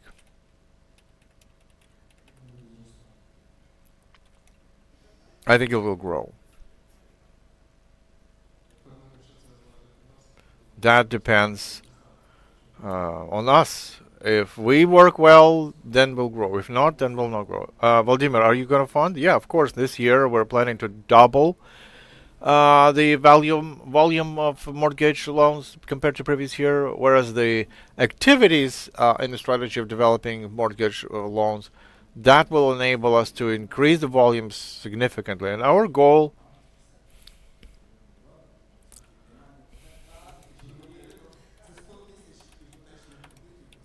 so 100,000 of mortgage loans next year. Yeah, mortgage portfolio will grow for physical persons. That will grow 100%. We see the plans of Ukrfinžitlo. So quite ambitious. As for loans for new companies who will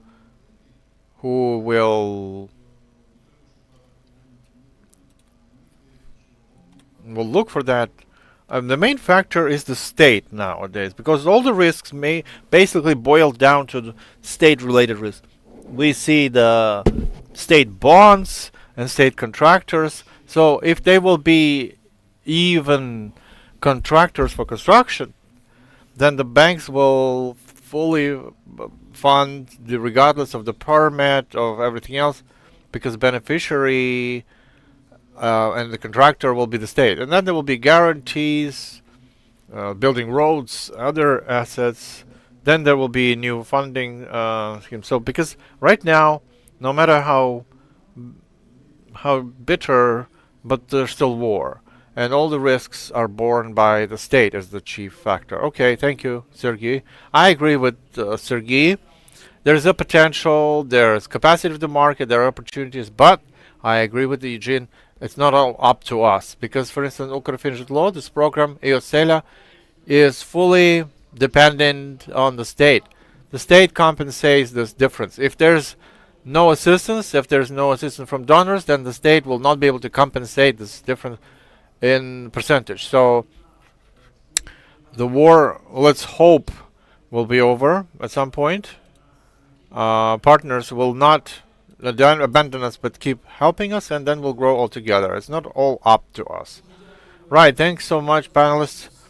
I understand that we've exceeded all the time. We can't. If you're the state, give us money in the budget. I don't have that much money.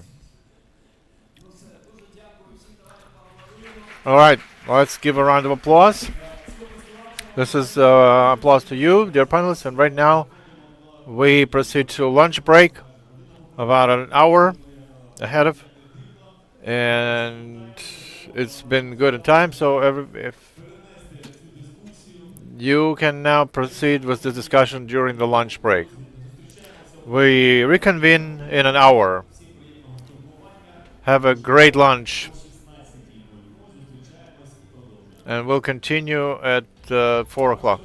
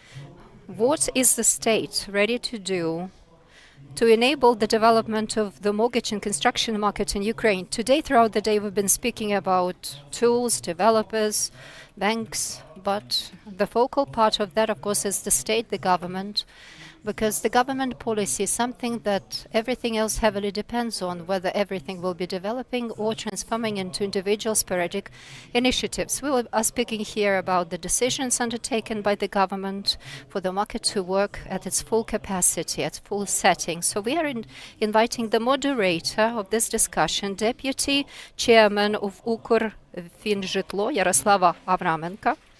Hello and welcome, Yaroslava.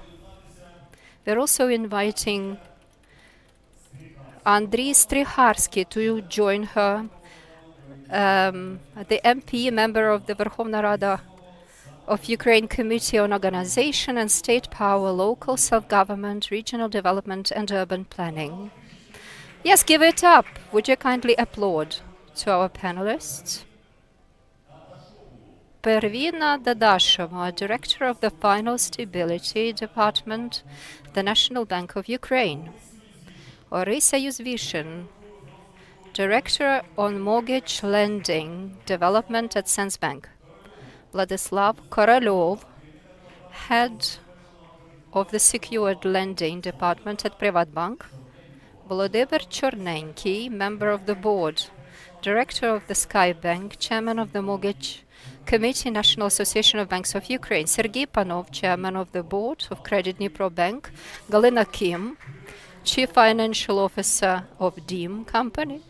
And Victoria Vishnevska, Deputy Director at Blago Company. Once again, hello and welcome, dear panelists. This is the final panel of today. Yaroslava, over to you. Let's get it started. Hello and welcome, everyone. Vitaly Petrun, would you kindly join us too? Thank you. I hope, and I know that I have the most complicated task because it's very difficult to get people together after a lunch break. It's a big challenge. You can see that my panel is the largest in terms of the panelists, but that's beyond the point. The main point is the challenge we have heard today about. It's the million loans that will have to be issued, and this is my personal organization's KPI, and I suppose this is the benchmark that we need to look up to, because throughout the day so much has changed, and the introduction which was prepared for me is no longer relevant because the numbers are irrelevant. So let's keep this a new goal in sight and pursue achieving all of those ambitious plans which have been vocalized by Kyrylo Budanov and the rest. Are you sure? Can you believe that 1 million loans will be issued? Where is your optimism? Come on.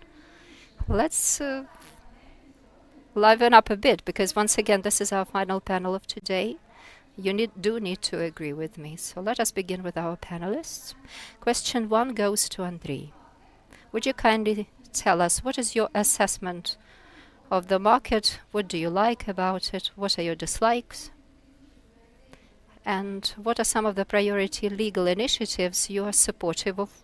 And what do you think needs to be changed for us to approach the scale of 1 million mortgage loans issued within all of our programs? Thank you for your question. My name is Andriy Strycharski.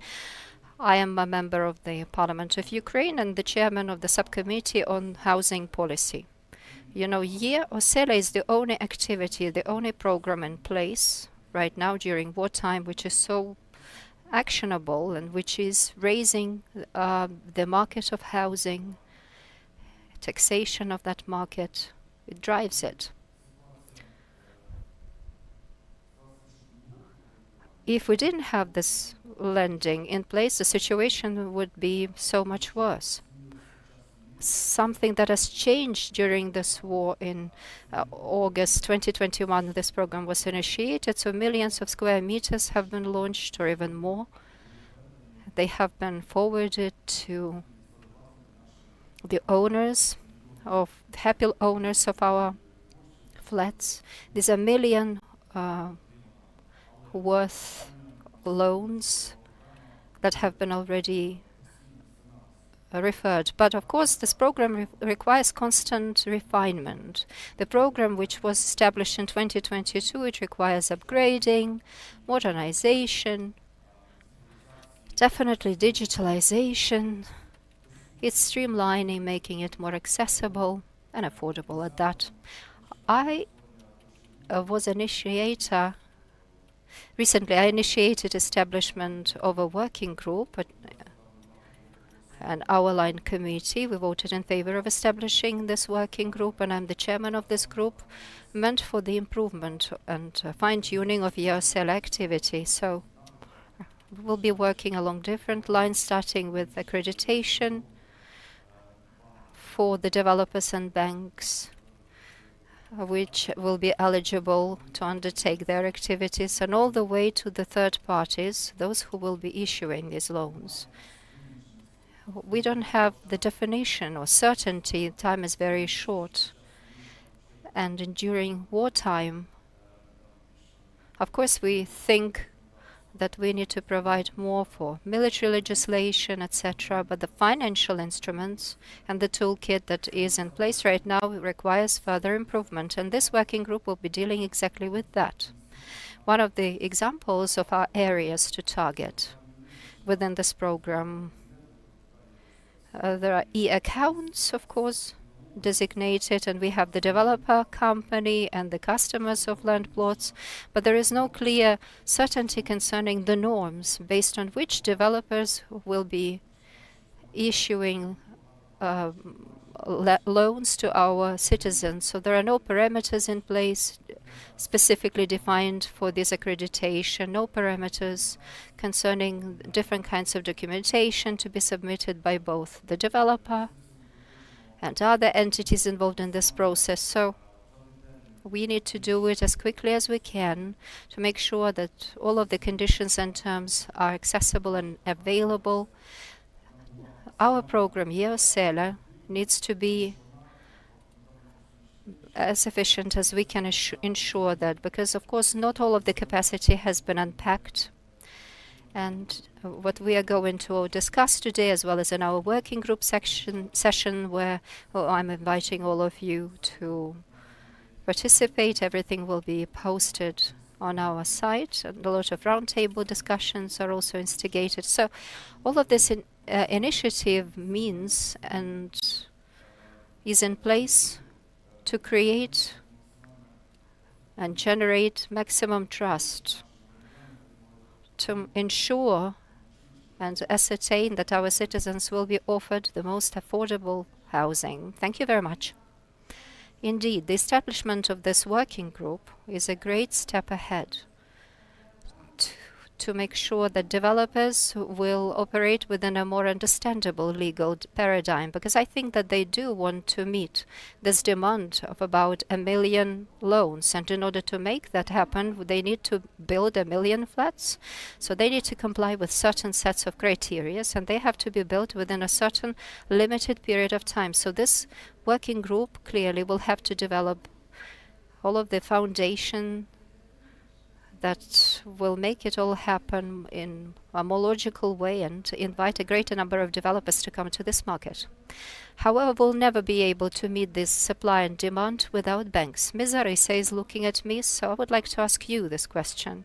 And Vlad, the same question will go to you both. So what's your take? Where is the bottleneck that prevents banks to issue loans on the scale that we have heard today? Why can't banks right now issue at least 500,000 loans? Well, you know, during all of the panels, we have heard the same thing running through. It's scaling up and looking for the best world practices. They have presented us with the Polish experience, the Baltic experience like Croatia, Poland, Germany.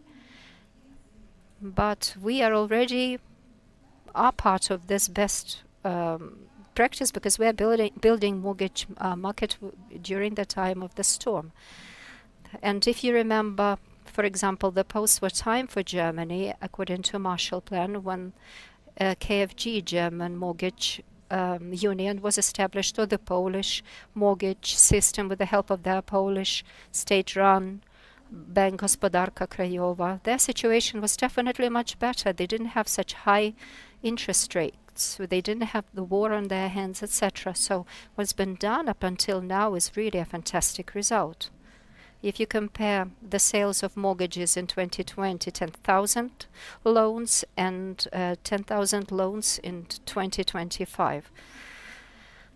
So these practices, they are really helpful. And in the first place, I suppose that in the country we need to establish a financial institution, and Ukr-Finžitlo can become one, to aggregate within itself several things. On the one hand, engaging long-term funding via a variety of tools that you are doing in today, and secondly, it's scaling up these projects and activities. We're not only talking about mortgage programs and issuing loans on mortgage specifically, we're talking about rent opportunities, about various subsidies for various segments that require housing. Perhaps even a variety of different toolkits, not only dotations or subsidizing various kinds of missing funding, even offering guarantees for those segments of the society which are not eligible to be issued with a loan, but there is still a need for such a walk of society. Right now we are speaking about the need to return our citizens. We want to engage them in this, but the majority of them have their revenues abroad. So how can we assess their revenues and profits made if we do not have a way to authenticate that? So this is one of the things that we need to discuss during our panel. And another, of course, it's war risk insurance. For us, it's extremely relevant because it relates not only to physical entities, not only relates to our borrowers and their possessions, which is definitely a security for mortgage insurance, but now risks of war are a risk which is assumed by banks, and this is also a great restraint. Right from the beginning of the reconstruction, they understand that they absorb all of the risks, I mean the banks, which is one of the reasons why they are not ready to opt for escrow accounts, because it's really costly and accountability is high. So these are the main things that if we enact them, this will help us to scale it up. Vlad, I agree with everything that Arisa has said. Thank you. By the way, me too. But I would like to hear something from you too. But what it takes basically is looking at our market holistically. And most probably, all of us need to join in our collective efforts for mortgage to become affordable for people, so that banks can collect the necessary money for paying back this loan, like it usually happens. So if our security is very difficult to collect, and in some situations next to impossible, then it's very difficult for us to speak about the development of this market. EOSELA is a success story because this is a mechanism which excludes or precludes. It creates preconditions for the borrower for them to pay their mortgage and hold on to this program until the very end. And if we start with the basics, if once again our security is the security itself, then we will be able to reach such a volume that you have mentioned, because basically banks right now alone will not be able to pull it off in terms of equity, capital, etc. But we need a reference point, the starting point. Thank you. You have put it very aptly by saying that there needs to be a minimal risk for banks, but you know that the NPL for EOSELA is nearly a zero. So what do you think is the phenomenon of our program? Why is our NPL nearly zero? In addition to the fact that EOSELA emerged when it was most needed. I suppose that this program was perfect in terms of its emergence. If it had appeared earlier, the conditions would have been different. If it had emerged later, we would have omitted something different, but it was generated at the right time. Maybe there were perfect conditions. Maybe we are going by the proper scoring. So when analyzing your portfolio, what do you think makes it this Osela project so phenomenal? Well, in fact, this is the proper price determined. It's no secret. World over, mortgage is only effective when interest rates are under 10%. Because when the interest rates are higher than 10%, it's much difficult for households to shoulder that. It's number one. And worries or concerns about the impossibility for the borrower to pay these interest rates is probably the main driver, which is why we are getting such a fine portfolio.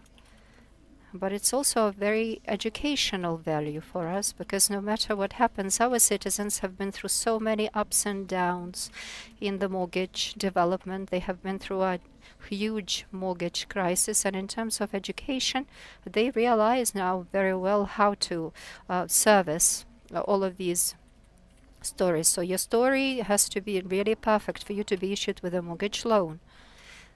On the one hand, it demonstrates your net income from which taxation happens. So we're talking about going in a legal playing field. So people need to get out of shadows. And on the other hand, borrowers understand that their credit story needs to be clean, pure, and that they will be offered very good government secured tools. And all of this will scale up. So this is exactly what we are doing together with you. We are educating our borrowers. So praise us. The fear of the borrower to lose the compensation keeps Osela in the scope which it enjoys nowadays. This is the main tool, and of course they have very well determined the target audience for the banks. These criteria make this program very successful, and of course interest rates.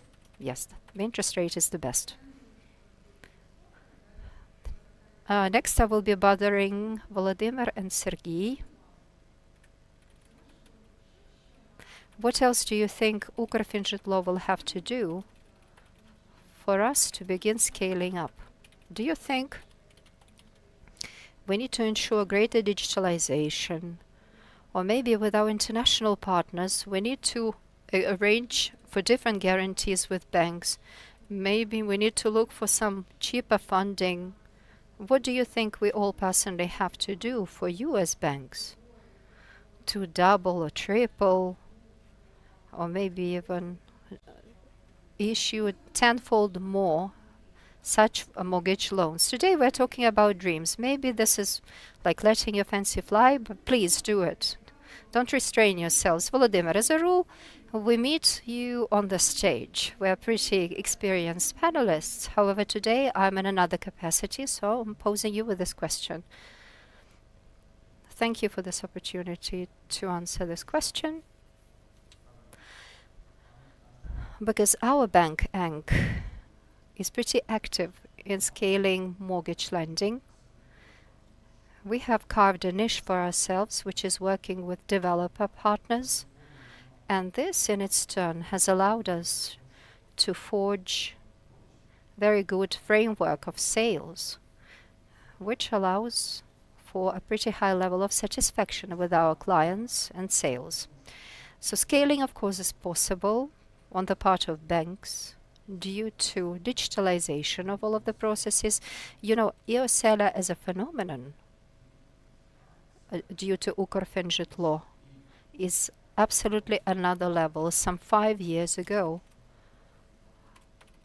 filing an application for a mortgage issuance on your smartphone, this was unfathomable, inconceivable that it's possible to digitalize such processes and integrate into respective databases to a point that within several minutes you can receive a decision undertaken by a dozen banks. Huge respect to the developers, and this has changed the mentality of borrowers that they can file applications from whatever spot in the country which is so valuable, particularly for our defenders on the front line. We can see that they do file applications, take decisions, they're issued with decisions in their favor, and then it is possible for them, they begin to pursue the dream of obtaining their own housing. On the side of Ukrfinžitlo, clearly today we have articulated different mechanisms. Demand in the market is much higher than the supply available in this market in terms of affordable funding to implement all of our program ambitions. But the number of banks involved in this program implementation is insignificant. Under 60 banks as of now available in the market. Mortgage products are only available in 22, and even fewer banks issue loans of the kind.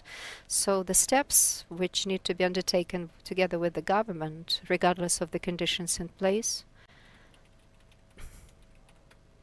it's the security that we need, and we can work for these deals to be bankable, and not all of the banks are ready to assume these conditions. Concerning guarantees, there is a tool which is being practiced by other countries, and I hope we will also have it in place. It's about young people and the reductions in the down payment. The securities or the guarantees offered by municipalities, Ukrfinžitlo, for example, or line ministries,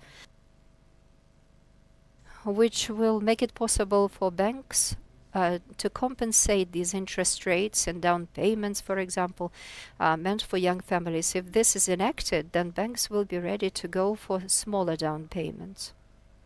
Clearly, there are also questions as for liquidity, ready money. Not all of the banks are ready to opt for mortgage because they cannot see this opportunity to get the necessary capital, primary market without which it's clear we'll never be able to achieve this ambition goals because the secondary market is restricted. Moreover, reconstruction is all about primary market. Today we have spoken about different strategies and the pathways developed, which provides for the integration of different mechanisms to allow for the banks to issue these loans both for developers and for the credit for the mortgage loans themselves. So the activities and the work that can be undertaken is really massive. So let me circle back to my experience: digitalization, streamlining the processes. This is highly impactful on the capacity of the banks to scale up across the full board of Ukraine. Even though you don't have the branches, you still can take decisions and issue loans.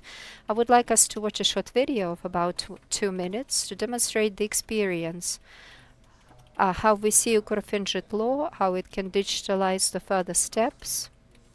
We have garnered this experience. We're already working on the back of that with our partners. So let's watch this brief video. Mortgage can be simple, quick, and fully digitalized. This is exactly how Ioselia works at Skybank. Everything begins with a couple of clicks. A client submits an application in his DIA account without papers, without queues, and without extraneous visits to the bank. And in a couple of seconds, you have a preliminary decision.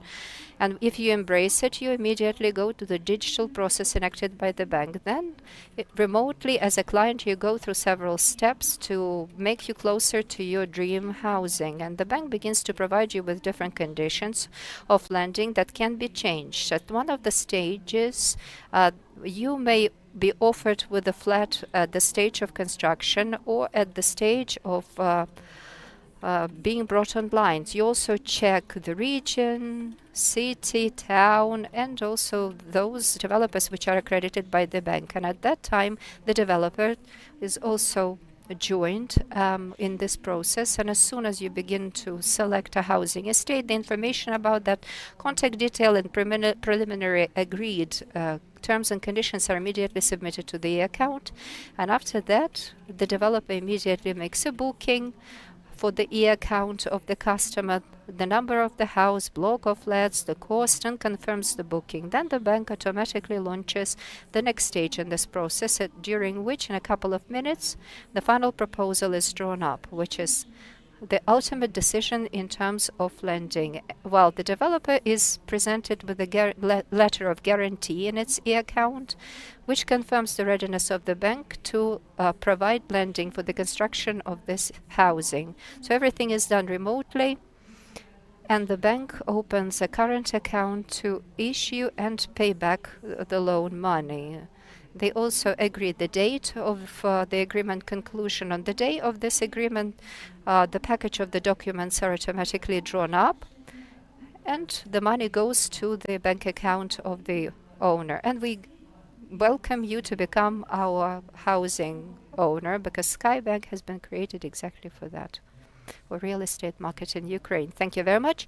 These tools have enabled us actually to take the final decisions for clients. So we did it within an hour, and we can reach the deal in 24 hours. We only need documents and originals. But that's a different step. That's speed. And the number of personnel that is engaged and involved allows to have the minimal amount of them, because those digital processes optimize the banking sector. That's great, an interesting video. With one bank, I'm not saying which one because that has not been agreed with our PR service, but we, in a year, we decided to make the first digital contract. E-notary is required for it, but all the rest will do if before that time Ministry of Justice will provide us this opportunity through e-notary to work. Then the digitalization is a step toward upscaling. If we invest more time, energy, and resources in digital products, that will help us a lot to scale up any initiatives. Sergey, coming back to bankers.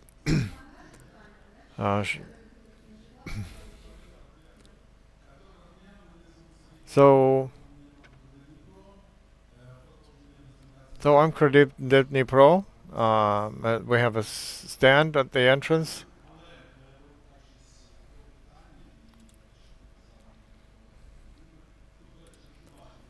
So as I'm number 4 after all the bankers, Vladislav, Vladimir, they've described everything. So you say you agree with...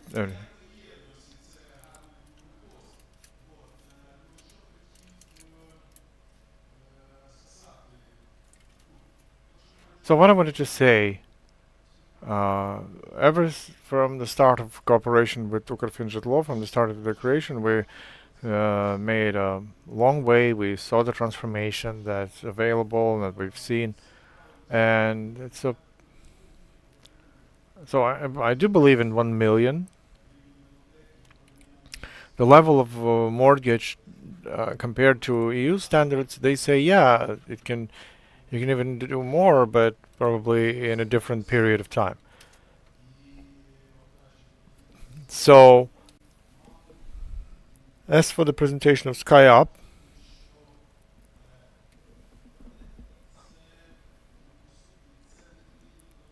a mortgage is not a credit product. It's not. It's an ecosystem, and in this ecosystem, that's what we should build. Ukrfinžitlo made a very important contribution into formation of this infrastructure.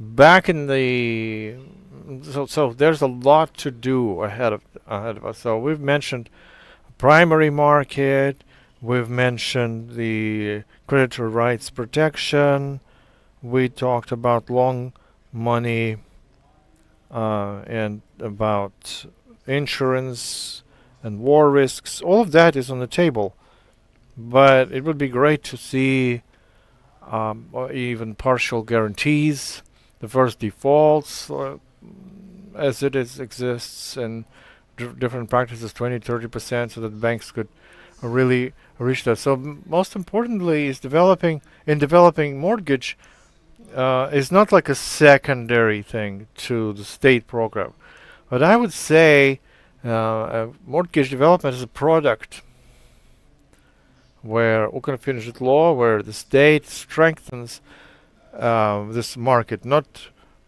redirects it. Because if you look at the bank that I represent, and the colleagues, I think the same story, but the percentage of our direct mortgage loans outside the program is very small, basically almost non-existent. It's there, but it's very small. It's the beginning. You have to think about it, you have to dream about it. So I wanted to say that we, in 2025, in the middle of the year, we had the first positive experience of the beginning of the secondary market, where we could sell our mortgage loans. That is also started by Ukrfinžitlo. That was the first step.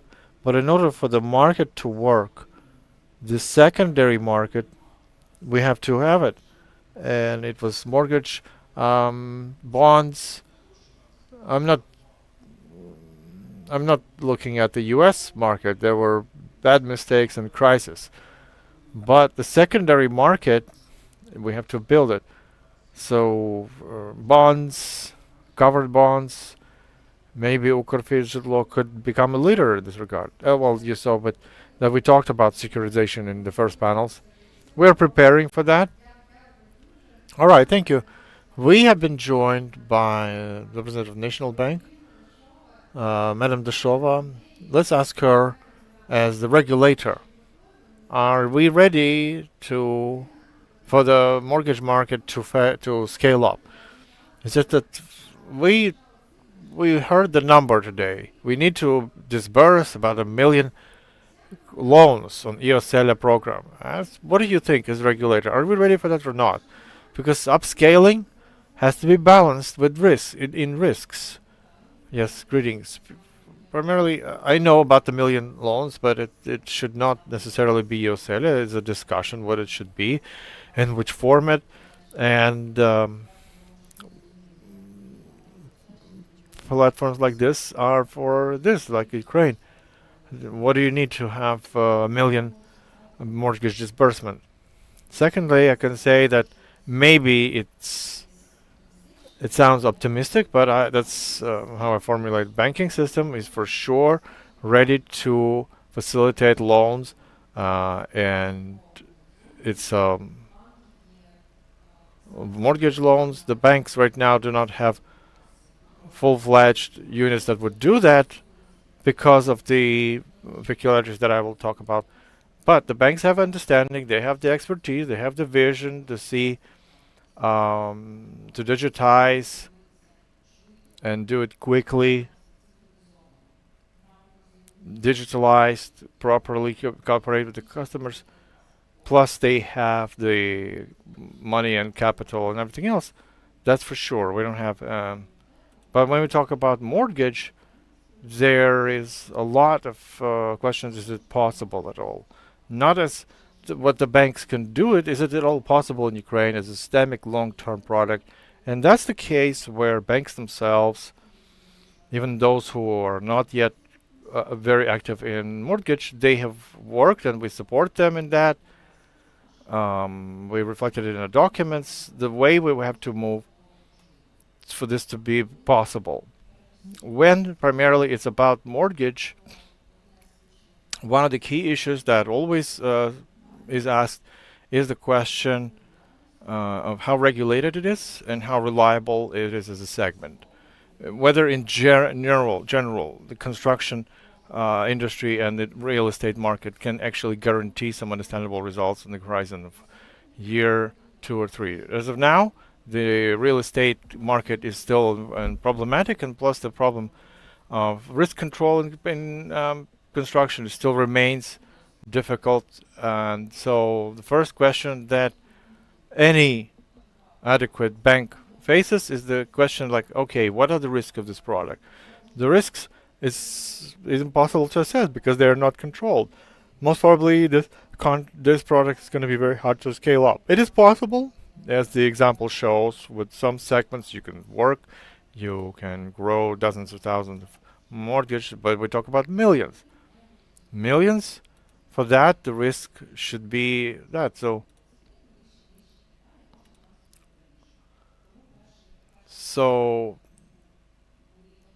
the first thing that you mentioned, and we're going to talk about more, is the improvement of control in funding of construction, and then funding through mortgage, and possibly also banking funding, because banks, when they understand this process, they can provide their own money, and they have a lot of them. Second thing, which is very important, and we mentioned that in different discussions, we have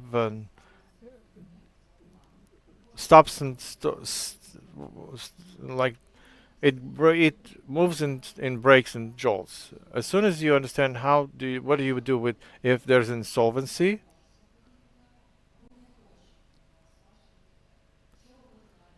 so what do you do? What does the bank do in that case? As soon as there's this answer, and we can regulate it without stopping on the ban, then the banks start working with that segment, because then they know what to do. So the second question that was there before 22, and it's there now, is whether it's possible to regulate mortgage loans. If it's possible, then we can expect from the banks that they will assess the product properly and start developing it. Other than more ban, it's a clear example, but there are other things that require correction. So state support, as Sergey said just recently, state support can help something to develop something, but state support cannot replace all the problems, make them invisible, and you cannot hope that the state support will make a mortgage market. It will support development of mortgage, but thanks to these two steps, it should be some systemic. It's going to be a product of the bank. The bank has to have some expectations, the midterm expectation, and that requires step 1 and step 2. State support can help that happen, make this product available for those who need it the most.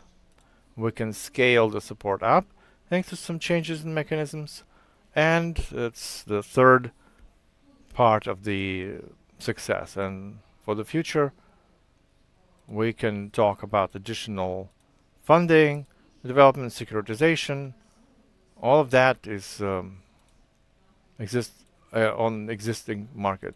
In order for this to happen, we need construction, we need the legislation that protects the rights of creditors, and we need a coherent state support that will enable it to move. So when you said that there is a way, you meant mortgage strategy that has been approved. So it's a simple question: when will it start working? When will the banks take more than 2% of mortgage market? So I'm talking classic banking mortgage, so that they are players, because subsidized mortgage is great, but only for a limited time, because there are some limited budget things. Do the regulators see some understandable terms? When will the banks post the loans as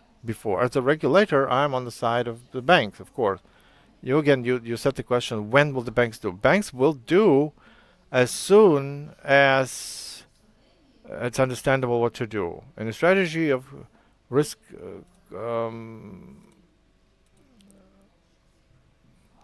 and the legislative changes that are necessary for this to work, they are there. Optimistic things, but they're the only ones. So there are no pessimistic. They're the only one terms. And it's the design of the changes, proposals, etc. All of that is by the end of the year. So that's quite ambitious. We hope that there will be the opportunity to do it together with the colleagues. And so strategy of mortgage banking is not a strategy of National Bank and the bank. It's Council of Financial Stability, Ministry of Economy, latest iteration. Quite a lot of things were allocated for Ministry of Economy. Of course, we need the support from Ministry of Infrastructure that work. on their policy and strategy, which should have complete by the end of the year. So it's a systemic thing. It's not about banks having to do ABC for it to work, because banks will do, and they're ready to do many things if we have conditions. We hope that we will do that in the updated terms by the end of the year. And then we'll see. We all understand the task. Okay, thank you. This is very ambitious. Well, regulators, let's give a round of applause. By the end of the year, it's great. I think bankers will be super happy. Ministry of Economy is sitting nearby. Vitaly, what do you think? You sat you close by. Vitaly, you've been telling us a lot about what you do, what you're planning to do. So could you give us a short, like 3 things that the state has to do to put together demand, developers, and banks? What has to be done and implemented so that all of these things are in synergy? Well, I would support a colleague, and I wouldn't say about 3 things only, because construction is now going much smaller than pre-war. GDP has only less than 1% is the construction is GDP. We do have demand, but because of the lack of funding and lack of construction, we don't transition to scale up phase. It's not about 3 or 5 tools. It's about systemic arsenal of tools and actions that will provide cumulative effect for a quick and effective result for development of this industry. So that's, I think, it's more. This discussion is constant. There's this chat in WhatsApp where we have a lot of exchanges there. Right, thank you. You wanted to add something? Just a short. I would add here. Yeah, really. As for housing, in order to scale up, you have to start with increased numbers of assets. And during the war, it's only facilitated through money. But the funds through EOSELA, the construction companies, by 80% they keep through this loan. What's going to happen next if there is no such program like EOSELA? Just recently we discussed with the Eugene to raise the question of escrow. In our committee, just several years ago, we raised this issue. What do you do with escrow accounts? To include them, put them into work somehow, to add the opportunity to fund, and also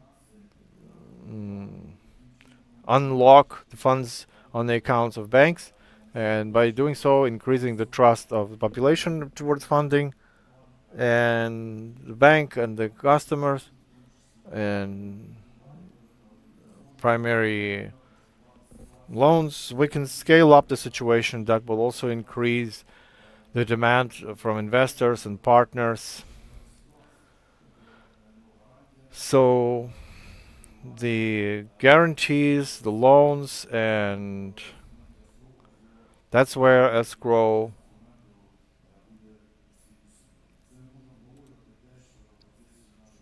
so that's what we can discuss in our work group.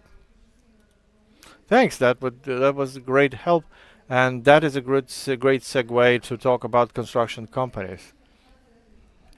How do we ask the market? We talked about market, talked about regulators. Let's ask big construction companies.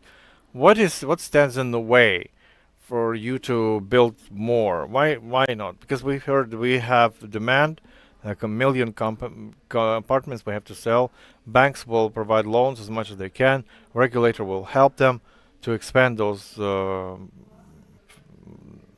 a legal framework to balance out the interests of loaners, of borrowers and creditors. What do you need, Galina? What do you need?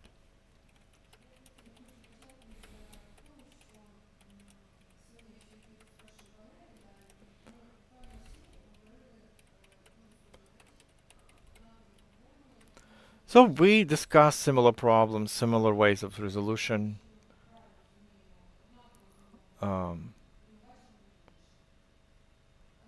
We see the problem, we see its solution.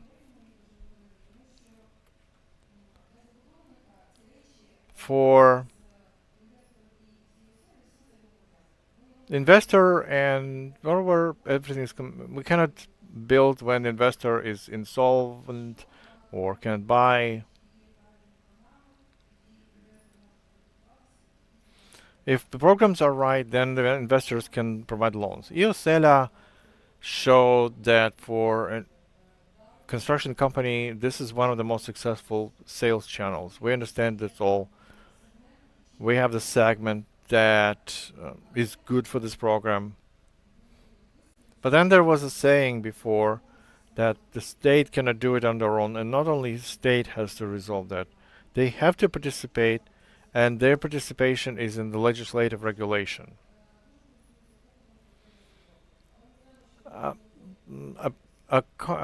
Apartments with all the refurbishment is not part of the Iosela. So the construction company comes up with some mechanism. There's a ratio that what is covered by Iosela, what is not. So the construction companies found the ways to work with that. So without them work together, banks, national bank, state that has an impact on transparency of the construction cycle, because for construction company and for us it's very important. We want to work transparent. We want to work on the market where permits are not a blockage on the way.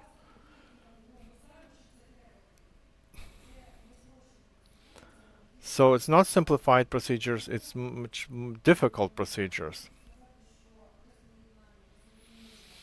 Without understanding, without systemic work, it is going to work, but it's going to be slow. So the construction companies will be their way, will work their way, but that doesn't mean speed and efficacy.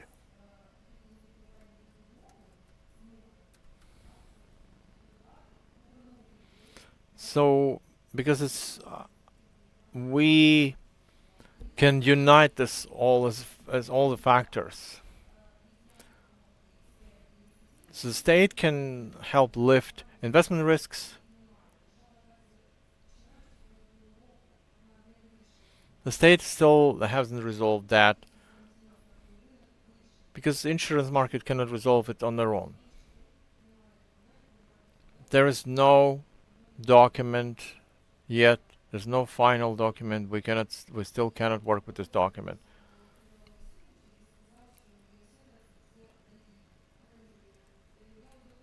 As Kirill Lobodanov said, Iosela is hope. What hope? So all the factors there, safety, security, banks. So to review ratios, it is, but we've already changed the ratios based on regions. We want the construction to develop all over Ukraine, not only in million cities. So all over Ukraine, people have to be provided with housing. As for the repairs, it's always in demand, so that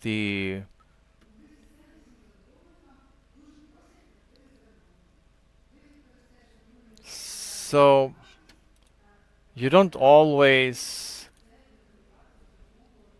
invest in the cost. So how do you review the ratios? Maybe you need some kind of special conditions on the ratios.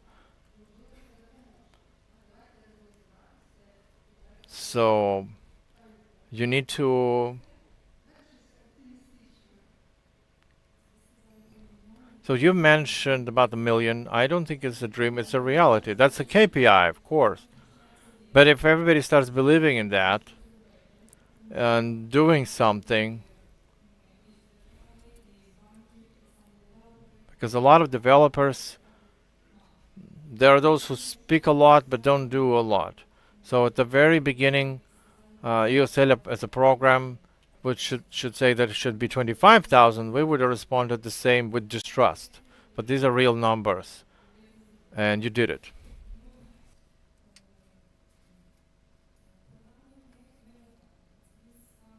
We have been within this program right from the very start as reliable partners, but many developers are afraid of it. And why are they afraid to enter this program? Maybe partially due to some skepticism, mistrust, because developers and construction entities, for them it's a business and they want some kind of security guarantees, but we cannot do it. We always forecast ahead. Now the program is pretty much keeping afloat within this period of 4 years. There were suspensions in funding, sometimes underfunding was there, lack of certainty. And customers are, of course, are daunted by that. Just a second, it's a question to banks. Do you feel that there are suspensions in funding? Delays in funding? There were some, I don't know about now. Currently, funding is stable and very much foreseeable.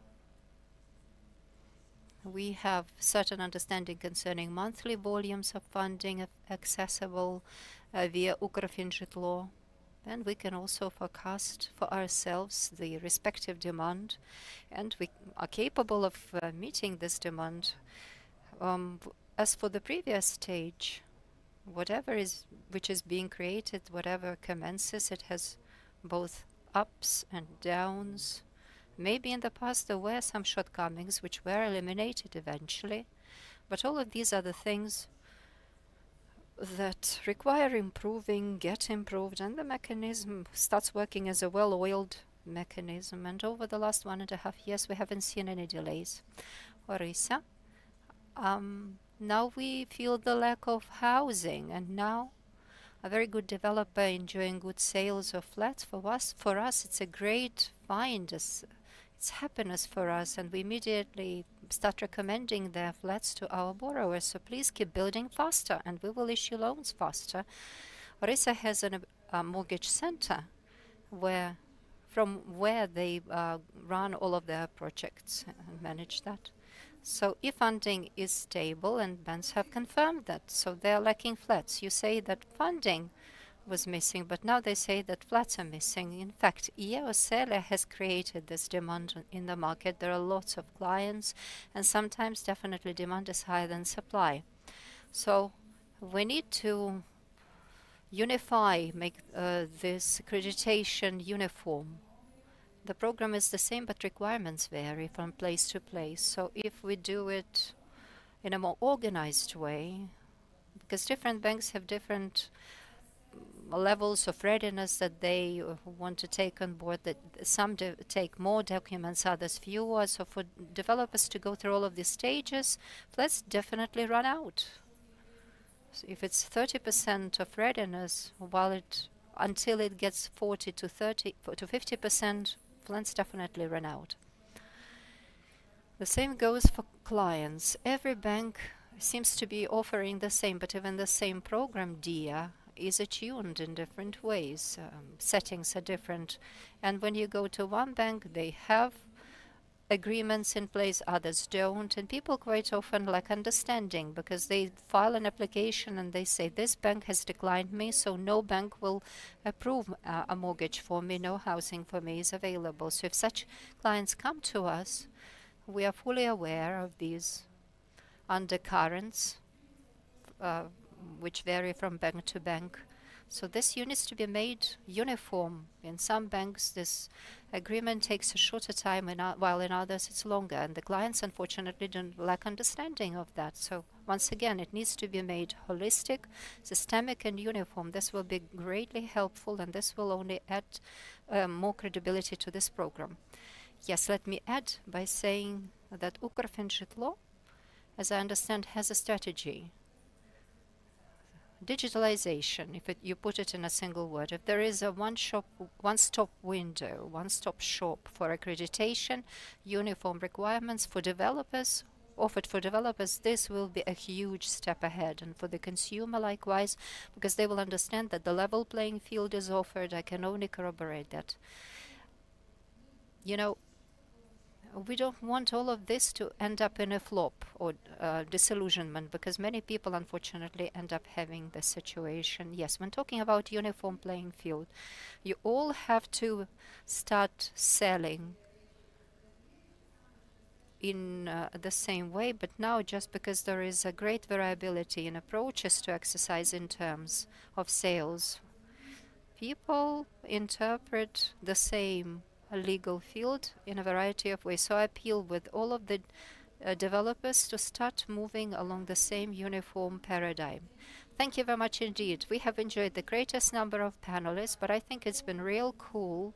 It's been most meaningful and substantive in terms of the messages, and I very much hope that in a year's time, when we get here together again, as the panelists said, at the beginning of this project, 25,000 loans seemed to be exorbitant, but now I hope that in 1 year from now we will be counting in millions. Thank you.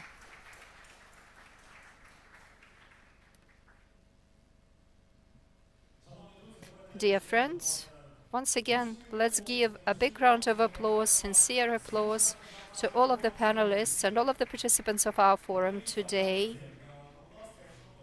Dear friends, I understand that you are already responding to our program wrapping up, but we still have one very important piece of news that we would like to introduce to you, and we'll also have an award ceremony, and many of you will have to participate in that. So dear friends, please be patient, stay here, don't run away.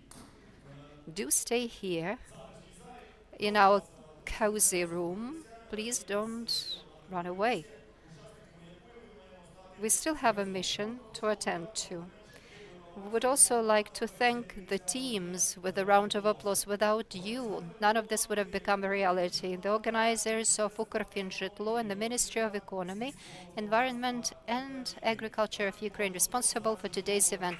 Let's give them a big round of plaudits for organizing today's event. Also, the organization partner, the team, and the member of the National Association of the Banks of Ukraine. Your applause, please, to them, our general partner of this event, the team and the members of the Ukrainian Association of Developers. A big hand to them, please. And our special partners, a team of Ukrощadbad, Prevank, Sen, Sky, and developers companies, Blago and Deem companies. A lot of plaudits go to you as our ovations. And some more ovations to Globus Bank, Bank Credit Dnipro, Rada Bank, insurance company, Arsenal, Sigma Plus Company, KSM, Sheriff Group Company, and MasterCard. To all of our friends, partners, and participants, these applause belong to you. And now, friends, is the time. During this final discussion, one piece of news appeared. It doesn't make sense talking about it, but instead let us watch this on the screen. I very much hope that the message will come across and your reflections will be very warm. Attention to the screen, please.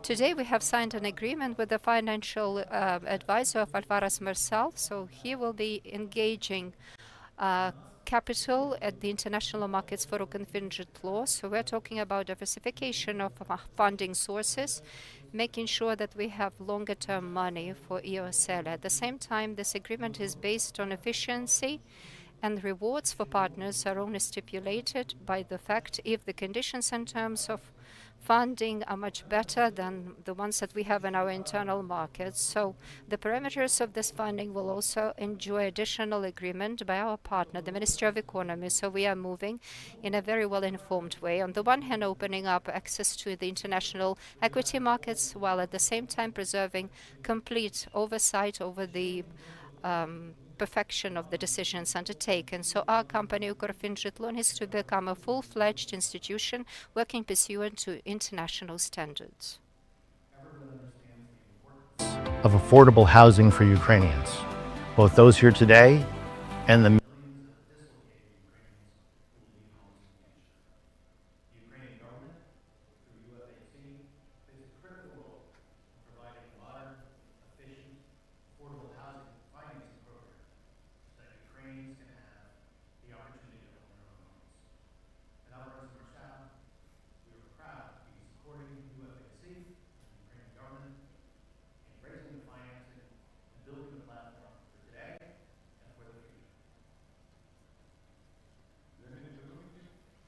For the Ministry of Economy, this is a very telling case. We are used to international advisors come into Ukrainian companies at crisis crunch moments when some problems need to be tackled or debts have to be restructured, while here the story is completely different. We are inviting an international partner to enhance our institutional capability, to scale your SELA program and to make it more efficient for citizens. So this is the approach that we want to see: proactive, strategic, and growth-oriented. Dear friends, once again, let's give a big hand to this event. Let me congratulate you and greet you from the stage, because I'm so used to the backs of your head, and it's such a pleasure to see the joy in your beaming eyes. So, friends, it's a joy for me to invite you to the stage. We understand the value of your time. Thank you for staying behind for some 15 minutes. I very much believe that we can cope in this time. But it's a great pleasure for me to invite once again to the stage the head of Ukrfinzhitlo, Yevgen Metzger, the chief of the board, to conduct the traditional ceremony, award ceremony for the friends, partners, and participants. So once again, give your ovation to Yevgen Metzger, and we very much count on your being time efficient.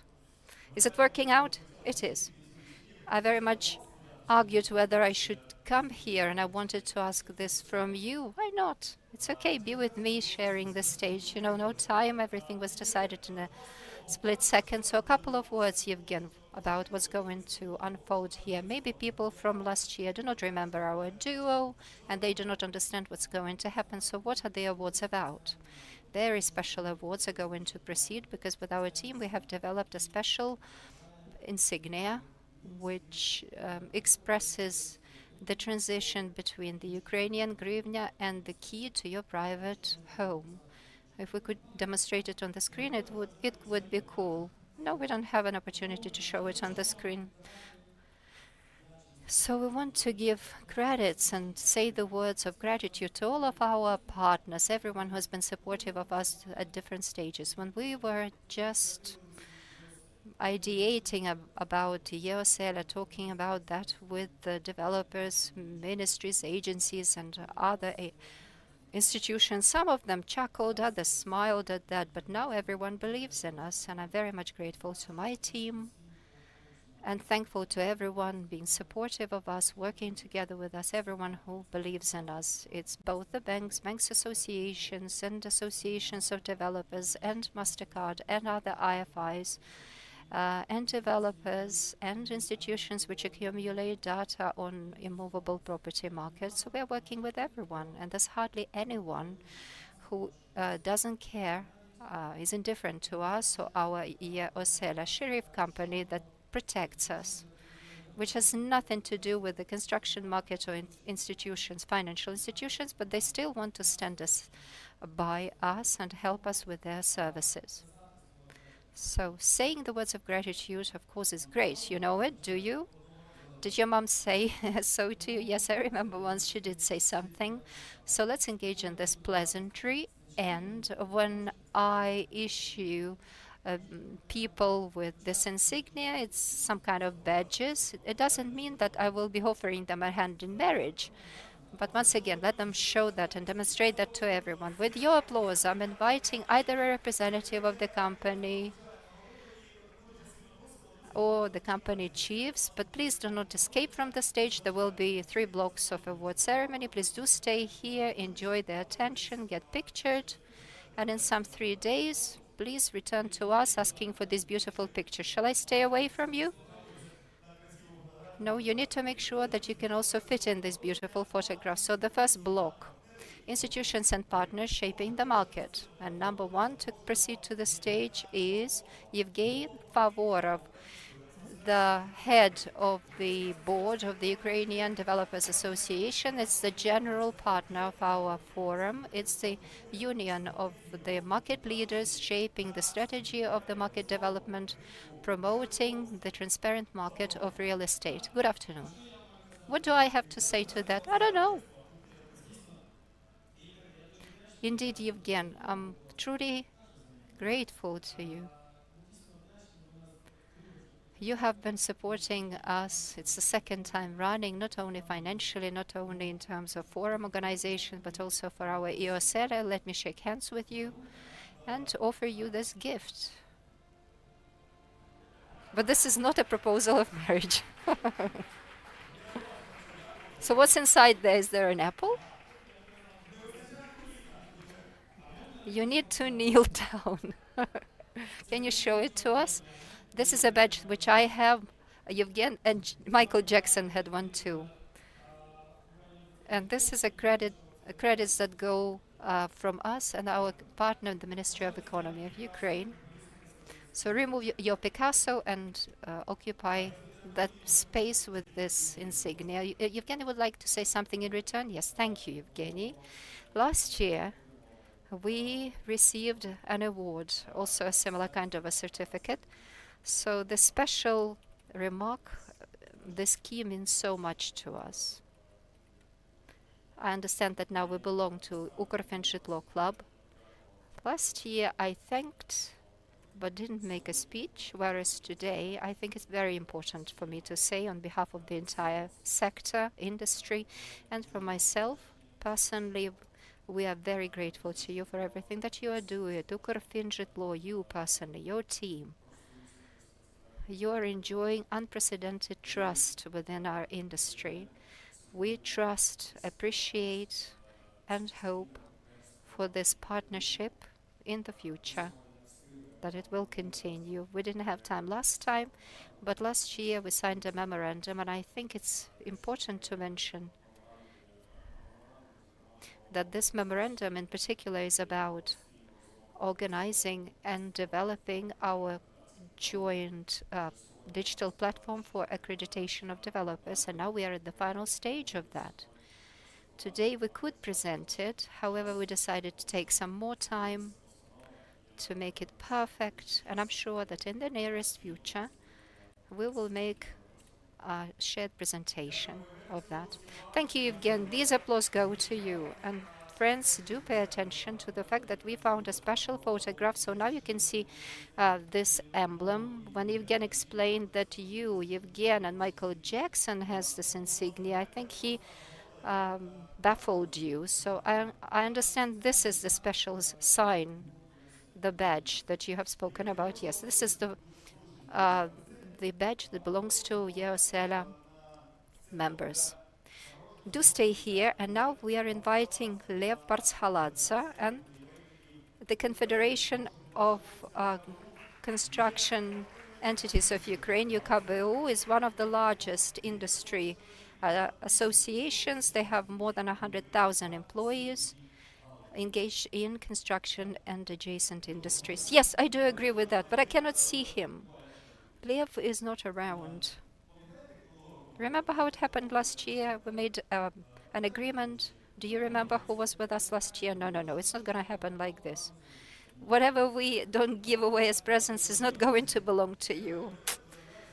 Pity, because we made an agreement that Nova Poshta would make the deliveries. All right, let us put it aside. If there is someone where Lev is, you know that you will see him in a couple of minutes. No, we will deliver it ourselves. No middleman. Next, we are inviting on the stage is Andriy Dubas and the Association of Ukrainian Banks. Please, Andriy, kindly come forward. Mortgage begins with trust in the financial system, and credibility is built where there is professional dialogue, quality regulation, and common ground in the field. So we are also embracing you in our club, because when it was very cold outside, freezing cold, there was no power in houses. And we needed to meet banks and developers and to have a conversation. Andriy was a great owner to offer us his platform, and we set up the mortgage committee where we work very efficiently. So we have enacted a lot of changes and initiatives in the house owned by Andriy. If I may, last year, during the forum of the affordable mortgage, we presented to you a coin from the limited series, number 5, and we gave you the score of 5, the highest. This year we are not going to give you the score of 5 because the scoring system has changed. Now it's a 12-point system, and Iosela now operates as a clock, as a Swiss clock or a watch. And we have released a limited version of watches of the Association of Ukrainian Banks. And under number 12, because your score is 12, we are issuing this watch to you and your team with respect on behalf of our association. Thank you very much indeed. You see? Would you like to handle that? To hold that? You mean the box or the watch itself? Are you a reliable partner? I don't know. Thank you very much indeed. So a big round of applause. Let's speed it up. The next one invited here is Sergei Naumov, and the National Association of Banks of Ukraine, NABU, is the organizational partner of this forum.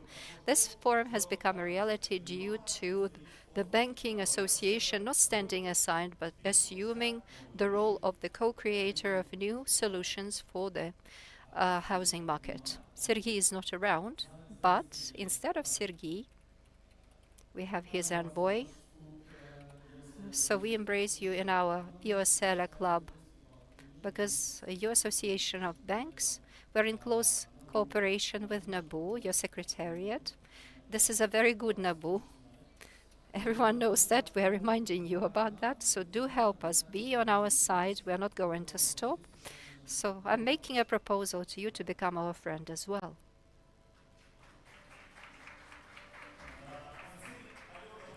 Alona Donets is on the stage. These applause go to you. Please join the rest of the people in awaiting for the photograph to be taken.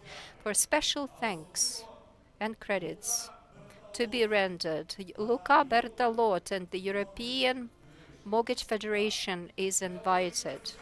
For Ukraine, it's extremely important to have friends, not only our own ambitions, but access to international expertise, European standards, and the best practices in the housing funding market. You can speak English, that's great. Well, see, I do not score 12 and I do not get this watch, but anyway, I would like to thank Mr. Luca because he believed in us. And the European Mortgage Federation never knew anything about us before we as a company ended up there. And I would also like to say that this was absolutely free of charge. So we are greatly supported by the specialists who are members of this venerable association from all of the countries. They're helping us, moving our market ahead. We have created the advisory council to develop solutions and decisions for the Ukrainian market. And year on year, month by month, we can hear the support, we can feel the support. Thank you very much, Luca. Do become our friend. Thank you. So see, he's already learned some Ukrainian. Collaboration with you has been an honor for all of us, and we really hope that we can help you in the way forward. Thank you very much for all the support. Thank you, Luca, for your whole team and for your support. Дякую, Євгене, що за мене на англійській сказали, бо я більше не хочу. Thank you for saying this in English because I'm not willing to speak English anymore. This was in German. I kind of got it. Now MasterCard representatives are invited. Modern mortgages is not only about interest rates and terms, but also about digital client journey and a new quality of services rendered. Yes, thank you very much. We know that we have signed this memorandum with us. It's the launching pad for our project.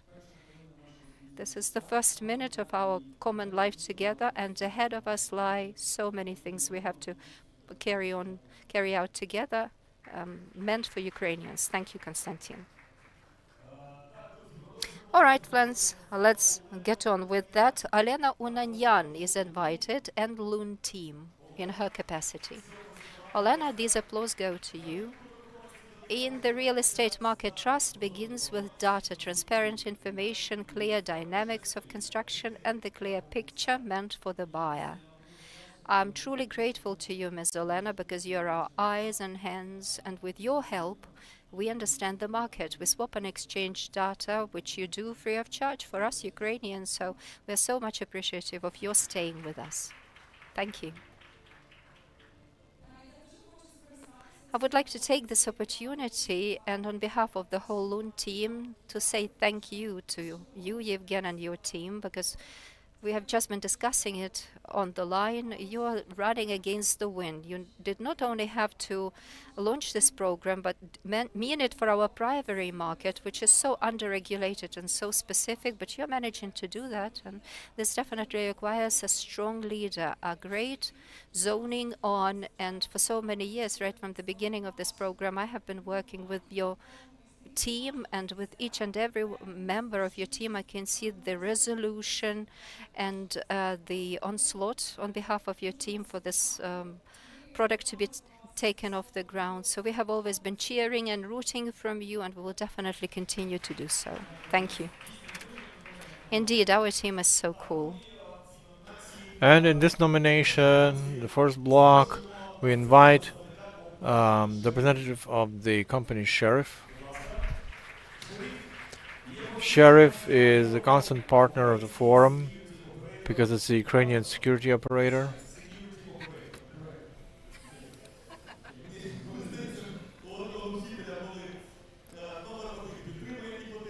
So, supporting the mortgage forum number 1. So, supported number 1 and number 2. So, 2 forums with Sheriff and even Kirill Budanov came and felt safe. Okay, thank you, Dmitro.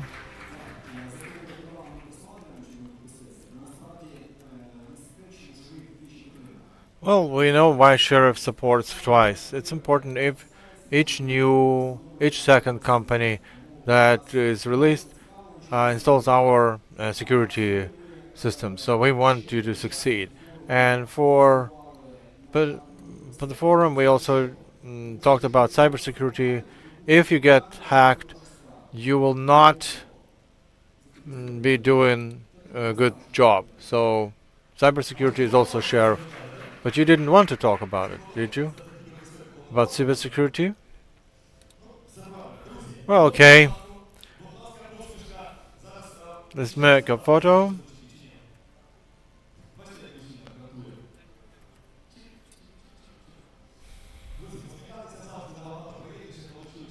So it's always nice to smile when you hear the applause. So I think we've got the thing. We got the tempo, and we will support it. Is that okay now? Yeah, okay. Thank you, and now we proceed to the next block. Do you have still time, Eugene? 1 hour? Okay. I promised 15 minutes, okay. Anyway, so next block, developers and companies who expand proposal of the housing. So we invite Roman Korzak and the company Blago. Blago is a special partner of the forum, a developer with 20 years of experience. Please. As far as I understand, there's Roman is not there, but there's a person from Roman. Okay, Victoria, I'm gonna do a proposal for you. So you're a company with 20 years of experience and 2 years of experience of working with our forum. We're very thankful for you to support us. And you know, we have no leaders among the construction companies or banks. We have partners.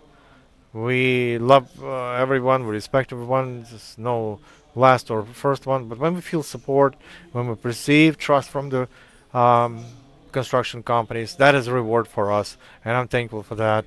And I'm also translating to our team that we are supported, we are trusted. Thank you. Yeah, we are indeed very happy that we're doing together this great job with you from the start. We're ready to move together. We've heard some numbers from Yaroslava, so that's why we're moving forward.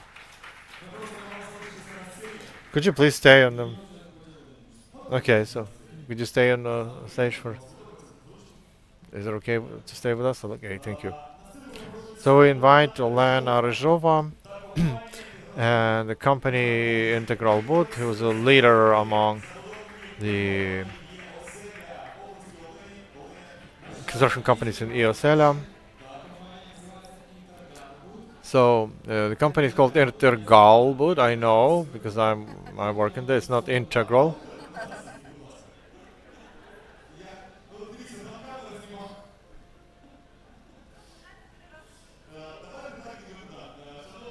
So difference right now on the stage, Olena Ryzhova from company Integral Boot.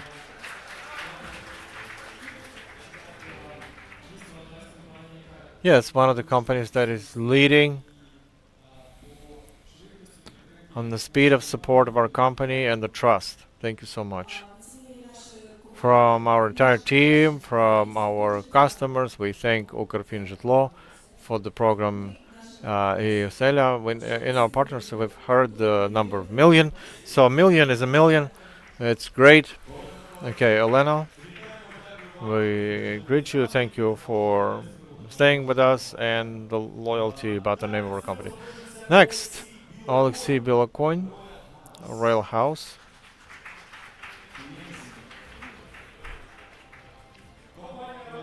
So Rail House company has 20 years of successful implementation of projects and their own technology of energy efficient wall models, certified by EU standards. My impressions, how we got to know each other. Alexei comes to me and says, I understand that what you've started to do is for sure going to happen. You can experiment with me. So thank you, and that's your support. Thanks. Next, we invite Kalina Kim from the company DIM. Company DIM.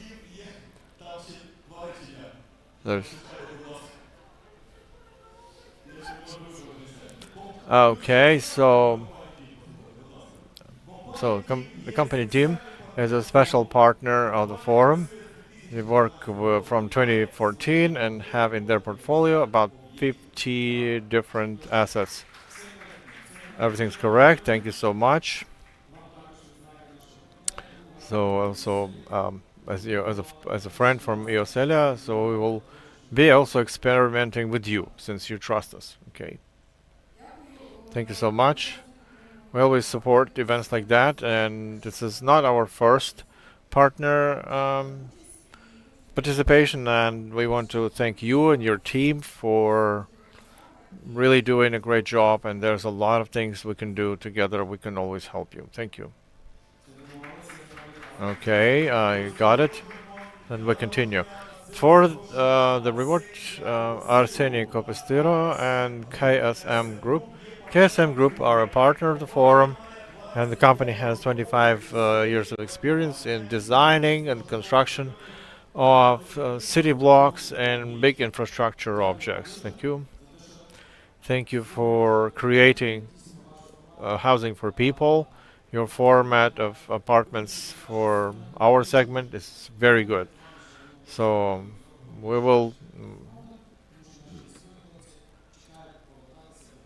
we expect more. Thank you for the organizers. So we keep working, keep doing the good work. Right, so this is okay. And now a special personal gratitude to Anna Laevska for a great personal contribution in constructive dialogue between developers, bankers, and Ukr-Finjlo. Yeah, it's more time. I've never spent more time among other construction companies. Anna was the biggest company for us. She was in the beginning when it was. She was testing it. I didn't understand why, but now I understand that there was this serious wish to do something. So I thank you, Hannah. Hannah, this is for you. I think you can be proud of the results of this joint work, Ukr-Finjlo, banks, because it's really a significant driver for sales. We have still a lot of work to do, new requirements and it's a challenge, but we are confident that the joint efforts we will achieve even better, even more, better results. So thanks so much for your fruitful work, for really moving such an important thing as affordable housing for Ukrainian families and development of and the final coordinates block, just a little closer to each other. And a nice picture for the remembrance.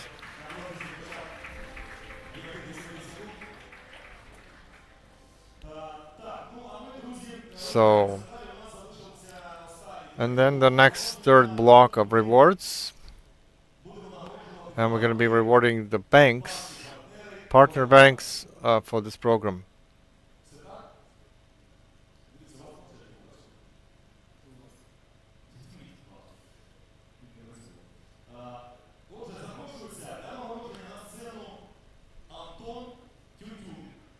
So let's invite Anton Tutun and the team of Ощадбанk. Give a round of applause, Anton.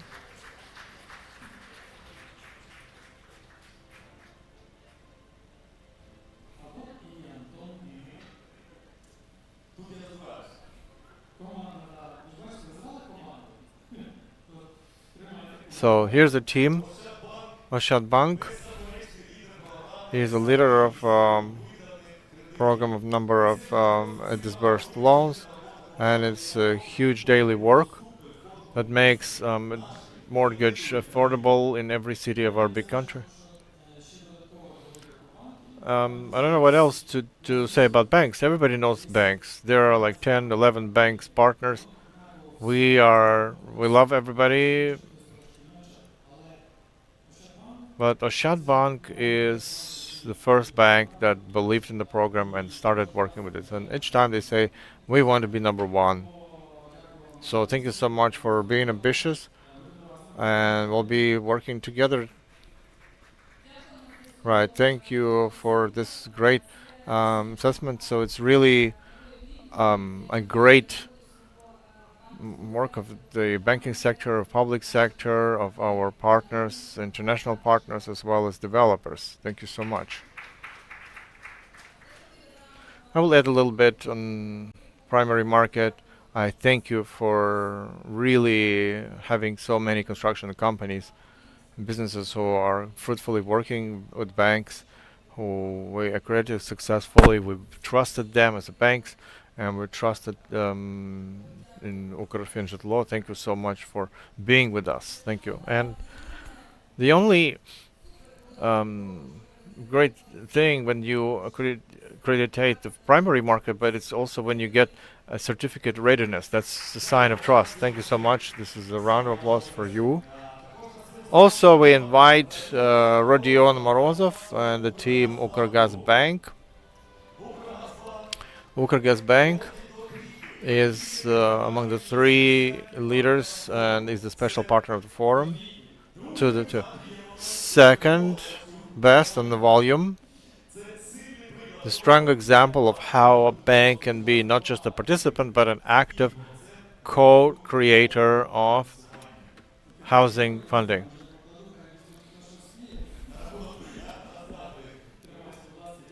Okay, thank you so much. Ukrgazbank indeed is a bank which one of the first who started working with construction companies. Every time decreasing the bar of the readiness and actually gave us the tempo. So thank you so much. It's so great. Okay, we continue. I want to congratulate with the first forum of affordable housing, and I want to say that we also want we have digital mortgage. It's also great. Sky's the limit is also in digital. So in a year we'll talk about digital mortgage. Have you spoken your special lingo? I didn't understand anything you said. Yeah. So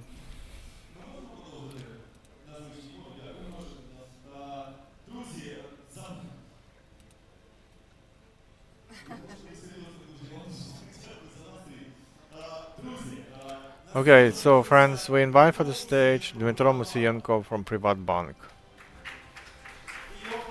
and his team. Privatbank, one of the key drivers in the program.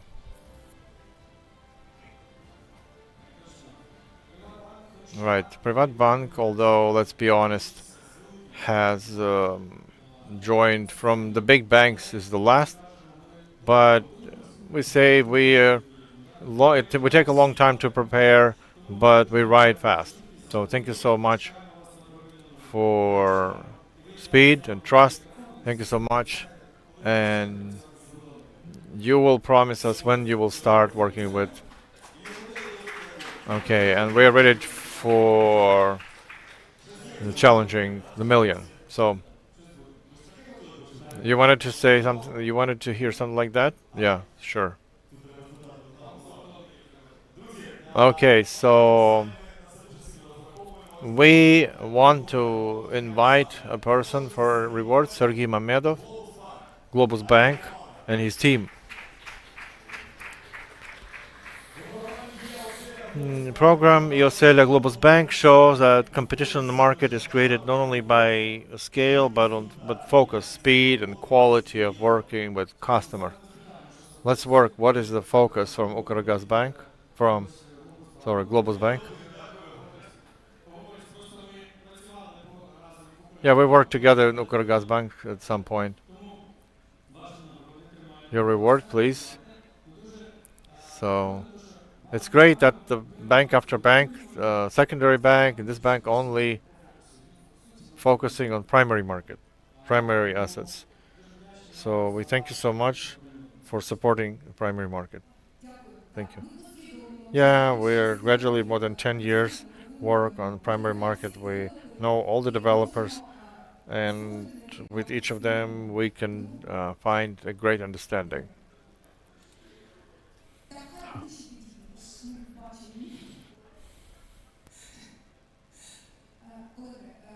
So we trust that recovery also depends on banks and construction. So together we will do our work. Thank you. Thank you so much. We continue, and we invite Volodymyr Chernenky from Skybank and the Skybank team. Skybank is a special partner of the forum and the leader in loans on the primary market. All right. So the way we met construction companies, and we said you can experiment with us, but I'm also not joking. With Skybank, we keep experimenting all the time. Any novella, any technology that we have, we test it on Skybank, really, because they really adapt all the systems, and after that we scale it up throughout the whole banks. So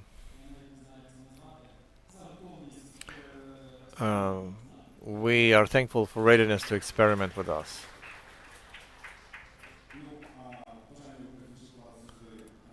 So the wishes of Ukrfinanzhitlo are very ambitious.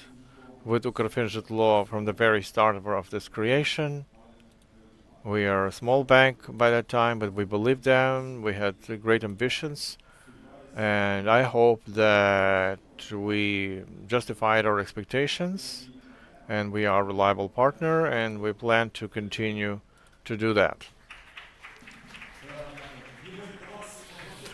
So Eugene, it's just a simple question. Would you like to experiment with other banks?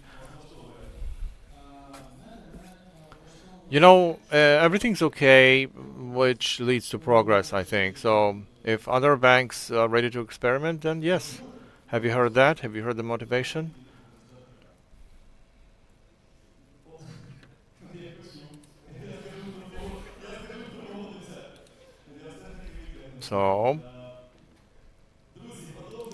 So dear friends, let's invite Inna to June and the team of Sense Bank. Sense Bank is a special partner of the forum and one of the biggest partners open for dialogue. So thanks for Sense Bank team. We work with teams. Thanks for the team. Thank you for joining among all the banks and catching up with us, supporting our initiatives and funding us, giving us loan as a company. Thank you. We believe in your projects.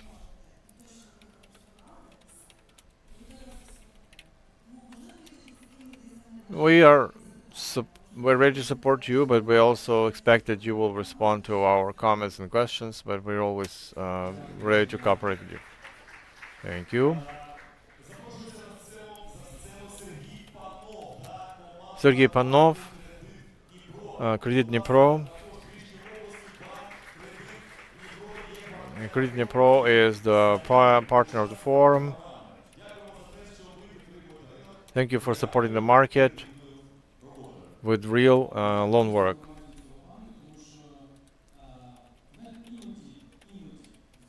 Sometimes it seems it was easier for us to engage State Bank. No, the project is really good.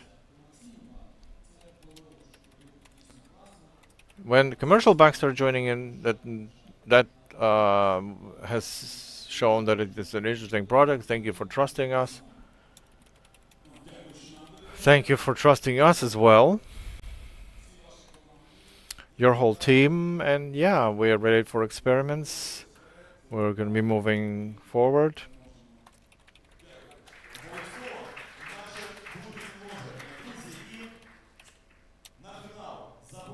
For finals, let's invite Andriy Grigel, Rada Bank, and the team of Rada Bank. They are the partner of the forum. And they increase affordability for our customers. Rada Bank is also happy to work with us. We're happy about that. It's the youngest partner, very ambitious, and is supporting us as financially, quickly integrating their novella in our system. So we hope that the bank is a small bank, but in this sense, the size has is not important. We're headliners, or the last ones. I wanted to say that last year we positioned as a regional bank, and we are designing mortgage in the regions. Yes, we do, but in absolutely all of the regions. And I separately want to thank Eugene and his team for proactive and creating a mortgage market in Ukraine. Thank you so much. Okay, friends. Honestly, in my career of the MC, I haven't seen any photographer who could squeeze everybody in one team, and so we will have to hug each other and stand a little bit closer in 2 rows, or somehow we need to stand more compact for the photographer.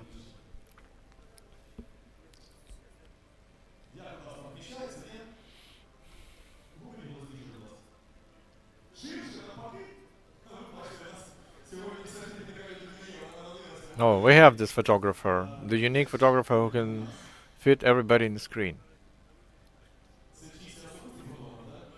Is this somebody's personal photographer? All right.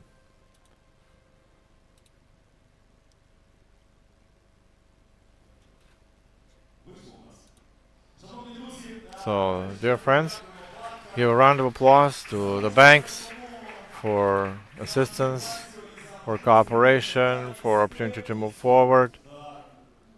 And Eugene, could you stand here for 30 seconds?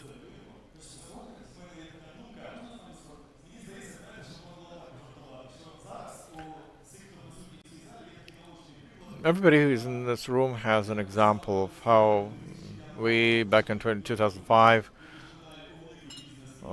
we started working as a host. I was a host, you are now in mortgage, but together we sometimes meet and it works like that, for sure. Yeah, sometimes we can do corporate parties. What do you do on Saturdays? I'm busy. So, if there's going to be a first forum of affordable on Saturday,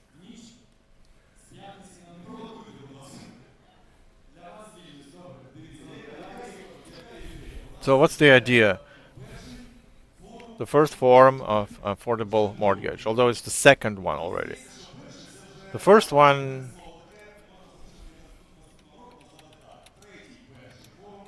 the first, second, or third, second forum of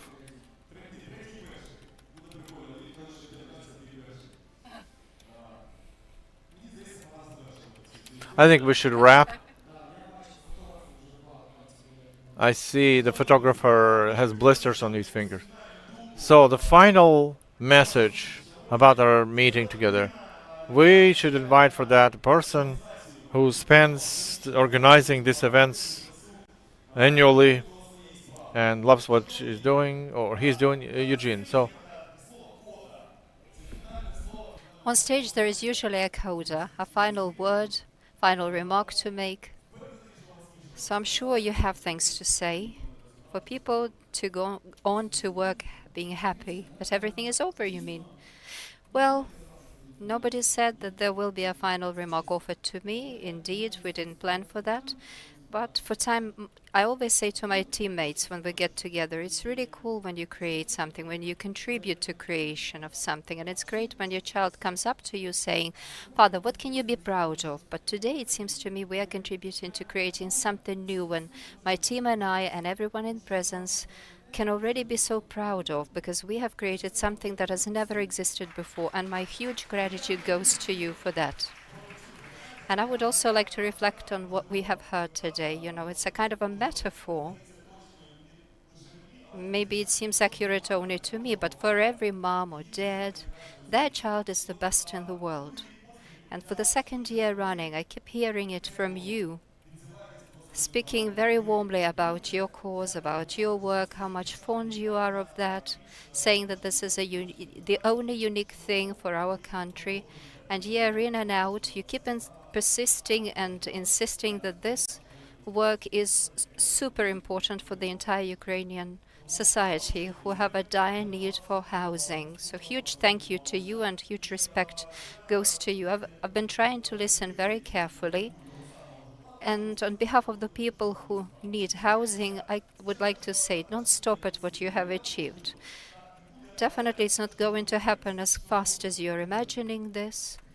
But just because you are moving in leaps and bounds, this deserves a great deal of respect. I would like to shake hands with you and thank you for your actions. And I'm very much hopeful that the first Affordable Mortgage Forum next year will definitely come to pass. See you next time, dear friends. With this big hand, I encourage you to keep working. May all of this process deliver a lot of pleasure to us, immense pleasure. See you next time, next year.